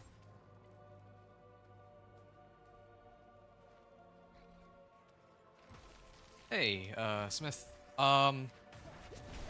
I'm actually welcome to the stream here. So I'm actually using a build called Dance of Knives. Dance of Knives Rogue. Like, let me know if you have any other questions. But yeah, so Dance of Knives Rogue. Pretty interesting build for the Rogue. The way it works is you channel your skill, and it'll throw knives at all nearby targets in an AoE. And I'm also running these two skills, Concealment and Shadow Imbuement, because Concealment gives whatever skill I use after I go into Stealth, Crit Strike, like guaranteed critical strike, and Shadow Imbuement, whatever skill I use with Shadow Imbuement will have explosions tied to it. So I'm using it now, but I need a better build. Oh, seriously? Well, hold on. Before you switch out from Dance of Knives, how far were you able to make it, and why do you feel like it's weak? Because for me, I actually don't know a better level, like build the level with, just leveling at least 1 to 60 than the Dance of Knives. And part of the reason I'm playing Dance of Knives is I'm pretty confident that of all the builds that I intend to play, this will probably be the fastest one to get into Torment 4 with. I mean, this was even the case like last season, like season 7, right? I don't know how much of my content you watched, but I tried to do a 1 to well, I got every character class. I got at least one character to Torment 4, and the Dance of Knives Rogue was by far the quickest. Like, I got there in like 5.5 hours. I could have been even quicker, of course, but I'm not super familiar with the Rogue class compared to the other ones. You're using it in hardcore and PTR. Okay, well, I can't speak about hardcore, but in terms of the PTR, like, are you... Like, in terms of the PTR, like, are you in, like, Torment 1? Are you still progressing level 1 to 60? Because, yeah, for, like... Yeah, I'm trying to figure out what the pain point is for your Dance of Knives Rogue. Me too, I don't play Rogue much, but I'm loving the clearing speed. Oh, the clearing speed is the best part. Okay, 153 Ash. Let me just write this down. So, hold on a moment here. 153 Ash. This is still T1. So I'm actually writing these numbers down because I need to try and figure out how much ash I get for every run I do of these incursions. So this is T1 plus like 94 to 94, that's 127. 127 and 132. Okay. 127 and 132. Okay, good. So now I know. I'm gonna switch it to T2 in a second. I'm gonna try again and see how much I get. I just hit MRAC today, so 300. Oh yeah, the vendor of cheats, right? I've never used the vendor of cheats, so I didn't know that he had a name. I never bothered with the vendor of cheats just because usually for me, I'm most interested in knowing what the like most of my research on PTR is tied to like leveling. I like knowing how to progress through Torment tiers, right? Last season, I guess it wasn't really relevant because everyone can make it to Torment 4 just by spamming like the green Hell Tides anyway, but this season, I think a lot of people are going to be struggling to get to Torment 4, so that's kind of what I'm here for. Yeah. So, I see. You've hit, so you actually hit Paragon 300, but you're fixing to gear up. Ah, I see. Yeah, I don't know how strong your character looks right now, but Refuge.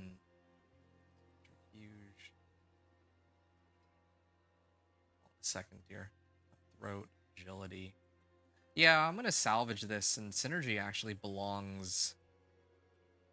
Yeah, Synergy should actually be going into my amulet here, I think. Yeah. An Inner Calm needs to go probably into this sword, actually. Yeah, so I need to make some adjustments to speed up my build too. I'm still working at it. This would be Better than starting from nice nothing. upgrade. Synergy aspect has been added into the Codex of Power. Now I'm starting to get many more options to buff my character with.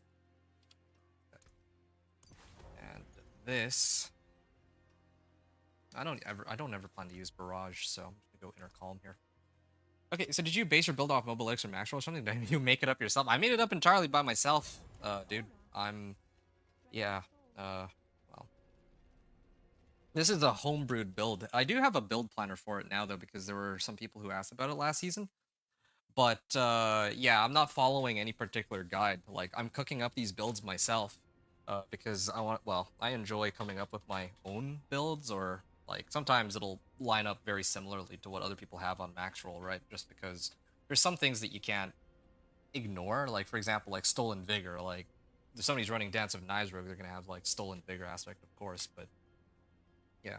Guys look solid, though. I put all mine on D4 builds actually, so I can share the good ones with other folks. Yeah, I have been doing the same, but it is a lot of work to try to maintain, like, having to port over all of the aspects and stuff, so I do get a little lazy about doing it. That's, like, the one thing.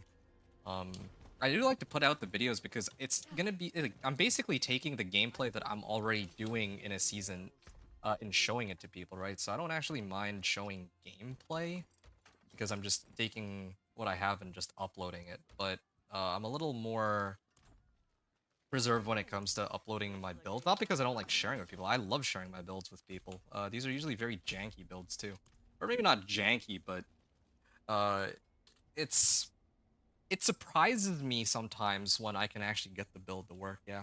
There's a lot of stuff to do, yeah, but I run with a lot of streamers and gamers. I'd love to share the super broken builds. Ah, I see. So, have you found any super broken builds for this season so far? I mean, if yeah, whatever super broken builds are out there, it's probably not going to impact me anyway. Like, I'm not planning to use any super broken builds. I like Dance of Knives Rogue.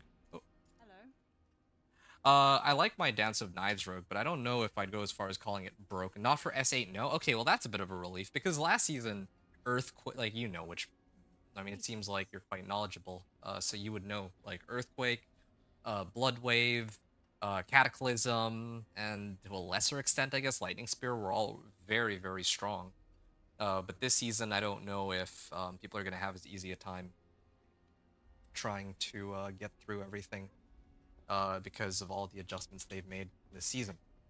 So, Rogue seems to be the strongest for me, oddly. Really, I ran all classes and found Barb to be the absolute weakest. You mean this season? That's incredible. I mean, Mighty Throw literally has a new item that grants you like 600% more damage on one of your hits, so I figure that would have been kind of crazy for this season.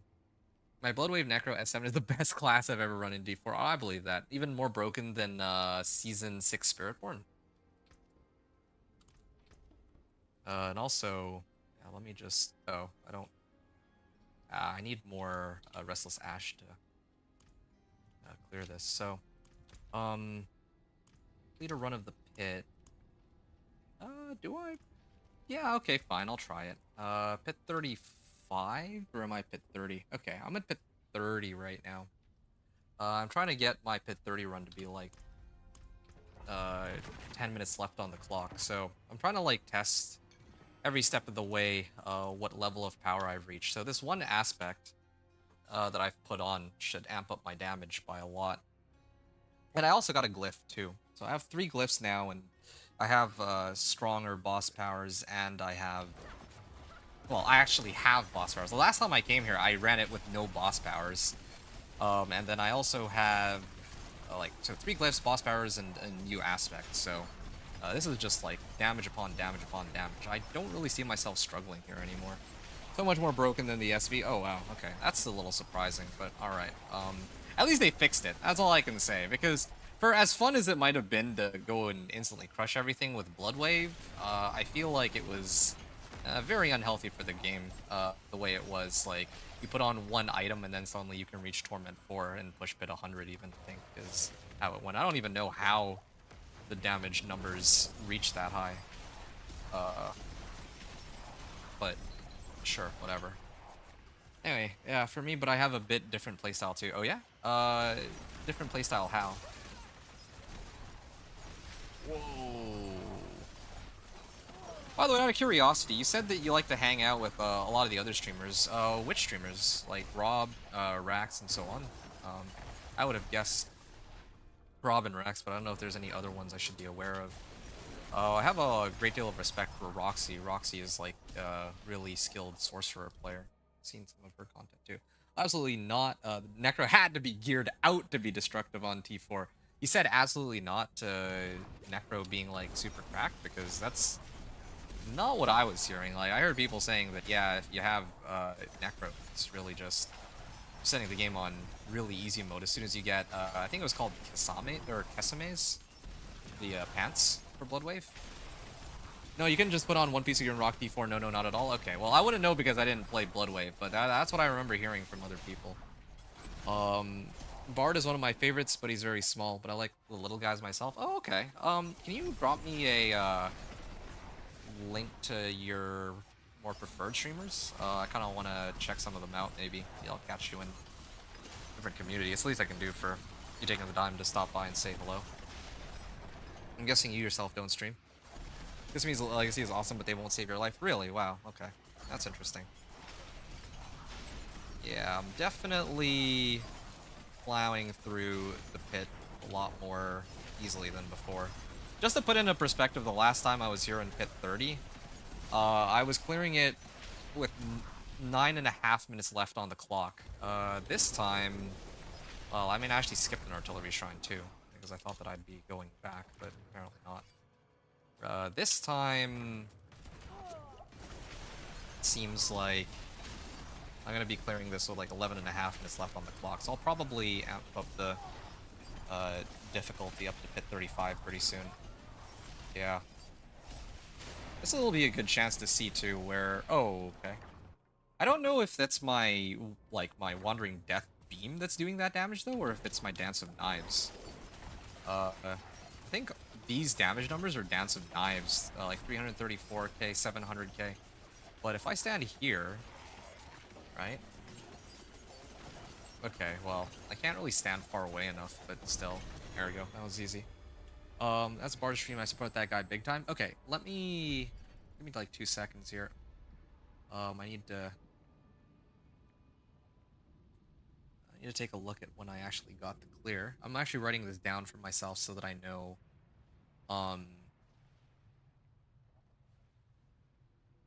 roughly what level of power I can clear with each upgrade I get.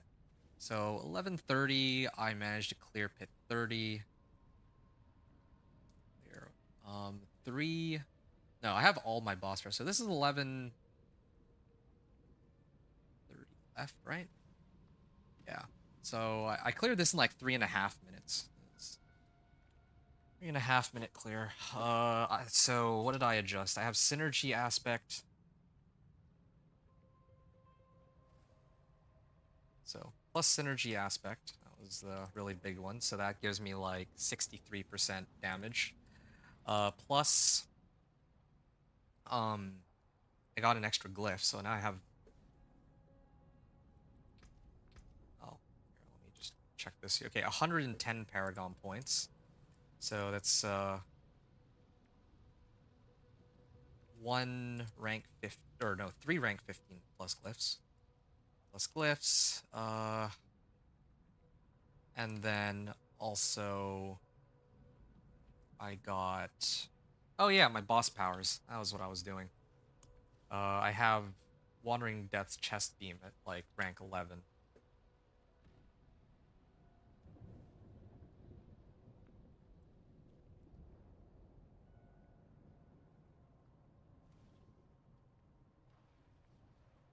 Okay. There. Sorry to leave you hanging for a second, but yeah, that's nice to know. You do occasionally, but I can't commit to it. Well, I'll tell you what. I'll drop you at least a follow because it's been a nice discussion so far. It's hard to... I mean, like, to be honest, this stream and last stream, I think you're the only person who showed up, so I do very much appreciate it. Nice to have someone... Well, no, wait. No, that's not true. Last stream towards the end, Cam showed up, but Yeah, otherwise throughout the entire stream, I think it was pretty quiet, which I don't mind. But yeah, it is nice to have people to chat here. Hey, thanks. I'm considering streaming hardcore. Oh, really? Wow. Yeah, do let me know in the future if you do stream hardcore and I'm streaming. I might not be able to watch at the same time you're streaming, but I can at least try to lurk for you. I try to do that for Cam at least and see, um, like, who will occasionally drop in and chat with me about just random stuff. Yeah, but it's quite rare that I get to chat with somebody else about, well, I guess I do get to chat with people about D4, but not to this level of depth, I suppose. Okay, so this was for a Pit 30 clear. Amulet. Oh yeah, I need to level up my glyphs here. So, let's get this one up. Success chance. Yep. Frigid Finesse? Oh, I can salvage this for Aspect of Elements. Yeah, I can just salvage this for Aspect of Elements. I don't need these. I don't need that. I'm gonna head back to town. I'm following you now, so I'll pop in and annoy you from time to time. No, not annoying at all. Need to dip out and go build this rogue up now.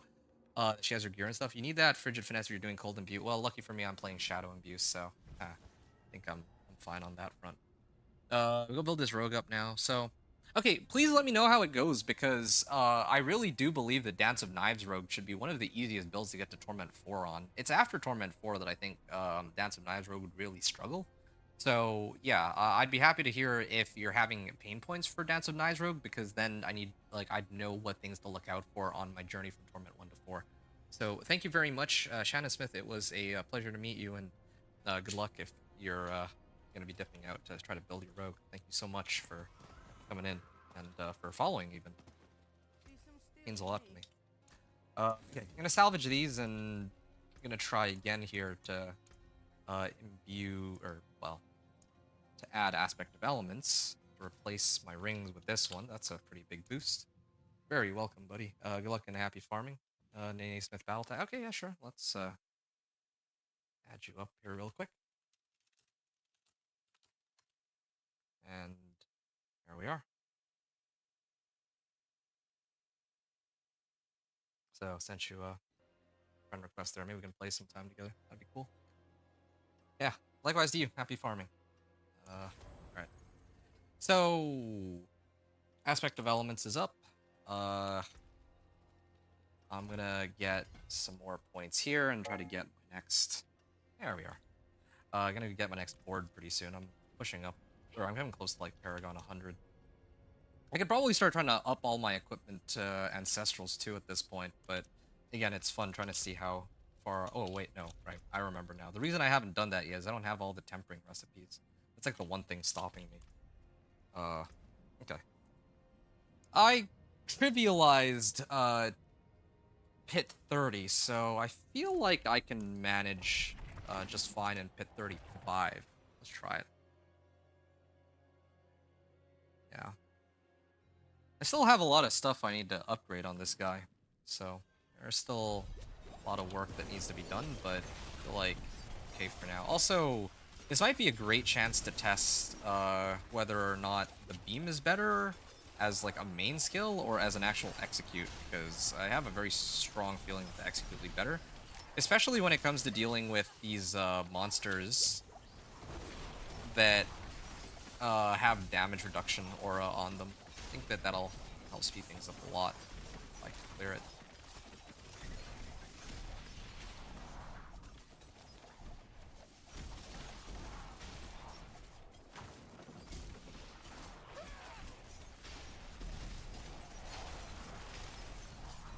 Yeah, I mean, I'm doing 50% more damage to these monsters to get hit by the beam, but sometimes the beam isn't like, directly on them, right?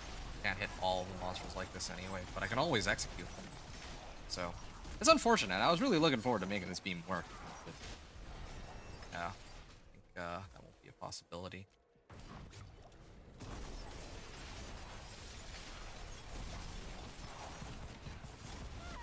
Ooh. Yeah, wasn't paying attention there for a second.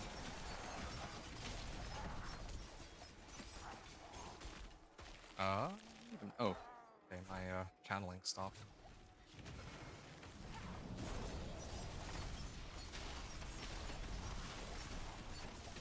89k.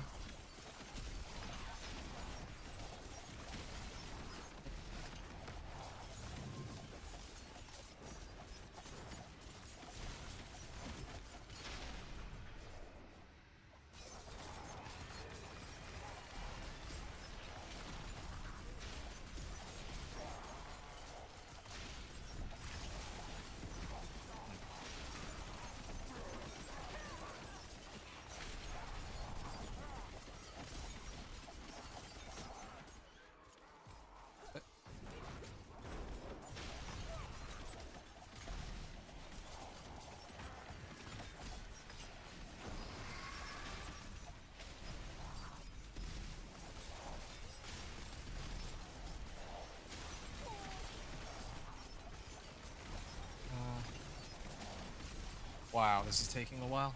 I don't know if that explosion would kill me, but I'd rather not find out. At least for now.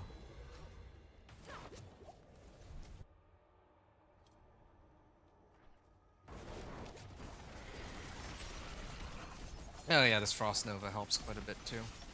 Yeah, because I can actually do more damage to frozen monsters and all that. There we are.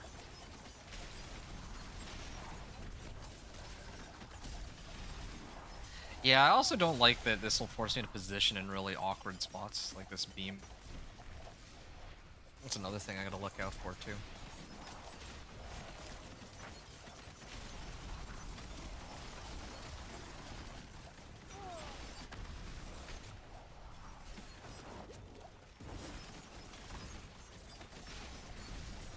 Alright.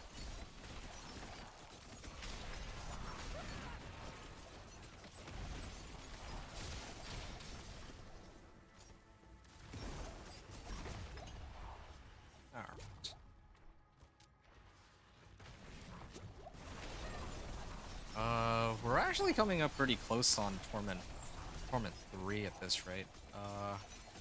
Yeah, I just need a few more adjustments and I'll be ready for it. Like, I don't even have the right, like, the legendary tempering recipes. I think that's part of the issue here. Come on. Eventually she'll go down, right?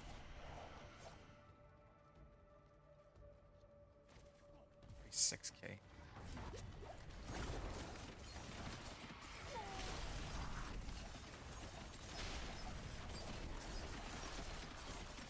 I guess the other problem too, if I try to break into Torment 3, is I don't have enough resistances to survive.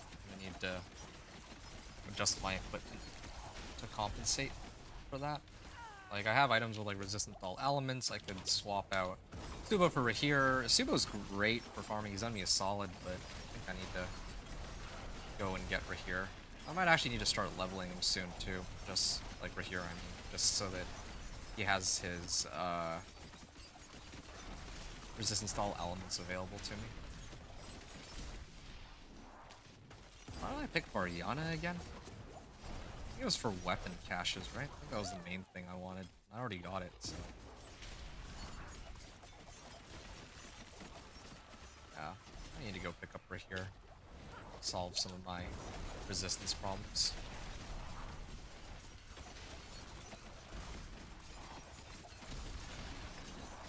Like, Subo does give some movement speed and push strike damage, but I feel like I have enough sources of both of those that are actually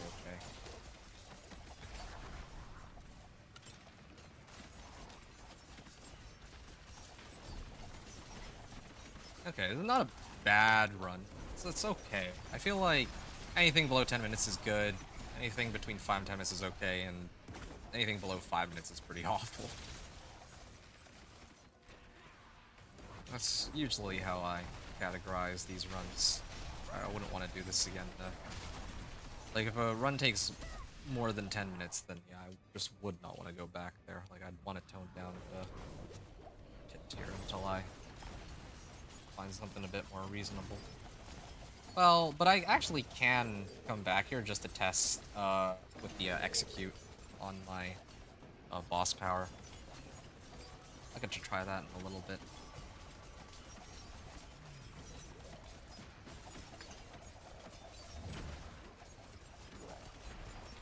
see a lot of yellow damage numbers, so fine still.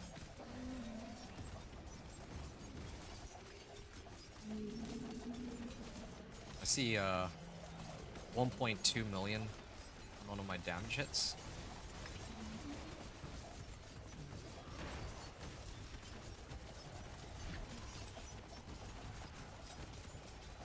Okay, 8 minutes. 8-minute clear here. 8-minute clear on pit 35.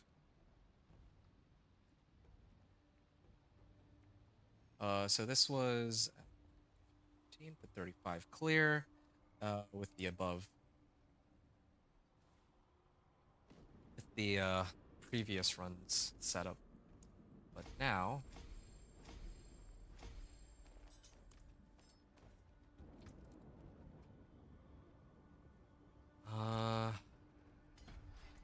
so I can get another Paragon board real quick. What's the next Paragon board? Cheap shot. Alright, well, why not? Cheap shot. Yeah, why not? Might as well. Oh yeah, I can get resistance to all elements, no wonder. Yeah, resistance to all elements would be helpful. It's actually not even capped out even right now, but just do enough damage that I can kind of get by.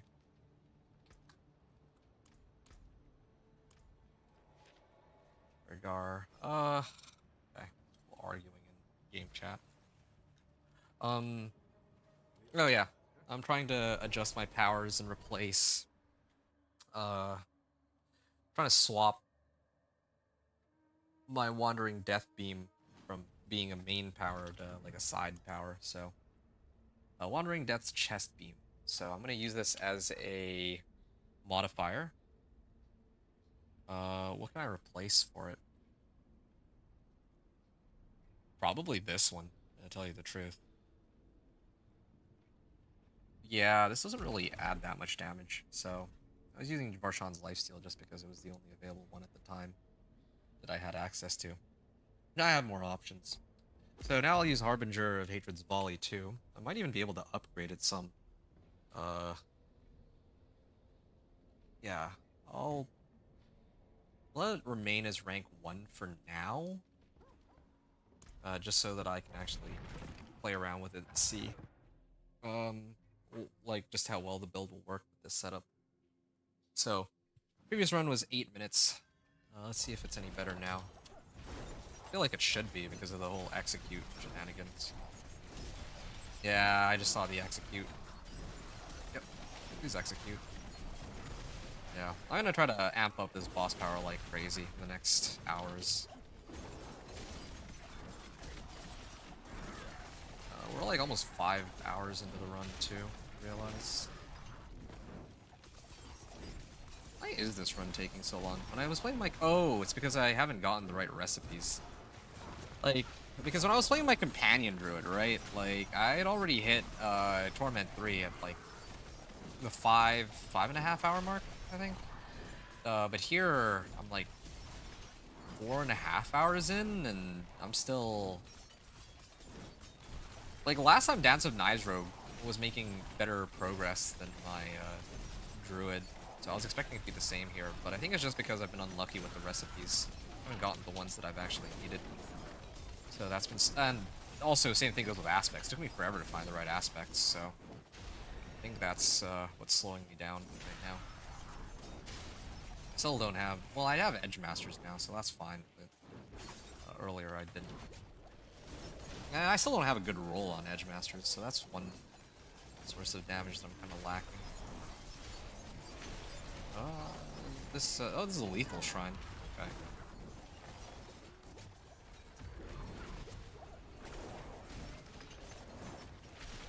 Why is my subterfuge seems to be on like a 9-second cooldown now, or something less than it used to be before?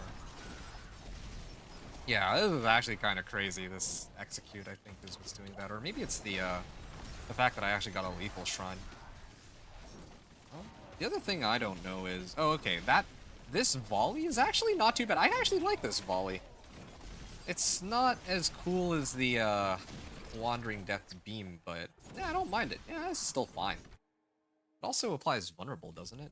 Or it's fire damage and applies vulnerable, damaging a vulnerable enemy. So I already apply vulnerable with my own skills, so yeah, I can perpetually make these guys vulnerable with the Harbinger's volley.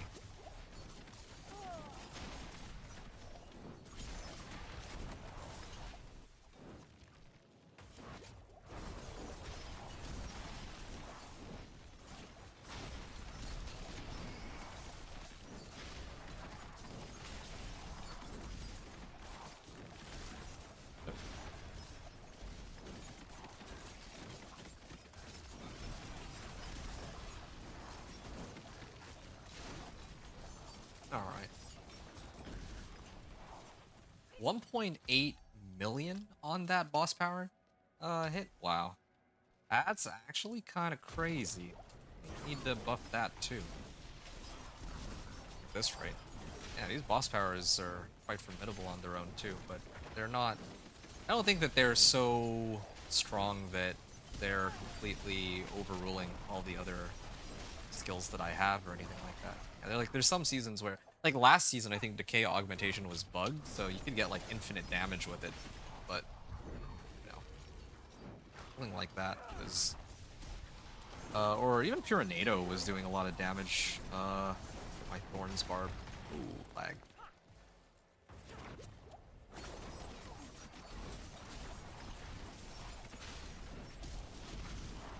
Okay. Yeah, it's just Blast Wave Shrine doing its thing, so I might have to do another one of these runs just to get a more accurate reading on how much damage I'm doing here, but this execute, or this adjustment on my build is so far proving to be pretty strong. On the next run, I'm probably going to do it with no lethal shrine and C. Or no shrines, just to keep things consistent. Okay.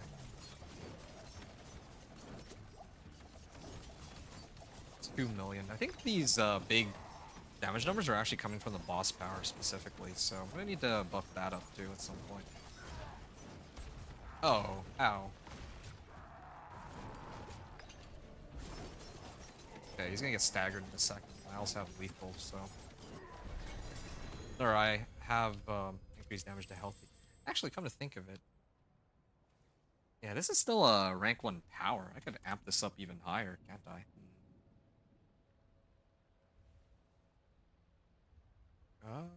Okay.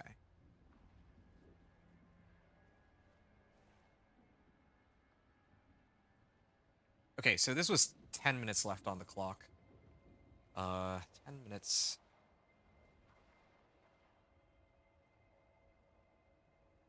Bit 35 clear. 10 minutes left on the clock. So, what did I adjust here? I replaced... Or I added, all I adjusted were the powers, right? I didn't adjust my gear, I didn't adjust my Paragon points, it was just the powers. So, I'm using Chest Beam as a side power.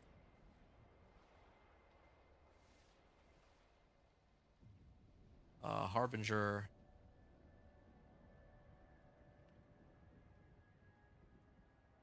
Main power. And then, of course, this was with...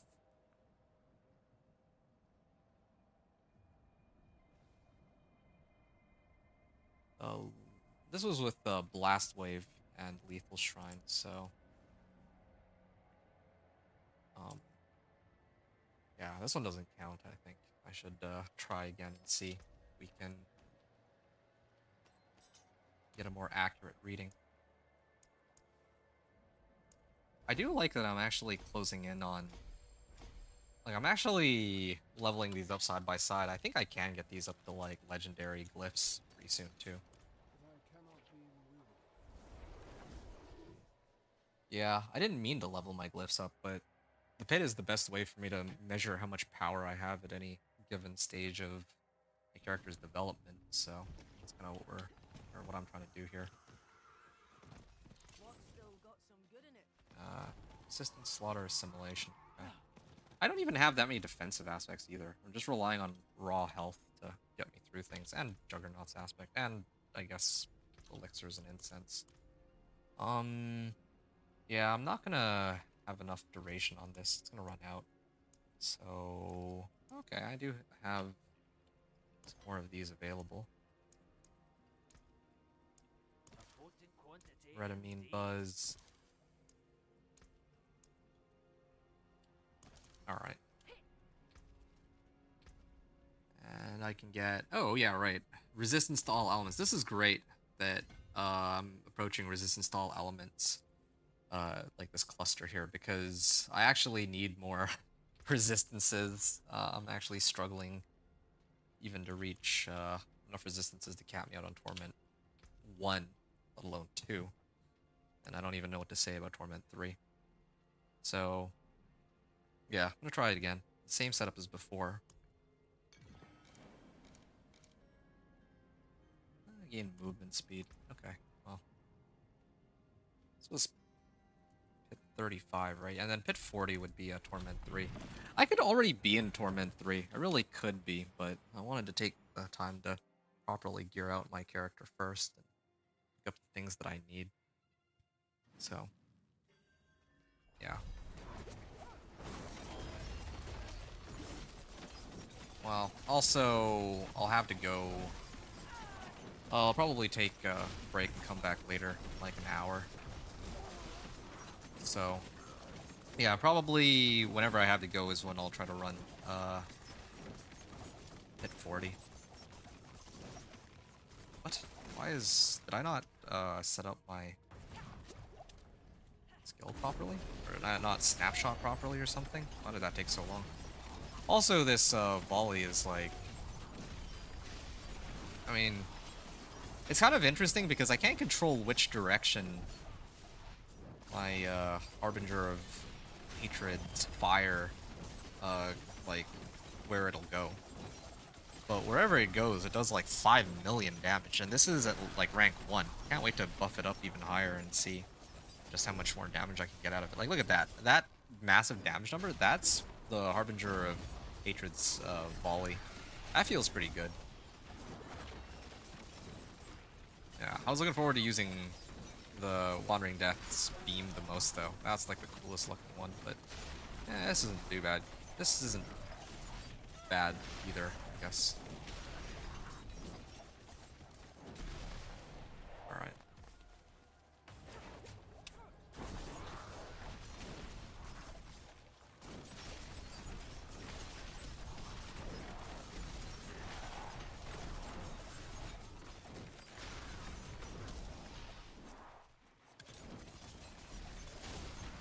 Okay. Well, I mean, this is without any shrines. I'm still crushing them. It actually kind of makes me wonder if the Blast Wave Shrine was really doing all that much. Because I'm killing them so quickly anyway.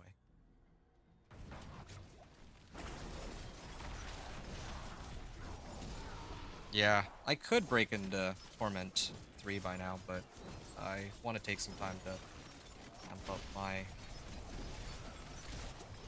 gear.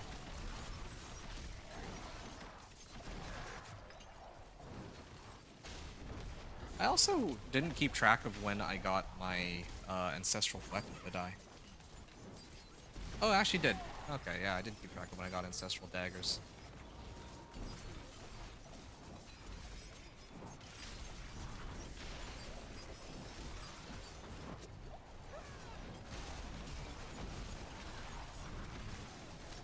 Yeah, this execute is crazy.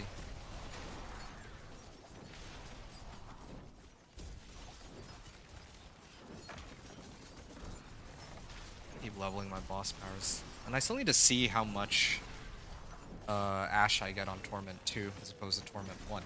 And when I was running on Torment 1, I was getting like 127? Around 125 Ashes per each of the runs. But now I don't know.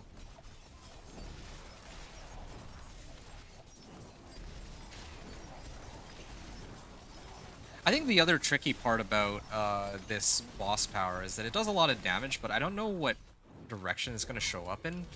And this is the thing that's doing the execute, right? Because the whole modifier with like this wandering death beam modifier doesn't allow me to execute specifically. It allows this Harbinger of Hatred volley to execute. So if I don't position myself in the right spot, it doesn't actually execute them. Oh, ouch. I wonder if there's any other powers that I could use that allow me to get AoE damage instead. Direct AoE damage. There we go. 10.5 minutes left on the clock. And try to see. Wait, it's actually looking for no, it actually targets monsters. If there's a nearby monster, the Harbinger of Hatred's volley actually looks for that monster. Oh, okay. So it's not just completely random. Oh, that's awesome then. Yeah, I don't mind that. I mean, it's maybe it might not prioritize bosses if there's other targets or something, but this is far better than I was expecting it to be. I was expecting that it would just be set up in such a way where, you know, any target would go. Okay, 10 minutes left on the clock. Yeah, it's still 10 minutes. 10 minutes even without the Lethal and Blast Wave Shrine.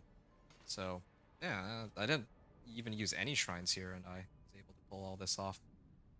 Okay, like I said, I feel like I'm at the level of power where I could open Torment 3 now if I actually made some adjustments to my resistances, but I'm still in the middle of trying to level my guy, and I'm going to end when I make it to Torment 3 for today, so I'll just focus on chilling and yeah, I'm just gonna focus on chilling here until I get all my resistance to all elements and whatnot. More resistance to all elements. Okay, so where is the apparition incursion? Yeah, it's been fun. It really has been. But I think I should get back to grinding out some more ash.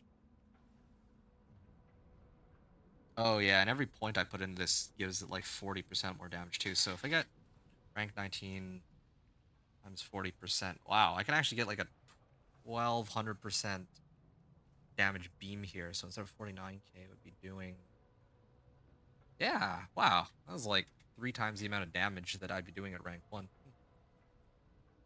Now, what are the other ones that give me AoE? Standing still.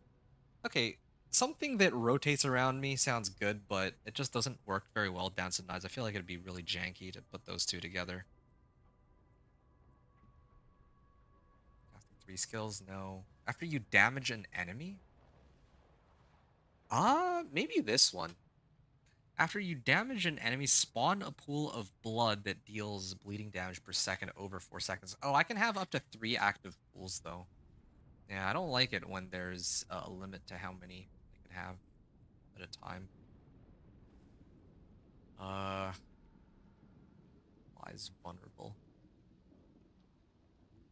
Because the thing is, if this were just... I kind of want to try this. Because this one is quite useful. Like, this by itself does a lot of damage. But if I use this instead, who knows? Maybe the pool could work really well with the chest beam. Yeah, I'll play around with it. Well, let's see. I'll go get power from Lord Seer. Do I have... Oh, I actually do have Exquisite Blood, so I can actually even run Lord Seer right now and even get some reward from him. Wait, what? Oh, okay, there we go. I can teleport right into Ancient Seat. So we don't have to run all the way in. Makes things so much easier now for Seer, because otherwise previously you had to take a minute to run all the way in. I like that.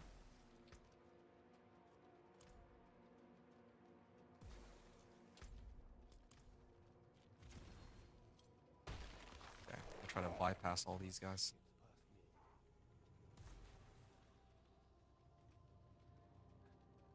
Okay, Bloodied Altar. And we can summon Zir. Again, this is Torment 1. I could probably take him on Torment 2, but I don't really want to struggle so hard against him. I just want to clear him, so I get my reward. There we are. There, dead. Okay, we got Blood Pool. Now I can test this out. Blood Pool. I'm gonna try to do another run of hit 30 like I just did to see. Oh, there's the Blood Pools. That's kind of cool. Boots. Marksman Finesse. Ah, yeah, there we are. What about this one? I could actually replace my current boots for this one. I lose out on some... No, I actually do still have movement speed on these boots, but the thing that I'd get is resistance to all elements and stats. That's actually not bad. Oh, another boss spawned. Damage over time. I don't have any damage over time, do I? I think I do. I might actually switch over to Rakanoth's, yeah. Or not Rakanoth's, Yen's Blessing. Casting a skill has a chance to trigger a skill that is currently on cooldown. Well, I mean, I don't know if that helps me at all. Usually pretty well. Like, if I activate Concealment and Shadow Imbuement, I don't need them to be recast a second time. Ashara's Critical Strike chance, Mastery. Hits with this weapon increase your attack speed by 6%. So that could actually work really nicely with my Dance of Knives. I just don't know how much attack speed impacts my Dance of Knives by. So like if I take this one off. Wait, it's choppy for some reason. So 53k, 46k. I don't know.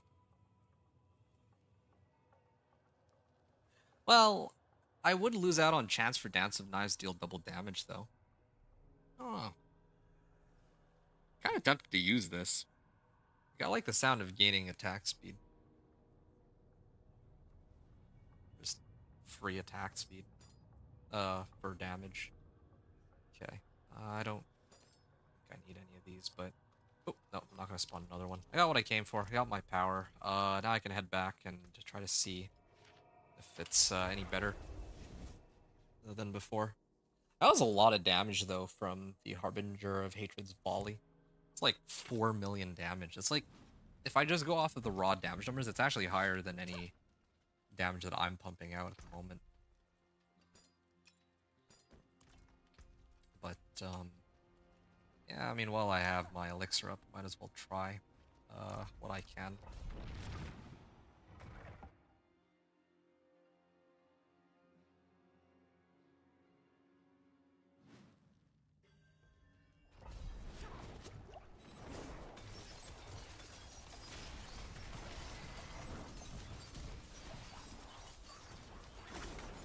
Whoa. I feel a little weaker than before. Yeah, these pools are kind of cool, though.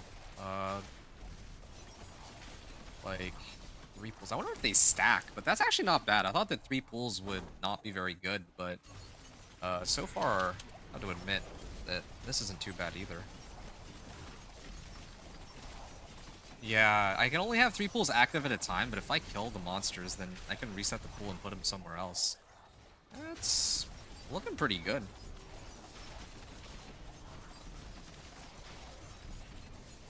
Yeah, damage from the boss powers is supposed to execute, right?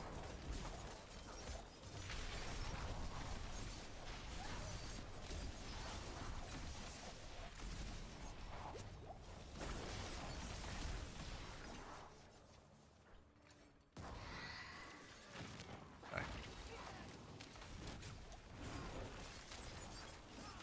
Yeah, it's always the DR monsters, but... Wait. That DR monster survived a lot longer than it should have just now, despite the fact that I had the pool on him. I have rank 11 on my... Here. Okay, pay attention here. Attempt to. Okay, well, never mind, they exploded, but... So, my execute is for monsters that have 25% life, right? Um, yeah, it's for monsters that have 25%. When my boss power... Oh, here's a good chance to test it. Here they are. This guy is under... Oh, yeah, there we go. He did actually die there. That's cool. 25% life. Let me just read this again, make sure I get it right. Your main boss power instantly executes non-boss enemies hit with less than 25%. Damage per second over 4 seconds. So it actually might take a second for it to proc. Maybe that's what's going on. I gotta be honest, I think that the Harbinger of Hatred's Volley looks cooler. I like that one more, and I think it does more damage overall, but this is more consistent. I feel like either one works. But I also do feel like... I might have to do another run, because I did stop to read. Maybe I'll just budget, let's say, 15 to 20 extra seconds then. Because I don't want to have to run this again. I can just go off that. Yeah, I got these pools. Okay, they are actually getting executed. They are getting executed, which is good. These pools and all.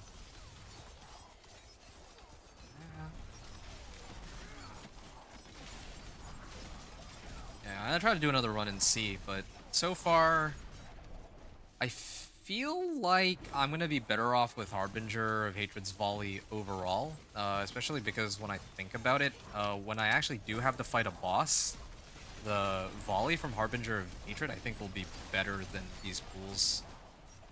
That might be a deciding factor for me, but we'll see just how much more, much longer this takes. I might run it a second time just to be extra sure, though. But so far, it's looking like this guy's taking a bit to go down. There, he's executed.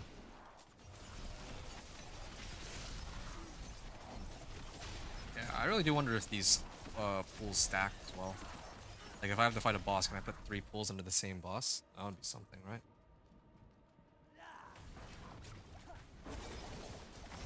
Yeah, see, if I had the Harbinger of Hatred's Volley here, might have been more useful than these pools. But, well, I mean, I'll still be able to kill it.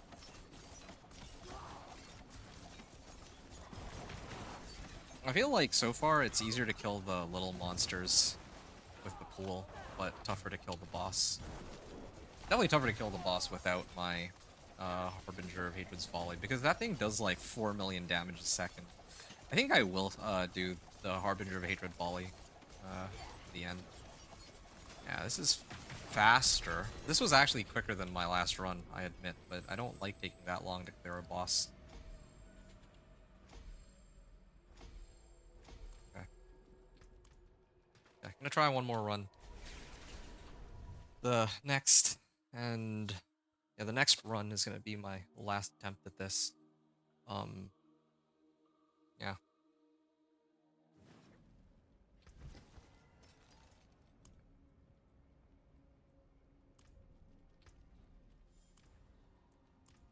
$35. I still have like 12 minutes left on this, so I can still run this, and maybe even one more after if I really feel like it.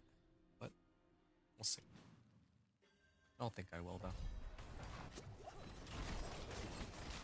Okay, these pulls. Now that I know the pulls, I can just focus on playing and not focusing on too much else.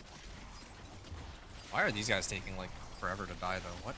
How do they have this crazy barrier on them? That's a bad roll. I may consider resetting this run. I have enough rune stones for it. Yeah, I'm gonna come back. I'm gonna come back in a second.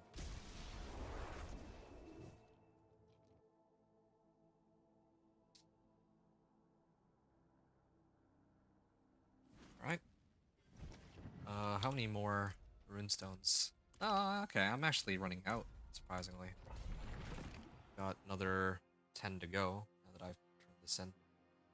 Well, 11 to be precise. That's like 3 more pit attempts if I want, but like I said, I'm not gonna do that just yet. Oh. Okay, yeah, this is better than the previous run. Quite a bit. There.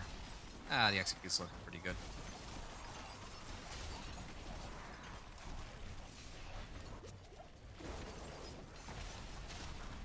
Oh, actually kind of... this is actually kind of fun. I'm gonna be honest with the being able to execute them and all. But I want to actually get my boss power all the way up to rank 20. I'm pretty committed to that before I try to push pit, because that's gonna be a lot of... Like, being able to execute them from 35% is kind of crazy. Like, even 25% is cool and all, but 30% is wild.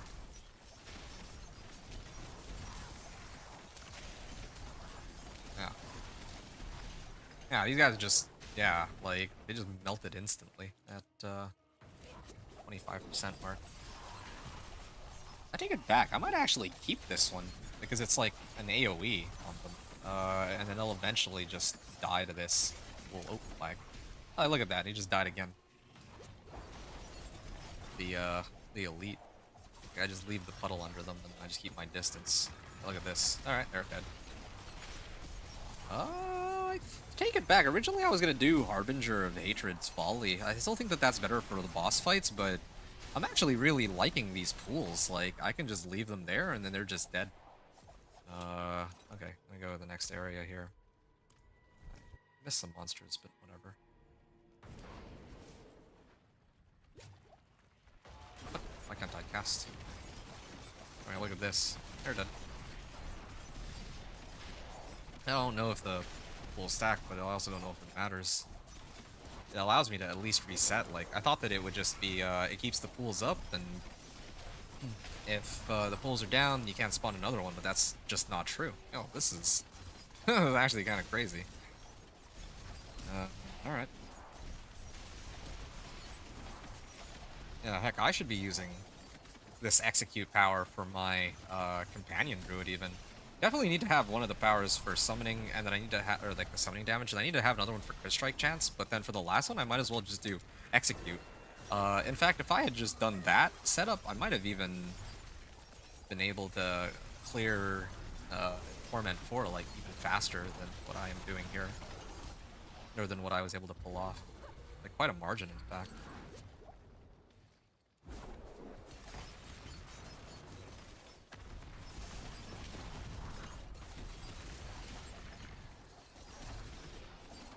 Oh. Oh, I'm out of pools. Put down. Here. And all these DR monsters, I love it. Seeing them go down as quick as they are. Oh.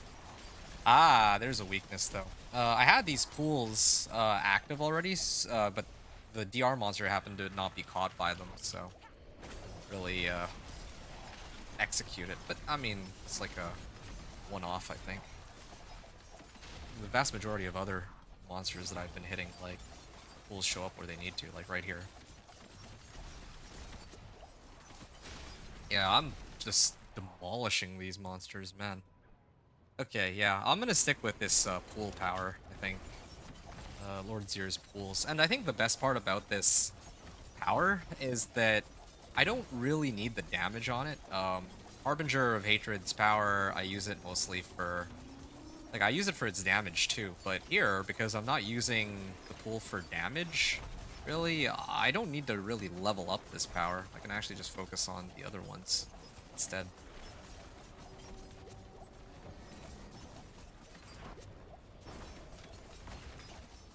1.3 million, I think. Yeah, well, I saw 1.5, and those are all my damage numbers, not my boss powers. So, yeah, either is fine. Either is fine. I'm gonna stick with this for now, I think. Yeah, I'm gonna stick with this for now. Like, if I use the Harbinger of whatever's boss power, and then I actually upped it, I could probably... You know what? Maybe I'll try that. I'm gonna come back when I up Lord Zir, or no, this power, and try this run again with the volley. When I actually get the damage amped up a little bit more.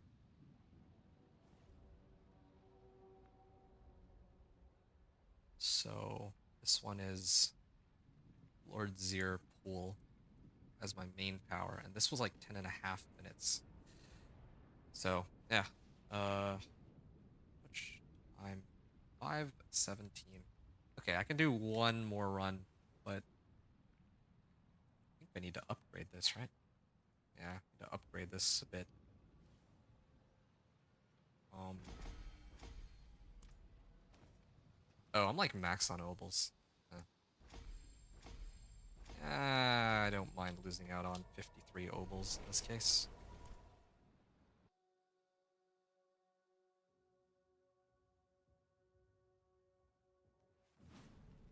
Okay. I'm gonna burn a few though. That's the spirit. Uh, Give it a go. let's see.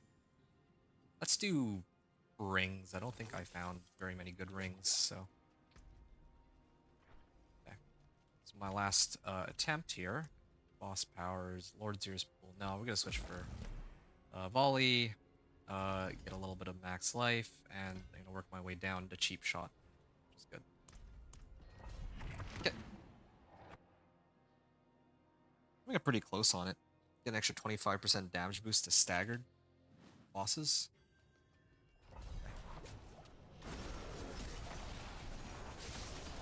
Yeah.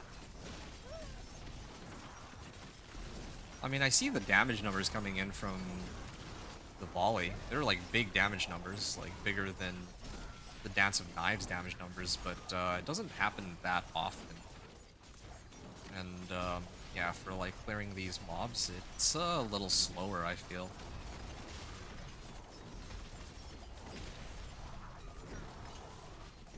I'm gonna go this way.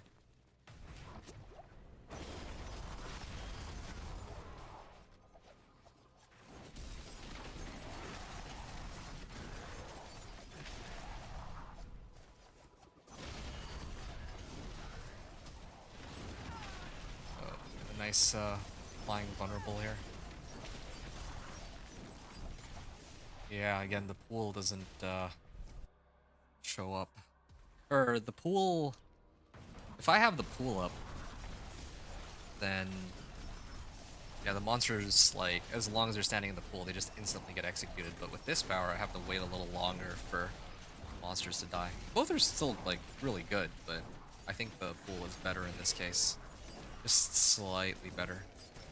Like, look at these vulnerable, or these DR monsters, right? Like, the boss power, if I could position myself to, like, hit them, then it would be amazing. I think it actually seeks out the nearest target to you, is what it looks like to me.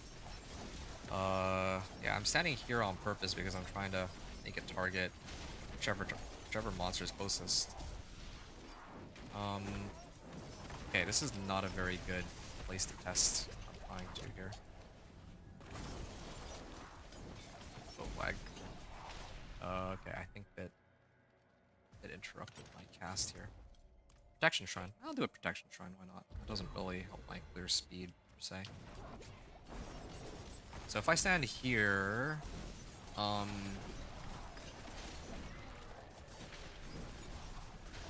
If I stand here, then it should always target the top right monsters. If I stand here, it should target the Corpse Fiend, right? No, it actually went for the one to the up there, so... I don't know. It seems that... Yeah, I mean, it will aim itself towards monsters, but I guess it doesn't guarantee that it'll target... It's not guaranteed that it'll target the nearest monster to you.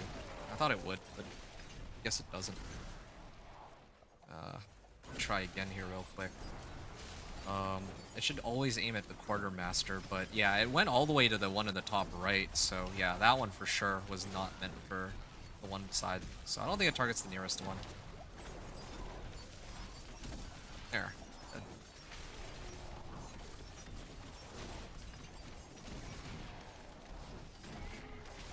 Interestingly enough, though, the clear time on this is a bit quicker.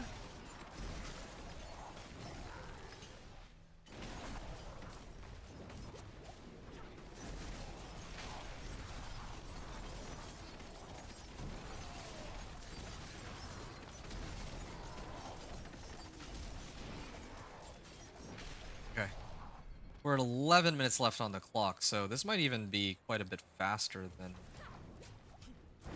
Well, it's kind of weird, because the first time I used... Oh wait, no, this is me amping up my boss power, though. Maybe that has something to do with it. Because the last time I used this power, I was able to do my clear in 10 minutes. Now, like, I haven't actually gotten any extra damage modifiers, I don't think. And then with the pools, I was at 10.5 minutes. Yeah, this is still like 10:45, between 10:30 and 10:45. I think it's hard to say, but I think it's roughly the same. It's roughly the same, but I prefer the Zir pool. Well, I mean, it's roughly the same with some upgrades to this boss power. Or like I ranked it up a little bit, but I'm kind of getting the impression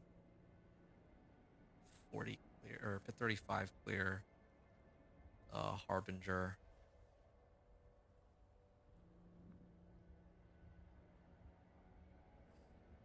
Yeah, it's really tough to say. Natural schemes, sure.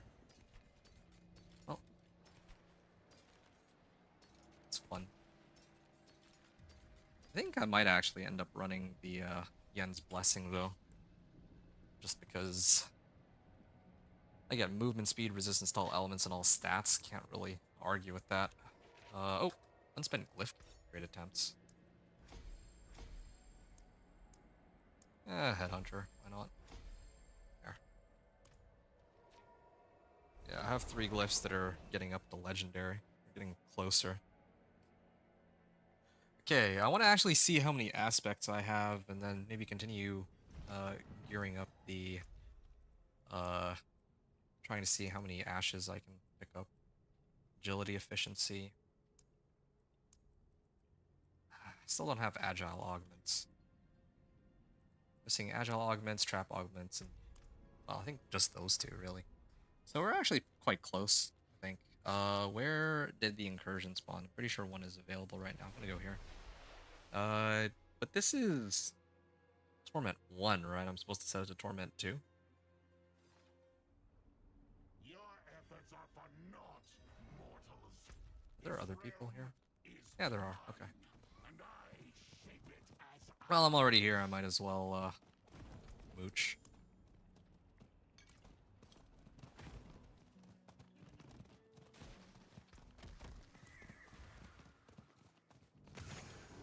Yeah, this one I can actually adjust it to Torment 2, I think. I have more than enough damage to handle Torment 2 now. Me being here is a formality. Well, not even a formality, it's just,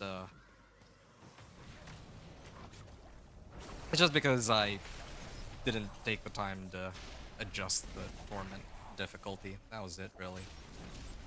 I would adjust it right now if I could do it at the press of a button. And speaking of which,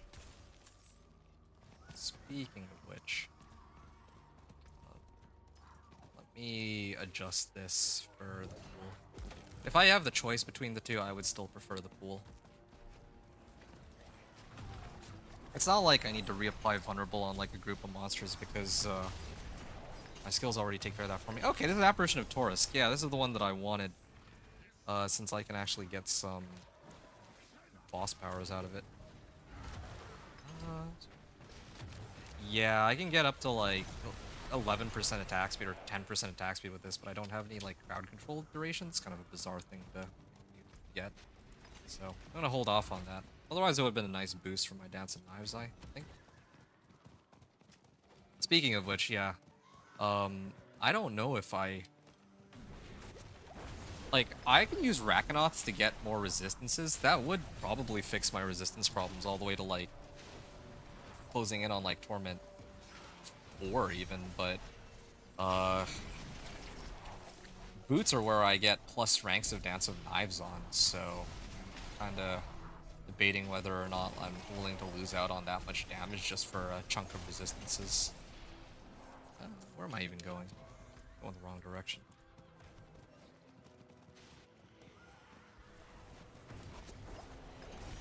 Oh yeah, this guy. Oh yeah, we're both Dance of Knives rogues.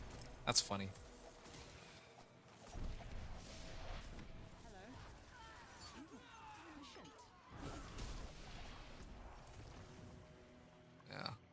want some of the other world bosses too, but or their powers.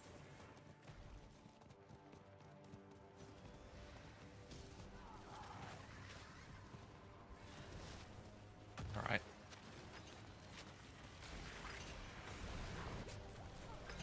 Oh, guess we can die so quickly, but there we are.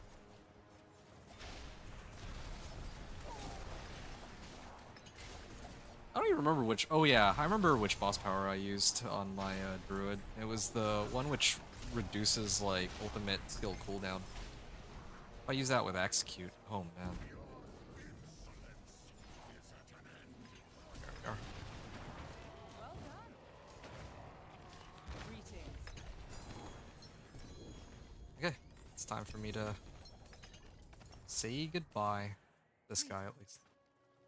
And off to Torment 4. Or Torment 2, rather. Farewell. Apparition Incursion. Okay, so 141. I still got roughly 135 or 100 plus Spectral Ash, 120-ish. Upgrade is 200.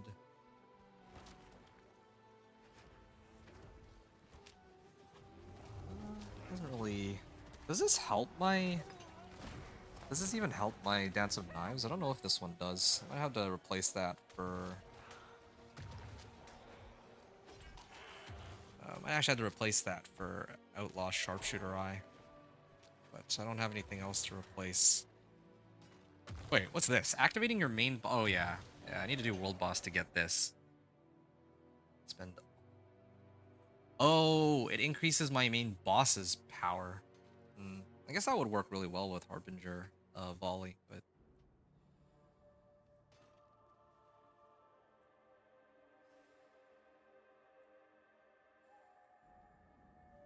Evade...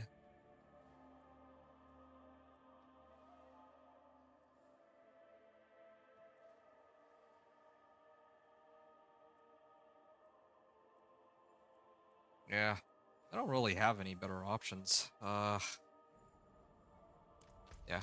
okay.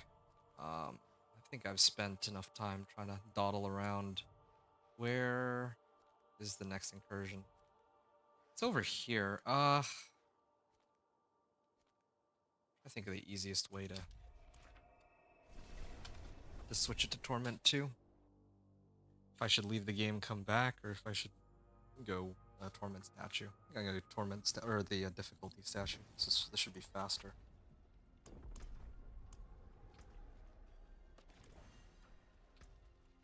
Oh,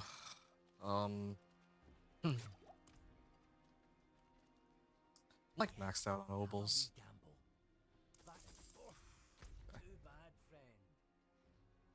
Imperial Library, and I'm hoping that I can still make it.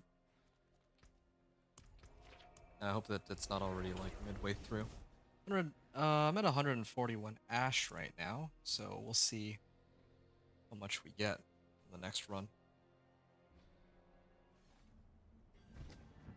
Okay, yeah, I am the only one here, so this is perfect. I can actually time it from the beginning, and see how long or how much I get the ashes. Also, there's like whispers here too, conveniently.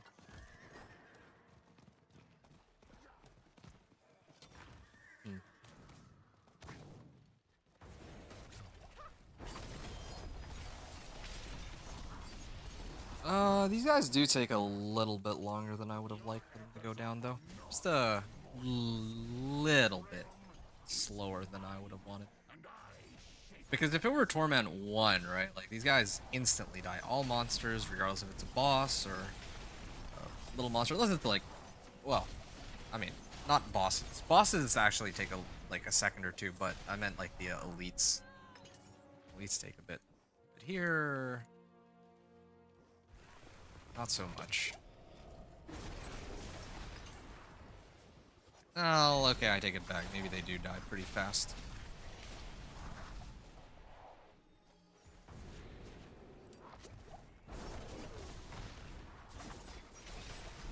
Wait, why is my concealment like such low cooldown now? Feels like a lot faster. waiting for it to come back than before. I guess it has to do with subterfuge cooldown reduction, but definitely doesn't feel like 12 seconds at all.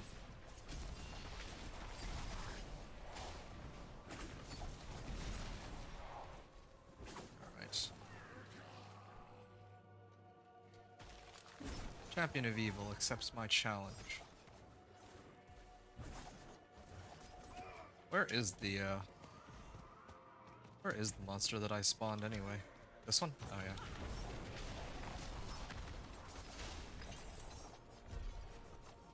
Alright. I'm gonna go this way just to pick up some spectral ashes real quick, and then I keep heading up this way. Blackmailer. Oh, okay. This boss takes a fair bit longer to go down. I'm gonna need to up my equipment pretty soon. I'm getting kind of sick of this.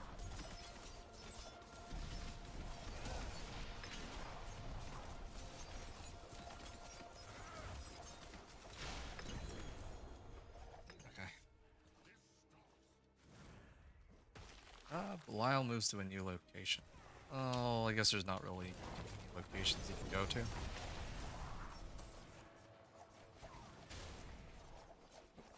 Wrong way.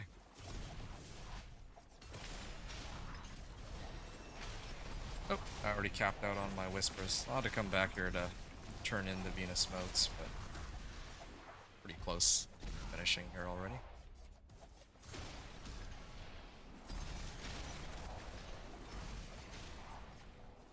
Alright. Need more revealing eyes, or betraying eyes.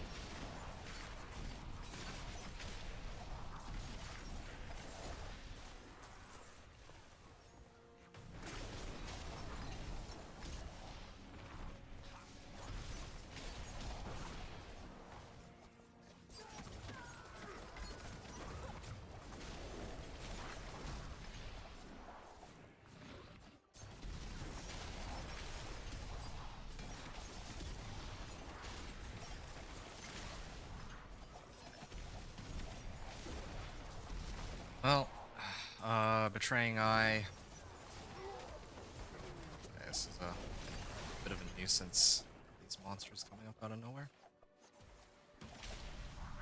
Quite a bit of max life. Oh, I see. I don't have as much max life as before because, like my incense wore off, and so did my elixir.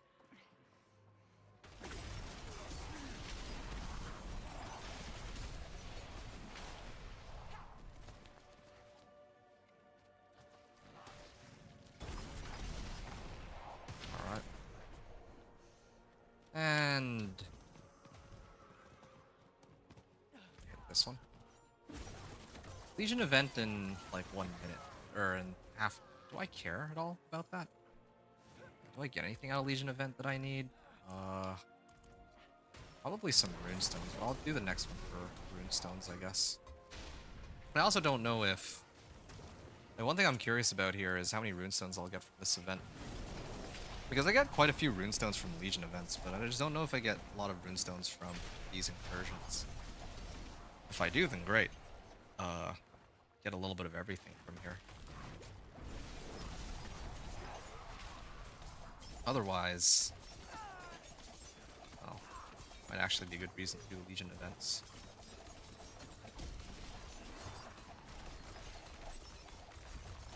Oh, ouch, I'm like dying. Alright. Spectral ashes. Quite a few of these. Lyle will emerge soon. Next level, I'll get this next legendary node.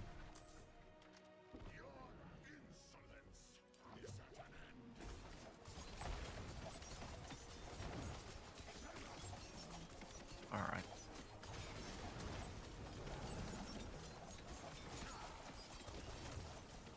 Ooh, let's step away from that really quickly.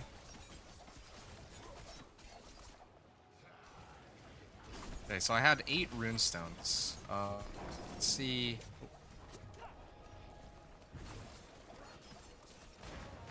Okay, we're done.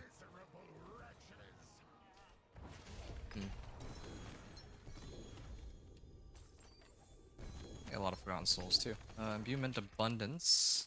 Hey, Scoundrel Finesse. Yeah, still don't have Agile Augments, but whatever. We'll check that later. Artificer Stones. So, Artificer Stones, I guess I can't get it from these events. I can get them from cash rewards, but yeah, I guess it gives me a reason to actually run the Legion events then later on. Oh, this one's going to end in 14 minutes. And also the Moment of Truth. 370 Spectral Ashes. So, 70 Ash. If my reading is correct, then I straight up got 229 Ash from this event as compared to the 125 from the previous, like, Torment tier. So, yeah, there is quite a noticeable increase in how much Spectral Ash I get. Well, maybe a little more even. 72... Well, 231, yeah. Okay. Turn this in. 231. Alright. This is for T2. So I can run another one of these just to confirm that, but yeah, so far this is what it's looking like. Each one of these I run is an extra 200 ashes. Chestplates, boots, gauntlets, boots. I actually need boots. If I can get one with like Dance of Knives, that would be pretty nutty. Okay, collection of boots. Ancestral boots, the first one yet. Subterfuge efficiency. What is that one? Ah, subterfuge cooldown reduction. That's exactly what I was looking for. Okay, and all these boots. There. Level up too, which allows me to get cheap shot. 25% more damage as long as I can keep monsters CC'd. Okay, I got Dance of Knives on something. This one's got max life. But no dex, no Dance of Knives.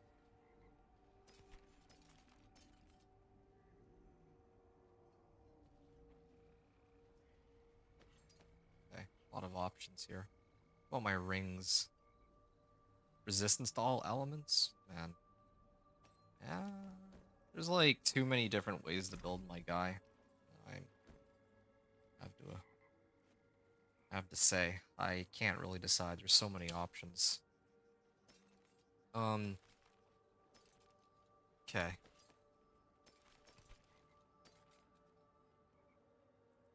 Knives, Dark Shroud. I'll salvage everything. That looks worn. I can fix it. And world boss in 40 minutes. Do I haven't? Yeah, I think I can. I think I can hang out until the world boss shows up, and then I'll have to go. Yeah, that's what I'm gonna end on, more likely than not. Which means that I'm gonna have to find activities to do while I wait for the world boss to show up. So yeah, and this last run I got 231 Ash on Torment too. So I'm gonna run it back here and see if I can get another 230 Ash. Yeah, that Ash though. I think yeah, when I make it to Torment 3, if I can like speed clear it, I'd love to farm some more Ash there. Okay, well this one they already started, so I'll just mooch whatever progress that they've made.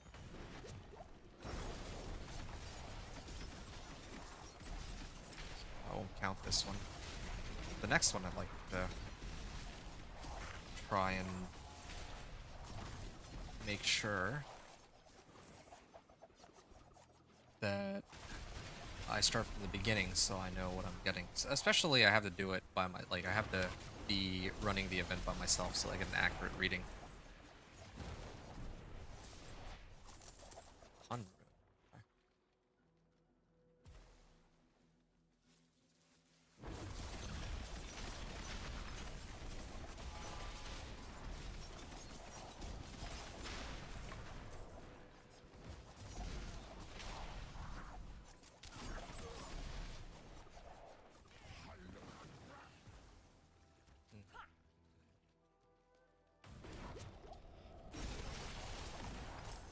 Okay.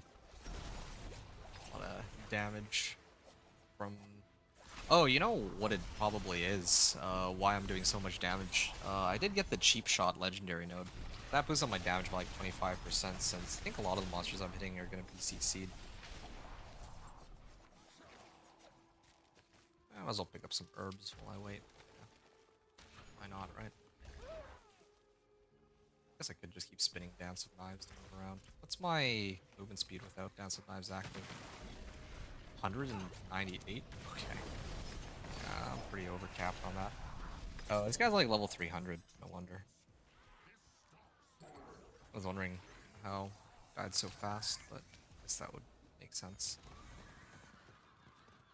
But why does this guy need to run this though on Torment 2? Well, I'm wondering about.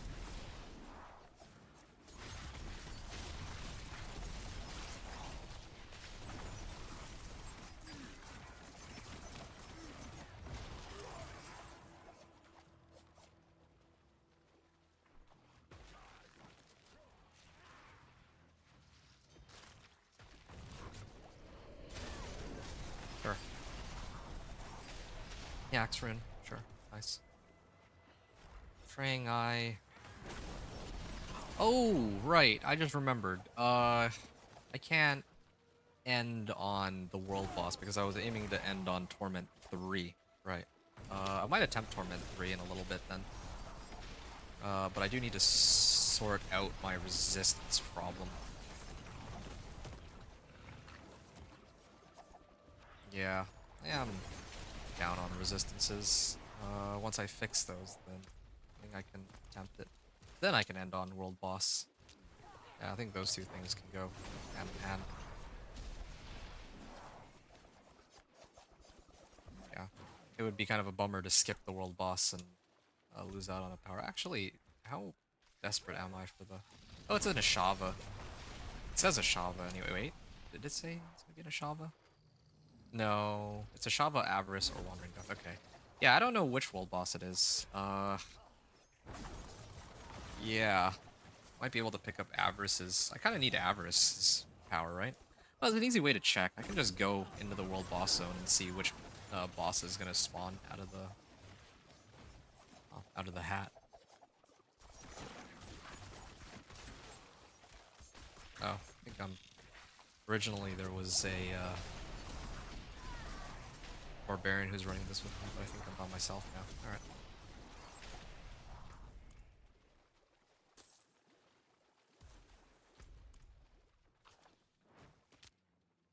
Well, I can go check it. Let's see.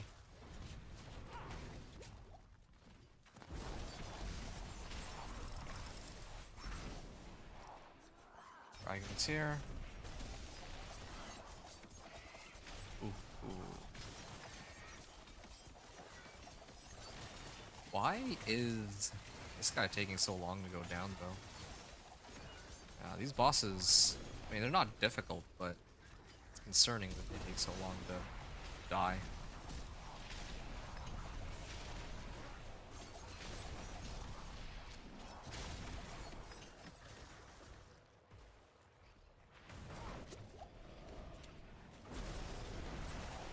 Alright. Ah, they interrupted my cast. Okay.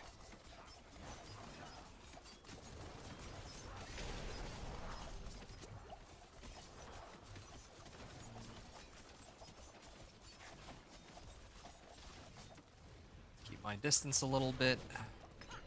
Try again. Hope that he doesn't knock me out with unstoppable, or knock me out of my channeling here. Yep, he's dead. Okay, so now I'm sitting at 451 Ash. No, wait. I need to actually pick up whatever comes out of this chest. Usually this gives like a bunch, right? Agile augments. Nice, that's the one I've been looking for. Finally. 560 Ash. Well, actually I shouldn't count this one because well, I wasn't here at the start. Apparition Incursion shows up in another however many minutes. Okay, Agile augments, finally. I can start trying to up my weapons. Alright. And the boss power. Gonna upgrade this as high as we can get it. 160. Alright. Really want to max this out. Get the execute as high as it can go.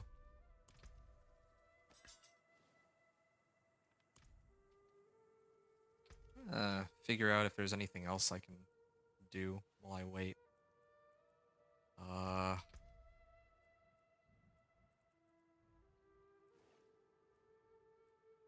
Is this one? Oh, yeah, I could go towards Tricks of the Trade. I might as well.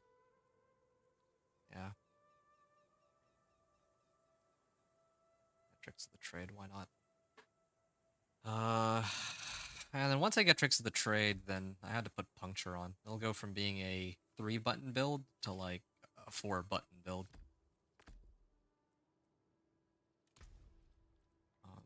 Marksman skills grant. Those skills increase damage for 8 seconds. Well, one thing I don't like about this is, yeah, the one thing I don't like about this is I have to keep recasting my puncture to get the most out of this, but it's okay. I mean, like, if I'm fighting a boss, all this means is I activate these 3 before I start attacking him. Then every now and then I'll need to reset my Dance of Knives. That's all it really means, so nothing much changes there. Oh yeah, I was supposed to check the world boss. That's what it was. But, whatever. Okay, so I start off 172 ash. Let's see how many ashes we get. Okay, good. I think I'm by myself on this one. No, I'm actually at 160 ash, oddly. And... oh, then I hit this. I'm gonna try to solo this event. Your efforts are for naught, mortals. Well, I guess I'm not. I don't need to have this on my bar just yet. Wow, that's a lot of monsters. Oh yeah, that was an execute. Oh! I never went back for... hold on a second. Earlier... Imperial Library... oh, I never actually...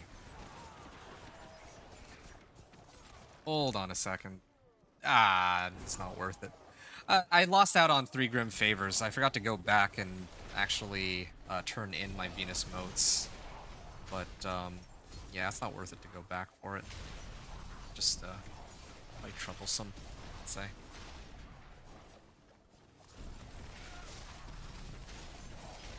Here we are.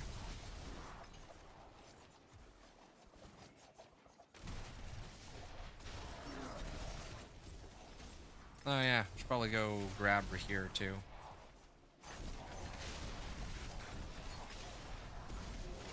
So that I can get the extra resistances from him for free. When I run the pit.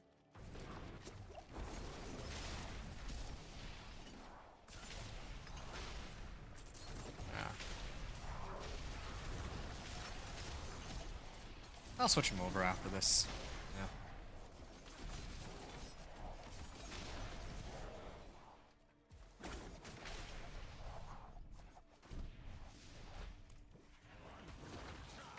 Well, I'm already maxed on my Venus motes. Or I'm up, yeah.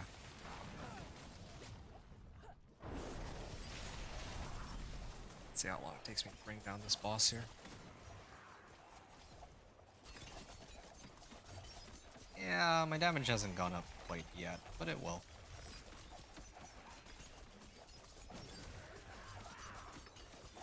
Version of Cinerat. I think I found a few of these already, right? Marksman augments basic. Yes. Need to these later.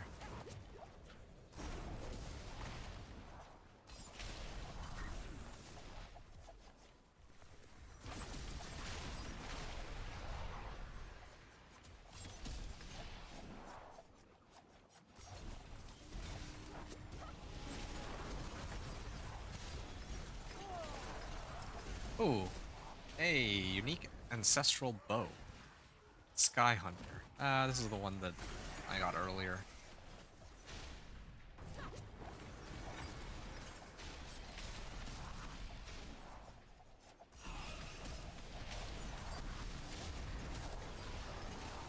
Alright. I'm gonna run on over and hit this one too. Oh, where is it actually? I don't know. Oh, the eyes are kind of hard to see with all the visual clutter on the screen.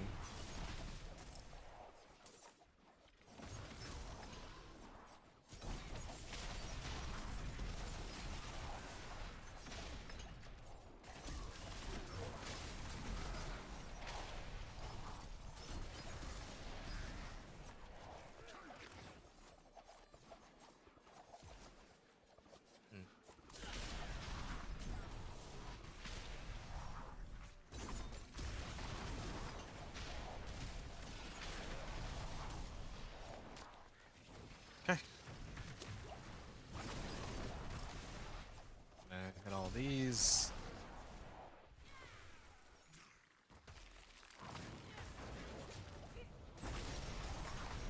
And I gotta go down to the next one.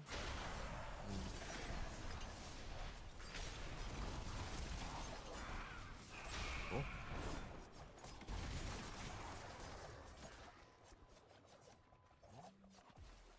I head on over this way.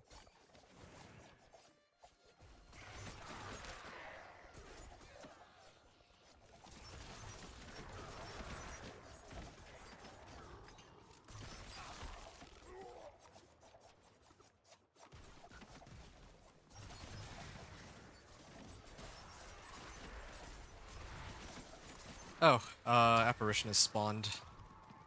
So I should head there. Finish this up. Then later I gotta go turn in the Venus modes, of course. Dexterity. Don't really need this, of course. Wait a sec. Oh yeah, right. I was trying to put on another elixir.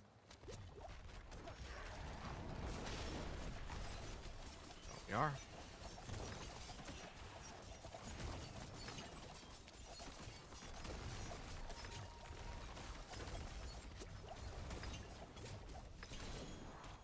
Helm. Final showdown with Belial. Alright. We're almost done here. I have about another 20 minutes to go, so after this I'm just gonna check which world boss it is so I know whether or not I need to worry about hitting it.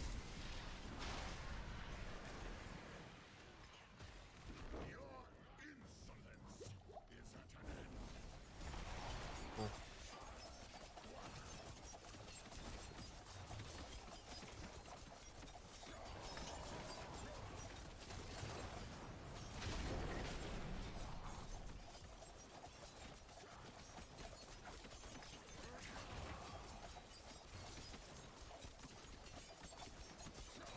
Okay. Miserable wretch! 262 spectral ashes at the moment. The 262 ashes came from, or the 100 ashes I had there came from just the random monsters that I hit. This time, oh, there's the chest. Cutthroat finesse, nice. Okay, so 376. 376 ash. So T2, I gained, no, 216 ashes on this run. Yeah, 216 ashes. That's pretty cool. So instead of 125, I'm getting like 220-ish on average. Like Torment 1, on average, I was getting like 125 per incursion, but now it's 225. So I wonder if I'll get like 300 on Torment 3 or something. It's kind of like similar scaling for Obdicite. Again, all the more reason why I don't run my Infernal Horde compasses on anything less than Torment 3. It's kind of a waste otherwise. Especially because now there's actually other ways to get ancestral items. Not just by guaranteeing it from the Infernal Hordes. It's like an easy method. Like, it's not necessary anymore. Oh, okay. I need to complete a run of the pit. Next 15 minutes and then get some whispers out of that. At 3 out of 10. Yeah, I'm gonna go to Karagar. It's about time. Oh right, no. I'm supposed to go world boss first and check which one it is. Right now. Also, I need to upgrade this power.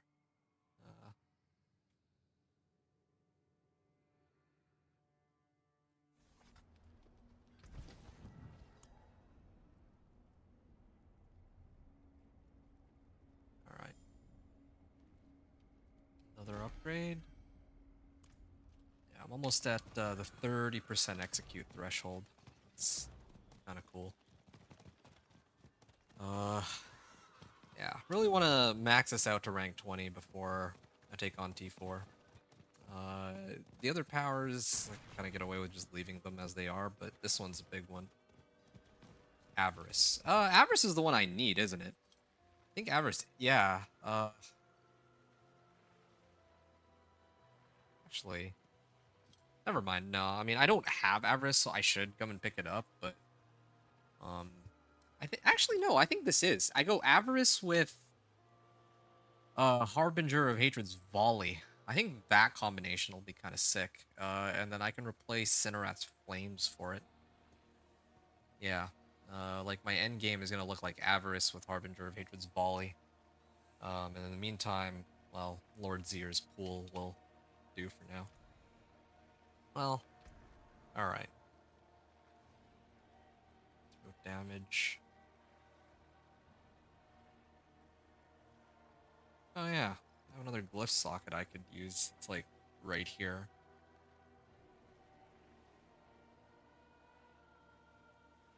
Increase damage to slowed or chilled. Increase damage to stunned or frozen. Increase physical damage to healthy and injured. Well, a lot of good options there. Well, what's on my last board? Hold on, I'm taking a look. My last board is supposed to be exploit weakness. But the thing about the last board is, the last time I did this, last time I made Dance of Knives Rogue, I didn't even touch the legendary node. Yeah. Yeah, I only went into the other board so that I could get my next glyph up. Yeah, I'm gonna try to unlock this glyph socket first then. Might as well. Alright.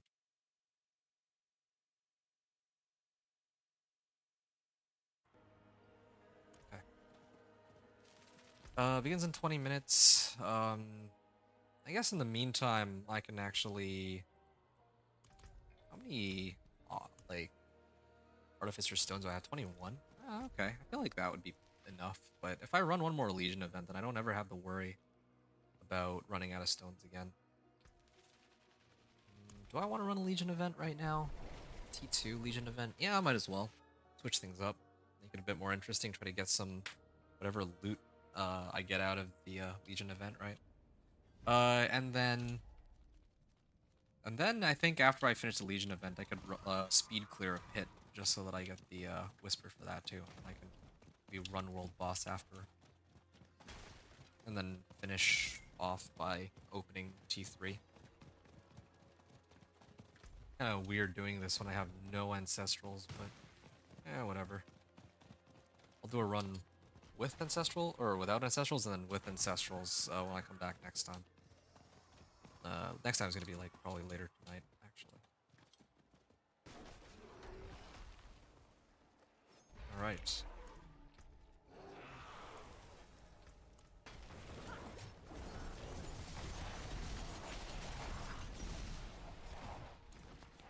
I just want to take a look and see what my materials look like right now. 151, 157. Yeah, I was wondering if these Legion events would be a good way to get herbs, because I seem to be short on those.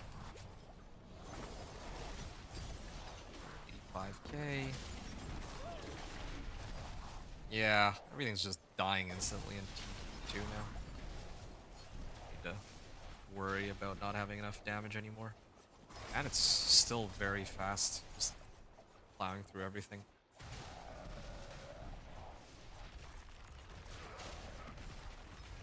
Andariel power? Andariel power. I'm gonna have to play around with that one, but I don't know if I'm gonna be doing any builds that use that Andy power.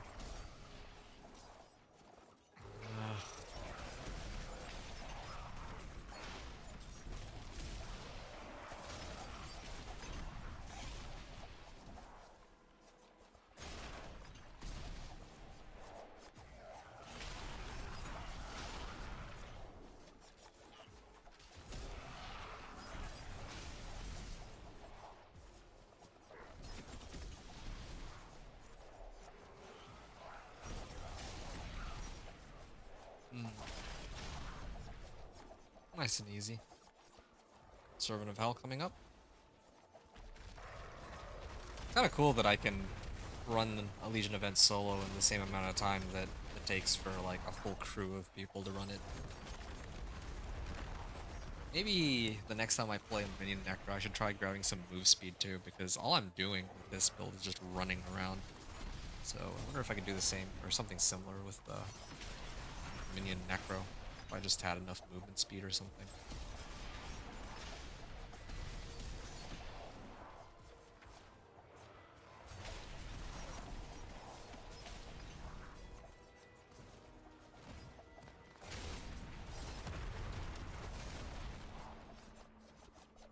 Actually, I don't think that would be possible because I would need Flicker Step.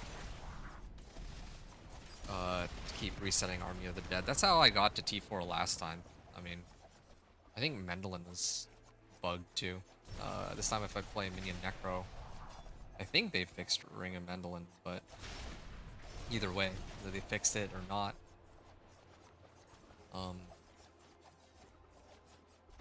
feel like the bigger question for me is whether or not I would be able to access Beastmaster's training.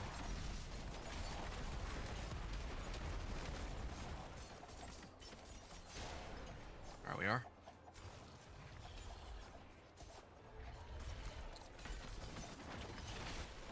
Oh, he's going down fast.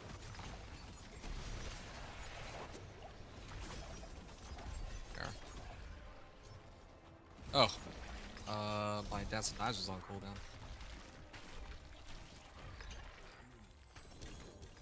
Alright. Let's see if we get anything valuable out of this. I'm almost maxed out on Obols. Again. Got some bundled herbs, got some angel breath, and I got like a dozen artificer stones, so yeah. Natural motion, nice. I actually needed that. Okay, what is this one? Damage roll. Okay, that's not bad. It also has movement speed on it, but I have a better amulet waiting for me in my stash. Only reason I didn't switch to it is, again, because I was waiting for the the legendary recipes. Okay, so yeah, this is done. World boss in 15 minutes. The pit. I'm gonna go and hit that really quickly. Cap out on my whispers, then I can go do world boss. Get the remaining, or last remaining power. So salvage all this, and All finished, are you? I'm still trying to grind for a better ring, right? Like, what am I missing now? Or which item slots don't I have ancestral for? I feel like I have everything, really. Love's helm, maybe? I don't have an ancestral helm. Maybe try to get that. There. Okay, now I have one. Special. And it rolled the Dex Max Life and armor. GA on armor. Ooh, this is a good one too, except it didn't roll for Shadow Imbuement. Finished, are you? Alright. Yeah, so now I have an ancestral item for pretty much everything. Okay.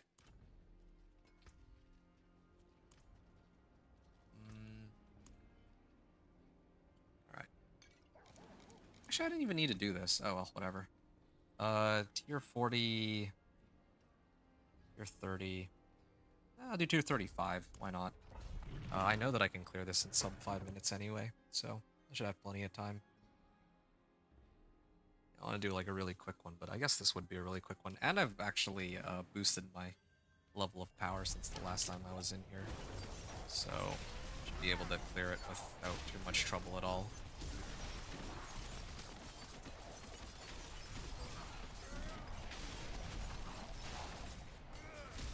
Why is this one taking so long to go down? Well, that execute is handy though. It really is.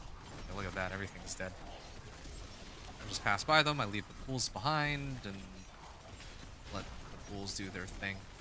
I still don't know though if the damage from the pools stack with each other. That's the one thing I'm kind of curious about. Could probably test that against the training dummy, but oh well. Because you can see if the dummy takes like one or two or three times the damage. That's how I would do it. Like if I put up one pool versus three pools, would the training dummies still lose health at the same rate, regardless of how many pools are on the ground? It's the easiest way to test that I can think of. Alright.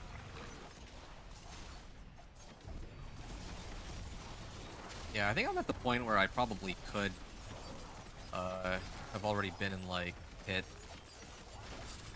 45 perhaps is my hunch.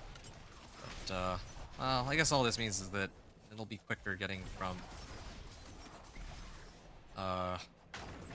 like I've done a lot of the legwork for my glyphs already, so I'm gonna probably need a lot less effort on trying to level up glyphs. So that's one thing less that I have to do when I'm trying to go from Torment 3 to 4. Last season, I was able to make it from Torment 1 to 4 in like, it was like what, 8 hours, right? Or 6 hours, maybe? Although I guess, I actually don't even remember. Oh, the wrong way. Oh, and I think my game crashed. Of course. Well, I guess I'm not going to be getting credited for my Pit Whisper after all, because this, I mean, I don't crash as often as like on the first day of the PTR, so it's not a big issue, but yeah, it's still kind of annoying. Alright.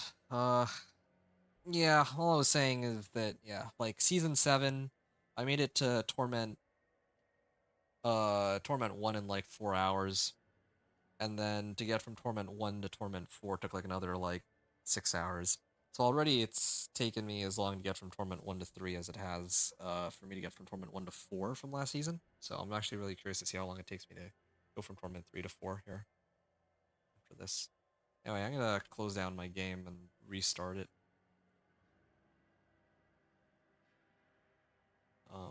Yeah, and I'll be back in a little while here. I think I might even miss the world boss. This is quite unfortunate.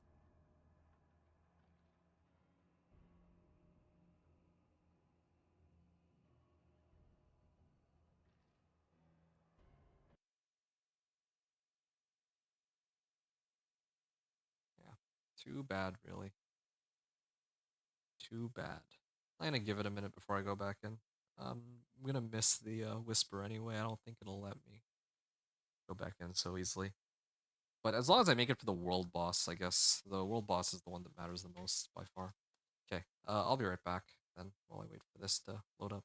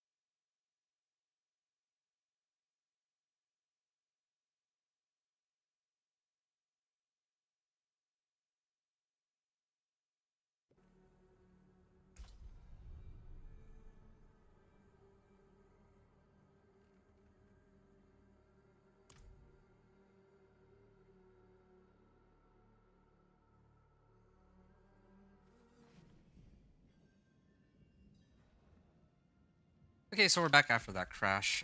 Expires in 2 minutes. Let's see.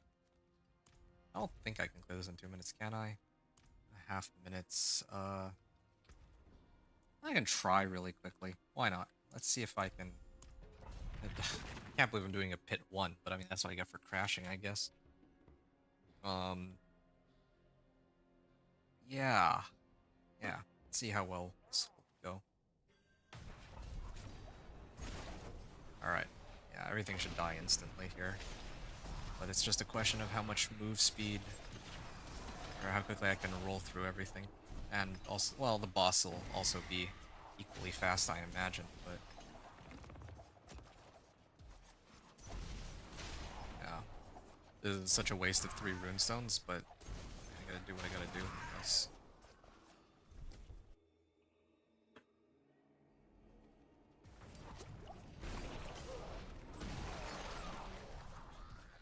Oh, it's a dead end. Backtrack. Yeah, I don't think I'll make it, but it was worth a try. Such a weird time for it to end. Usually it starts at like the start of the hour, like every 15 minutes. I don't know why it's scheduled to end at such a strange time on the hour. I'm not gonna make it. Hate to say it, but I'm too slow. I think I lost it. Yeah, if I had like maybe 15 to 20 more seconds, I might have been okay, but... oh. There. Did I miss it? Yeah, I think I missed it. Because last time I checked my whispers, I was at 3 out of 10, and I did like a Legion event, so yeah, I missed it. Wow. Lame. Might as well try to upgrade this. Oh, I actually got a success on that one. Okay, well, that's 3 runestones I'll never be seeing again. Okay, so... world boss is spawning in 7 minutes. With this in mind...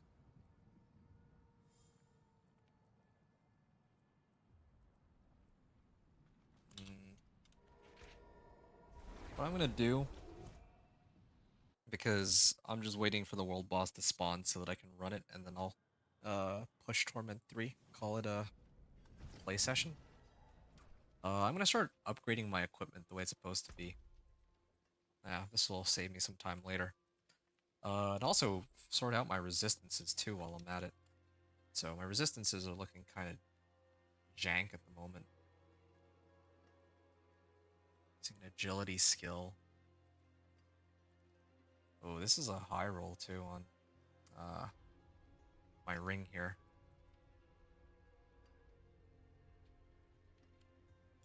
Alright, let me do the bow. The bow is the easiest one. Although, I guess... Ancestrals here. Okay, this one is max life, damage. I didn't really get a bow that has willpower, though. I'm gonna try to see if I can roll for one that has willpower. Or, not willpower, sorry, dexterity. That was the best one. Oh, shining beauty. Strike damage. Hello, shining There we go. beauty. Energy on kill? Man, really trying to give me a hard time here. Let me set it to... oh, yeah, I'm already on Torment 2. Okay. I just set it down to Torment 1 after. Not a bad pull, that. Hello, shining beauty. Oh, there we go. This'll have to do, I suppose. I'll roll off overpower damage for max life. I was hoping for a GA roll, but no such luck on that. Let's get a bunch of obols. Okay, this isn't quite as many obols as I was expecting to get, but at least I freed up the slots. Or the amount of obols I have. Like, yeah, at least I can keep picking up obols now. Okay. Dexterity, damage, strike damage. Sure. I don't know if it matters which of these I use. I'd probably be better off salvaging that one.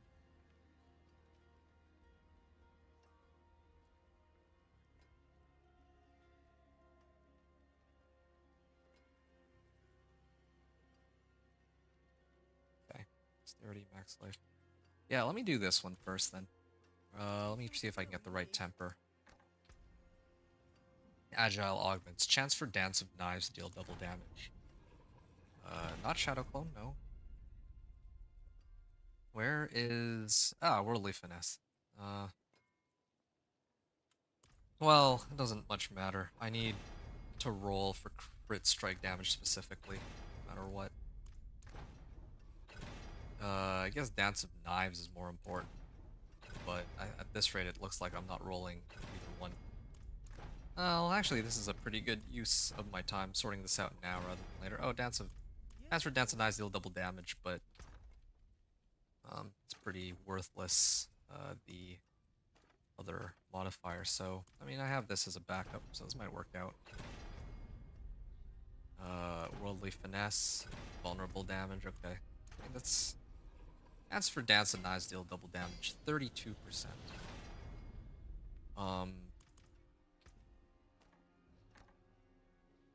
Okay, this one is kind of garbage. I would get rid of that. What are these two? So this one, they both rolled 32%, which is the lowest possible value. I mean, I guess I can stick with this for now until I find a better one, but vulnerable damage,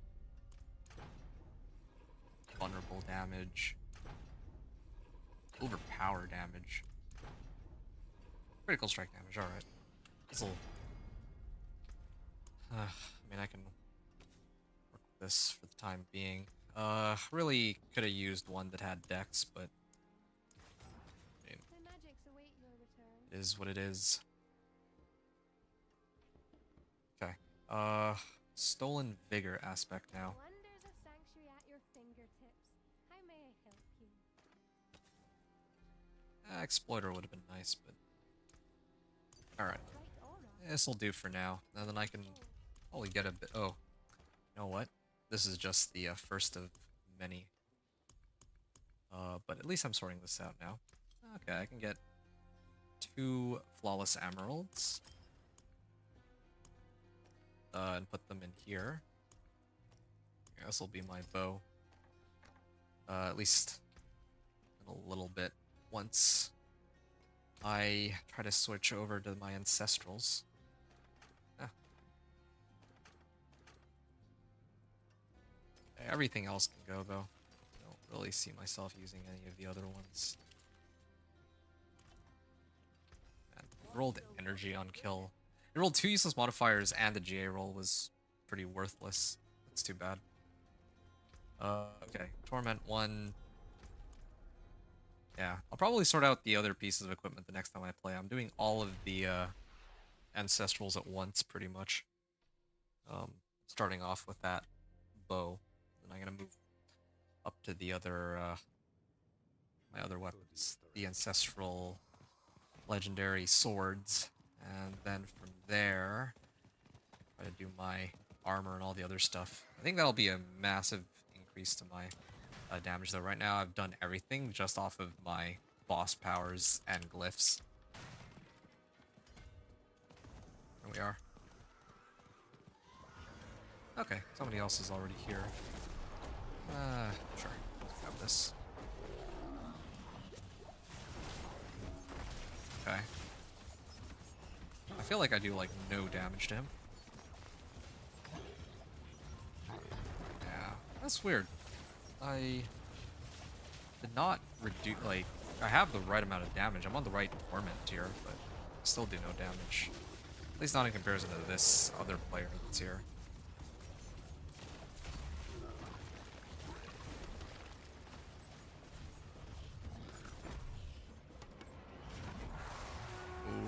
Okay.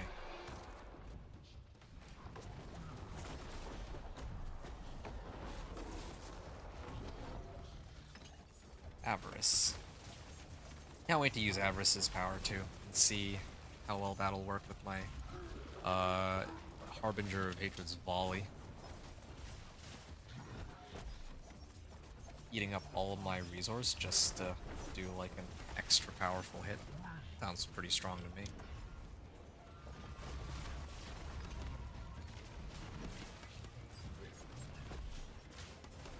0.5% per primary resource point, is that right? So yeah, I could actually see that being like a really good tool for taking down bosses. Yeah, I can picture it already.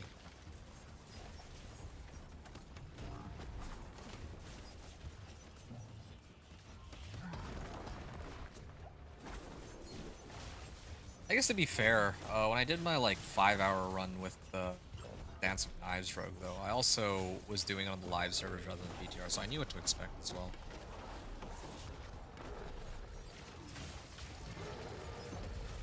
Other people here now.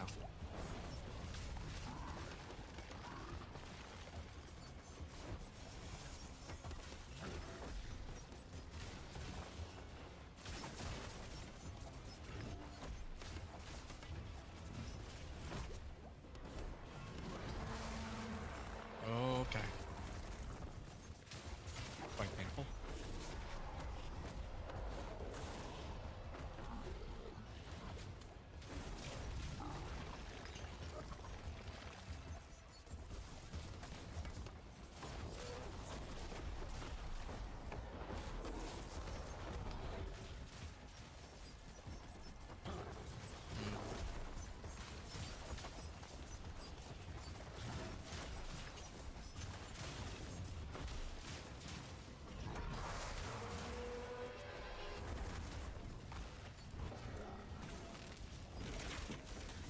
Alright.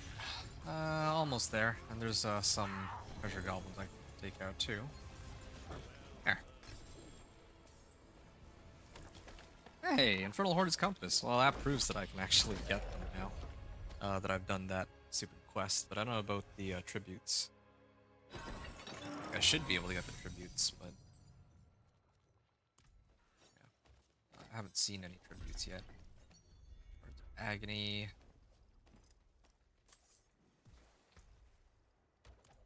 Some spoils. Ooh, unique ancestral amulet. Ah, this one has dexterity and damage and cold resistance. Oh, that's something.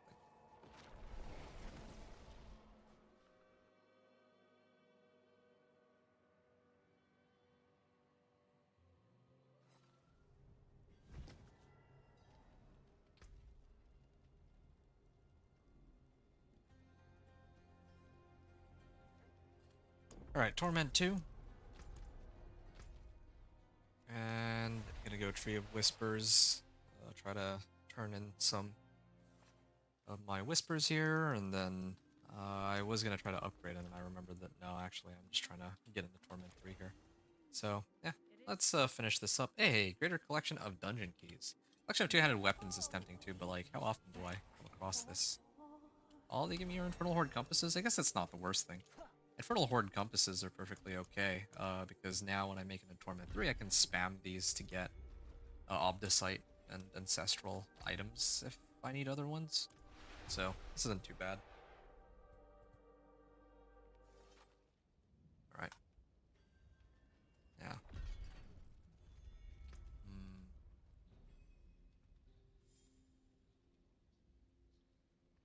I think this is the more useless one, right? Yeah, I'm gonna salvage that. Quick Strike Chance. I don't need these anymore.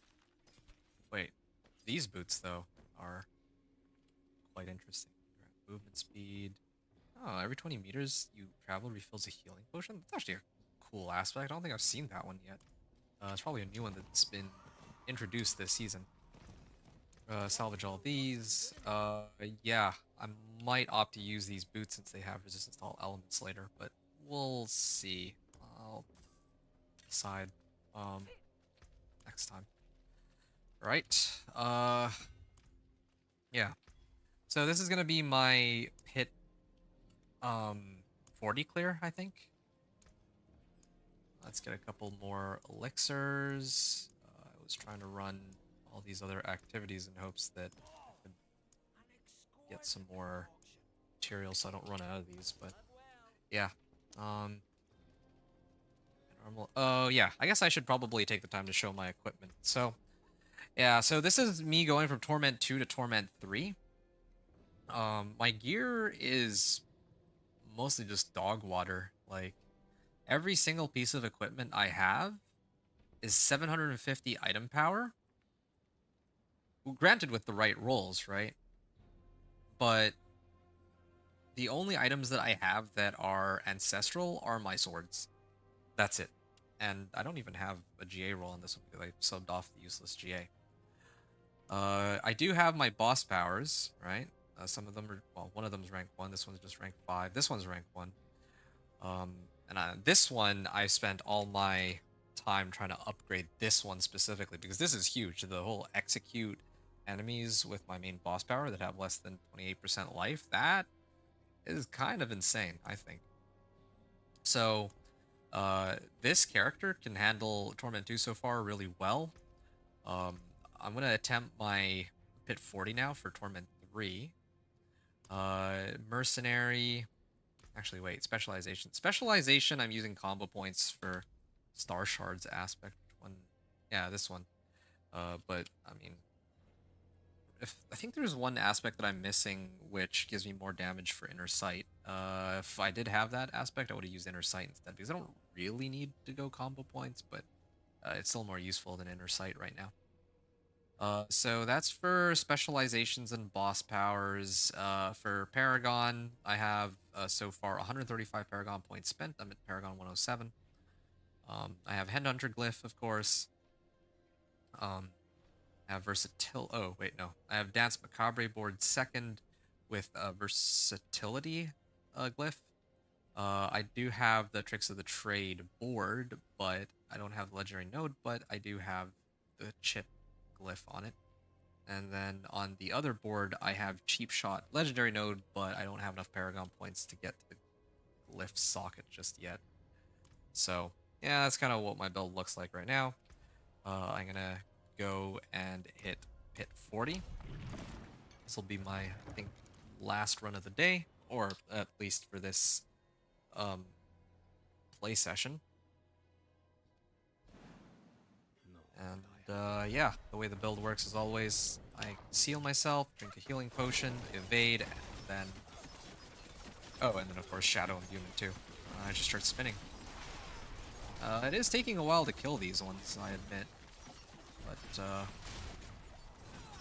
oh, they are taking a while to die, I have to say. Oh, this is kind of scary. Okay, I did manage to execute them though with the power.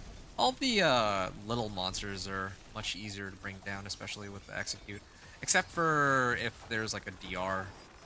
DR is a problem still for me. Oh, I have a resistance issue. Right. Right. I still don't have very good resistances. Okay, hold on a second. Let me redo this. Let me redo this really quickly. I totally forgot that my resistances are still awful.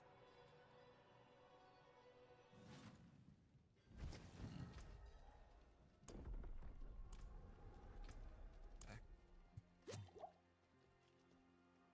Juggernaut's aspect. I'm gonna retemper.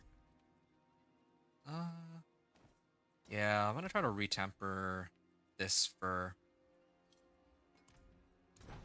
total armor. They're really not gonna give me total armor, are they? Dodge chance, alright. Fine. I can replace my ring, one of them, for another ring that has resistance to all elements. I also have Yens if I wanted to go down that route. So there's a few options I have. Also have boots that have ranks of Dance of Knives. Might use that as well.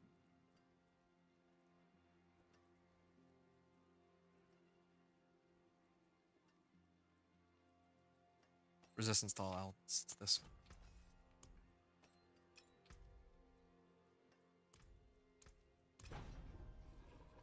Marksman crit strike chance. Subterfuge. Subterfuge cooldown reduction. I think that's probably the best one. So, subterfuge efficiency. Yep, that's the right one. Now we try 1 in 3 chance to get the right roll on crit strike damage. Come on. There's gotta be... Okay, there we go. So these are the right rolls. Now I just need to throw on Shadow Imbuement on this. And worth pointing out that my current ring has a very relatively low roll on vulnerable damage because it was using an older recipe, one that was like rare, I think, at the time. So damage over time. I'd like to roll this off for max life. Crit strike damage is nice, but it has to be life. Bright aura. Alright. Brighter soul. This resistance to all elements should help me quite a bit. Do I want to do the same with my ring? I think I do.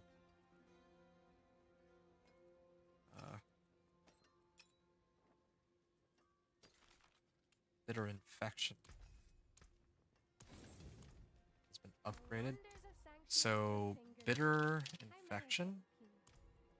I can put that on my ring now. And I can get like a socket in this.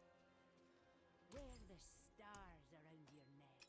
I have quite a few scattered prisms. Or, no, wait. Those aren't scattered prisms. Those are...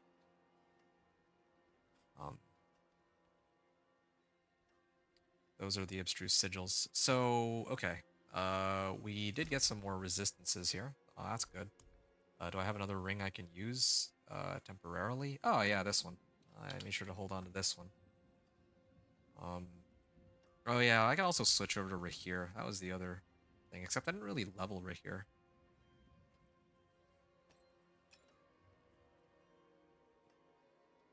Well, I could afford to get rid of current ring.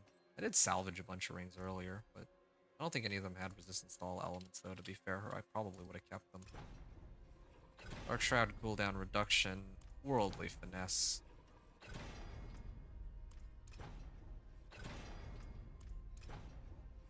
Subterfuge.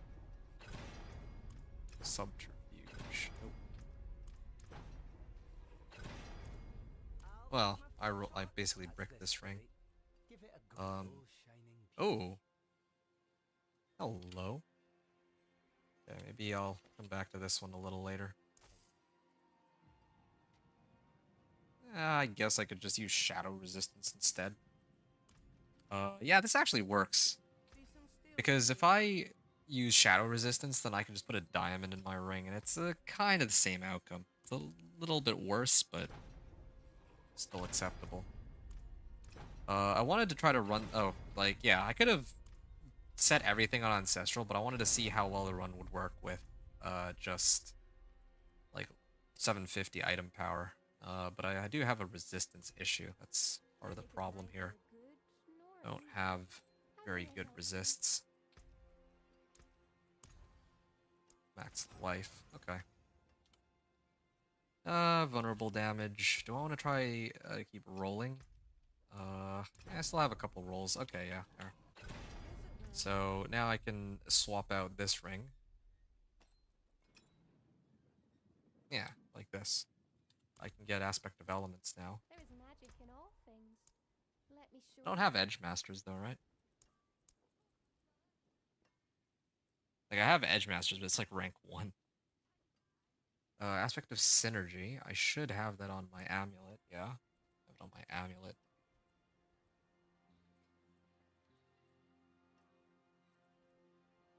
Stun or knock down enemies.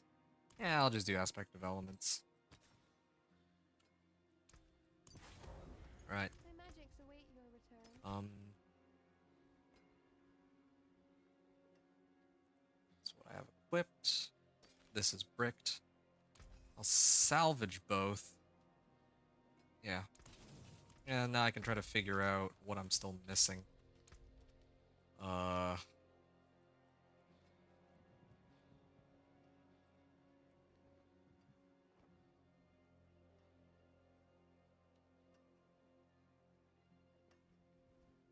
Lightning resistance. I am pretty low on resistances despite my best efforts. I can just pump up cold and fire, I guess. Cold and fire, and then my other resistances are worse. Actually, come to think of it, shadow resistance. Yeah, I have a lot of poison resist. It's from my gloves. Yeah, that's why my poison resists are like overcapped. Well, I guess the easiest way to go about this is just toss one in for cold.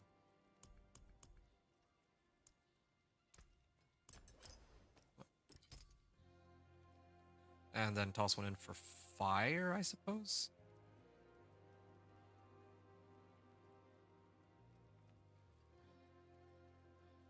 Or a skull.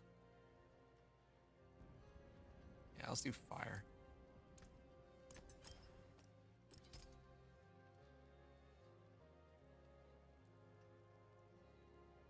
I'm gonna be short on lightning resist. And my armor is only 961.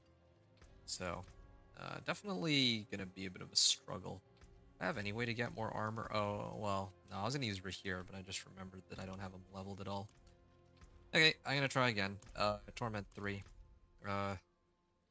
Yeah. Torment 3. Oh, I still have my elixirs up. It feels kind of weird because I'm doing all this effort for 750s, but yeah, I just want to be able to show that you can kind of clear this on 750s as long as you have the right aspects and modifiers and whatnot. But, yeah, if I actually switch over to Ancestral, this would be way easier. It's true.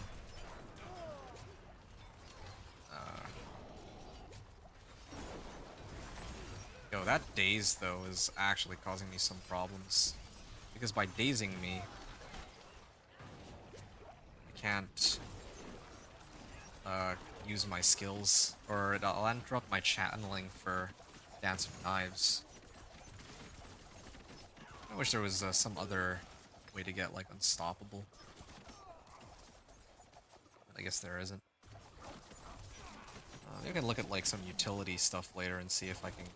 one of those can give me unstoppable or something. Oh, yeah. Telling you, that execute, though. Yeah. Against frozen enemies, too. Do more damage. Yeah, I'm actually clearing pit 40. Not super fast, but as long as I keep myself alive, I'm actively doing enough damage to clear this, right? Oh, there's a DR monster, no wonder. I'm just waiting for it to get executed, then I'm waiting for these guys to get executed, because they're standing in the pool, so... There. This execute is super handy. It is actually working as advertised, and at 35% execute threshold too, like, I must say, like, if we go back to next season, like, with the Companion Druid, and they don't change the, threshold for the execute, and for, like, if they actually allow me to use that, boss power, where I get more damage on my summons, by, like, 150%, man. I can actually see myself hitting 2 and 4 in, like, 10 hours after making it into level 60. This is my 2 cents anyway.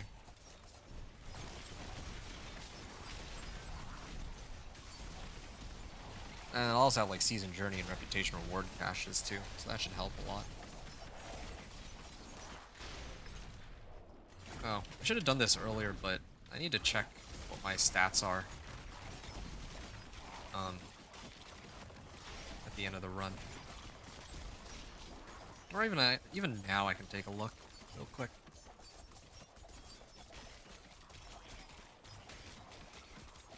Why is this guy taking so long to go down, though? I mean, why does he have a barrier that massive?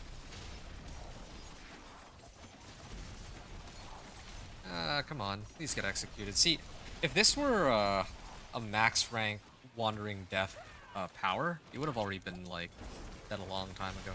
Ooh, Artillery Shrine. I should have hit this before I went into Dance of Knives, because now I don't have my crit up. There.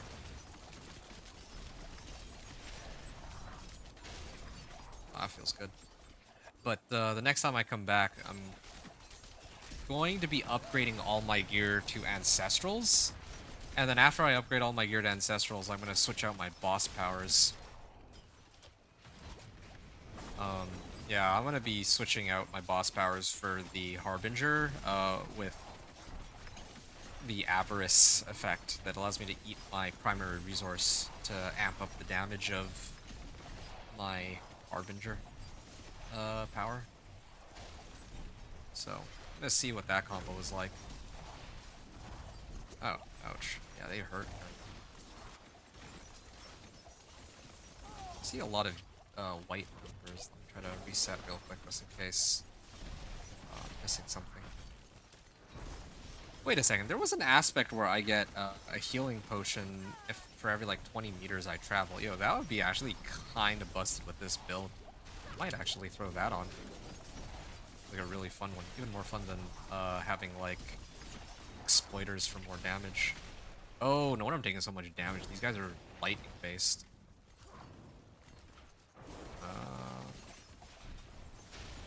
Keep my distance. Sure. There's no rune that gives more resistances, but whatever. There. Ah, that's satisfying. I feel like there should be like a cooler visual effect when they die to the execute, but oh well. I guess it's enough that they just go down immediately. Okay, I just hope that I don't go up against there's like one boss. It's like Mother's. It's called like Mother's something. That one does a lot of lightning damage, I realize. So that's the one that I'm hoping to avoid.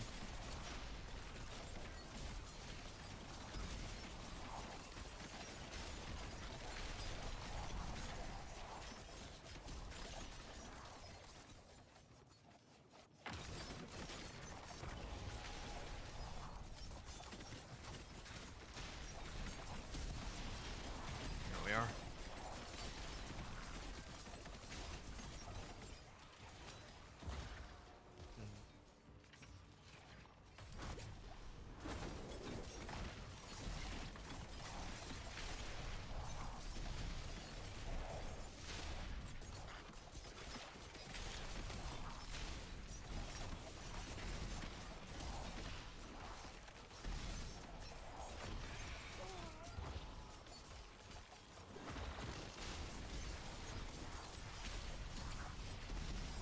Oh, that hurts. Let me get my poison pools up real quick. Ooh, yes. I don't like that lightning. I'm gonna avoid this lightning. There we are. That's two of them dead. I still have one with shock lance here, so I gotta deal with this one first. Yeah, I needed to lead them right back into the pool to make them explode. There. Okay, done. I'm out of here.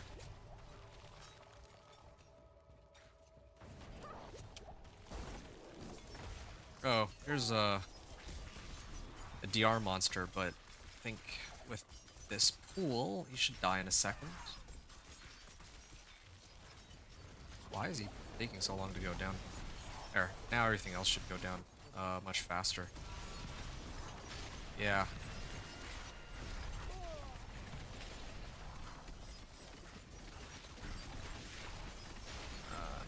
Nice pool.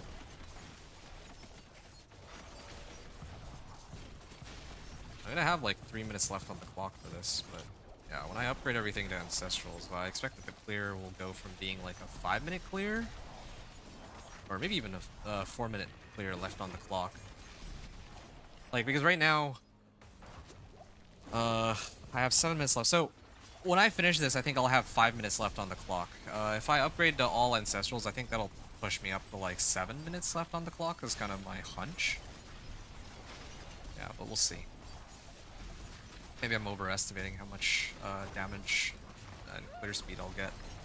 But I do have that amulet that is going to give me like a ton of dexterity, so that one should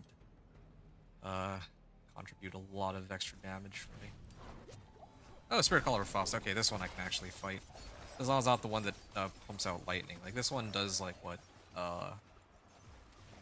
This one does like cold damage. I think I have my cold res capped. Oh, staggered. Alright. Stick around and hit him hard. Yeah. If I had Harbinger's Volley, I think I would clear this a lot more quickly. Ooh, okay. Ow. Actually walked right into that one.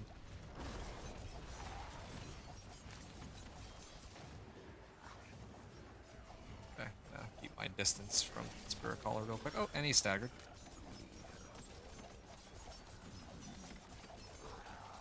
Okay, that is 40%. I think I guessed correctly. About 50... or 5 minutes left on the clock is when I'll be able to kill him. Assuming I don't die, of course. It'd be a bummer if I did die. Quite a shame. But, he is actually quite troublesome, this one. Okay, he's down to his last 40%. I can't execute him, fortunately, but, I mean, this is still perfectly fine. Like, bosses aren't too bad, some of them. Just gotta know the mechanics, and you clear them in a matter of time. The execute is so much more useful for, like, overall time spent clearing everything in the game, though, because you only need to do, like, or 2/3 of the damage you'd normally otherwise be able to, you'd need to do to kill them. Right? Okay, I'm just gonna amp this up just in case.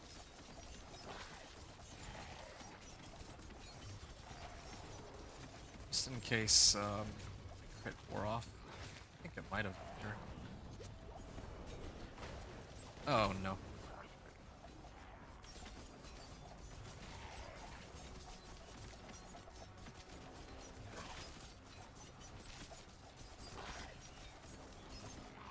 I think my skill wore off again, because, let's see. When I see him actually dying here. Okay. Ah, what a run.